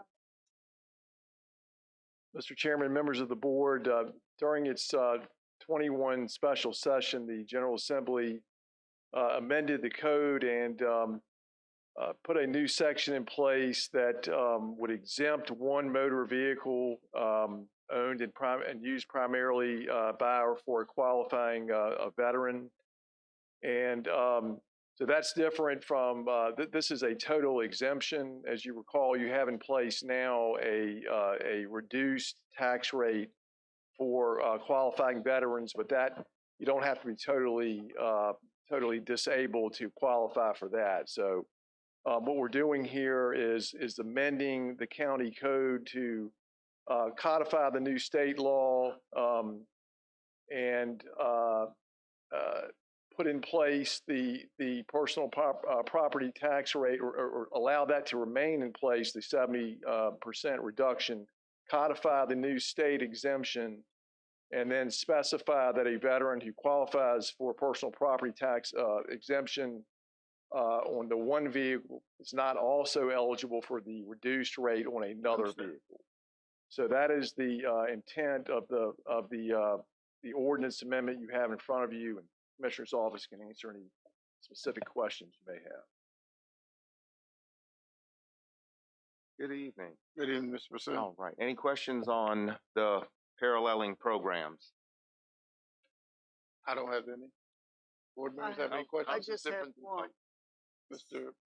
Long? So 1, 2, and 3 in this package are the 3 statements for the 100% disabled veteran that will be added to the first paragraph for the reduced personal property tax of 70% normal rate for a disabled veteran, but not necessarily 100%. That stays the same. We're just adding 1, 2, and 3, correct? We are adding, but not necessarily. This way, there is language that our office admin and Ben Emerson have discussed, so there's some administrative language involved. So what we're going to do is codify the state mandate part. So we don't have a full copy, but we're going to take what the state's mandated, we're going to add it in Ben language or Chris language. Right. And in talking with the county attorney, he thought that it would be best just to slip it right in as a category B. Category. Yeah. In conjunction with the reduced rate. All right. Be veteran qualified. So what's the So I would move that we go to a public hearing. Correct? That's what you need? Yeah. There's no question now? Well, you can get the second. I'll second. Discussion. Discussion. Quick discussion. What is different between what we already approved for disabled veterans and what's the state saying now? As far as dollars or just in general? In general, why are we doing this? So the state, and I don't know if you recall, but we knew this was coming at some point, that the state was going to go ahead and do 100% exemption for a qualifying veteran to kind of mirror the real estate exemption.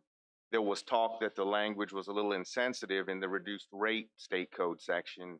However, I don't know that the General Assembly really cleaned up the reduced rate language and just push this forward.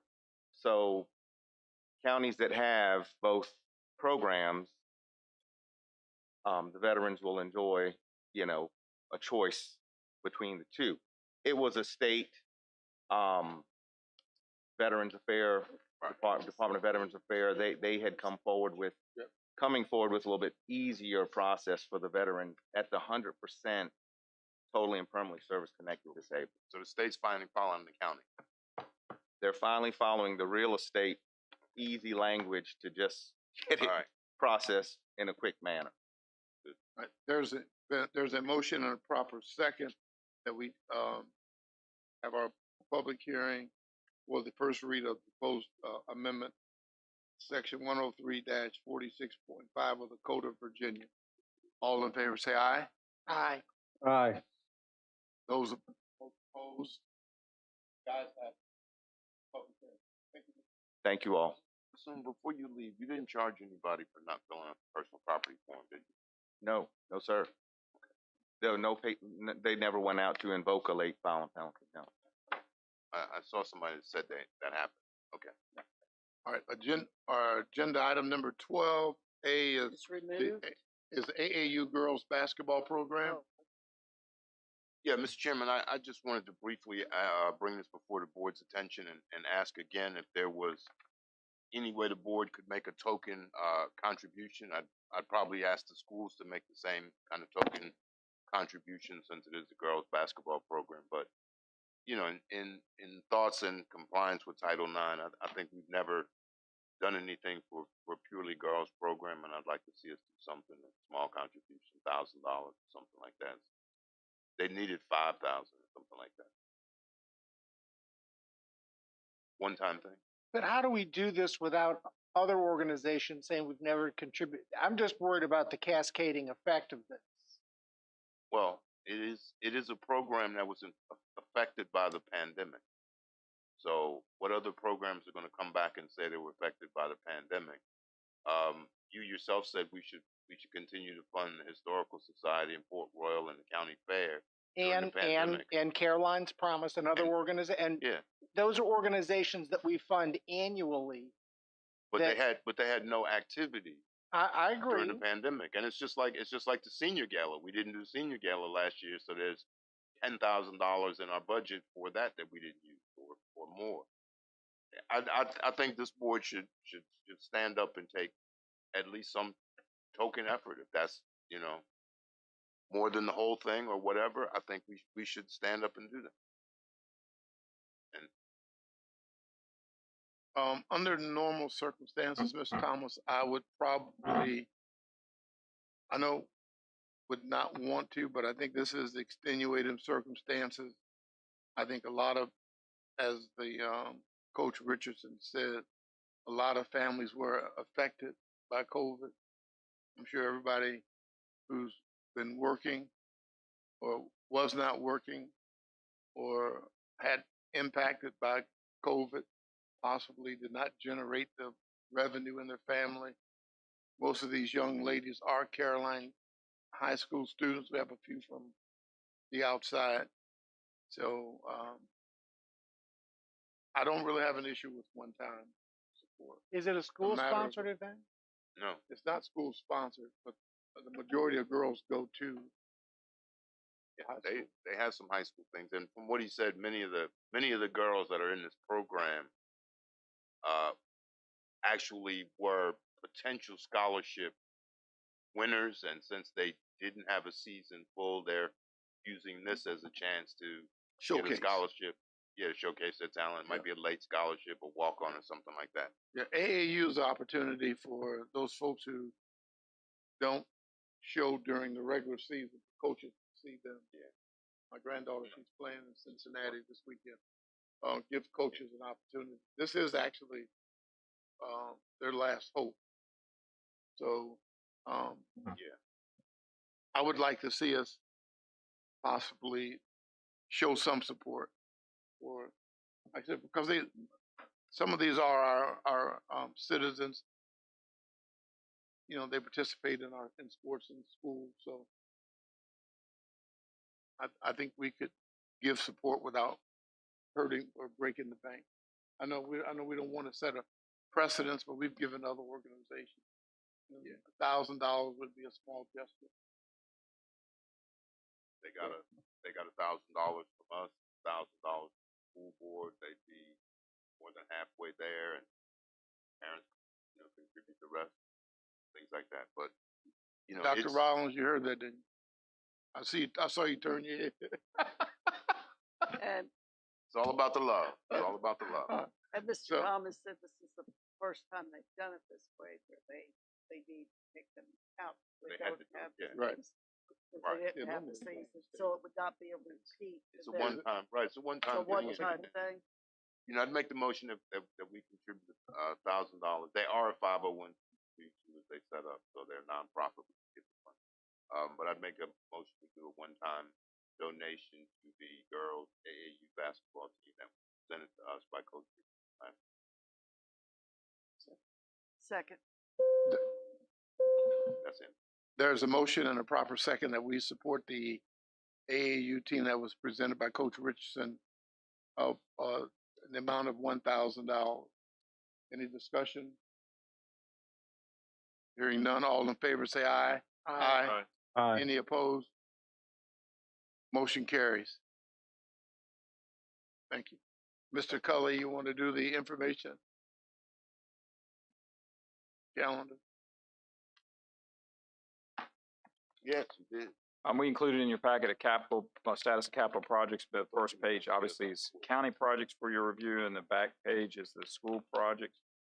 I'm not planning on going over those tonight. One thing on the calendar I will mention, the holiday of Juneteenth on Friday the 18th.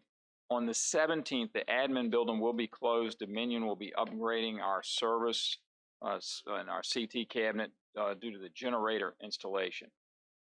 So that's going to start in the morning, and they can't guarantee what time they're going to get power back on.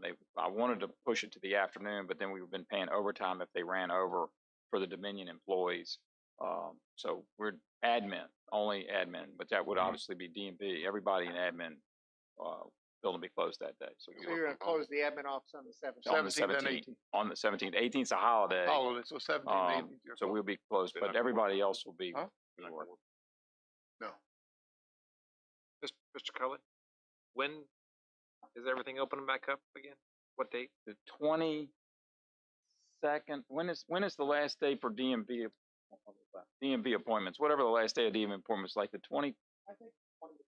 21st or 22nd, I think we're back open. 23rd, we're back open. So the 22nd, I still have DMV appointments. Okay. And now these that were scheduled for the 17th have got to be merged into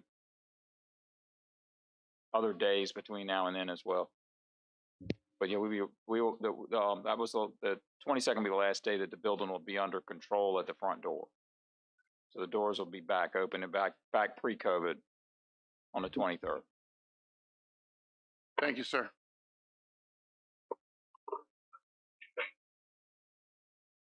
Closing board comments? Mr. Forehand. None, sir. Mr. Seeley? I have none, sir. Ms. Long? I have none. Mr. Thomas? And I have none. Motion to adjourn. Mr. Black, I'm sorry. None. Thank you. I'll entertain a motion to adjourn. So moved. Second. Moved and second that we adjourn. All in favor say aye. Aye. Aye. Motion carries. We are adjourned.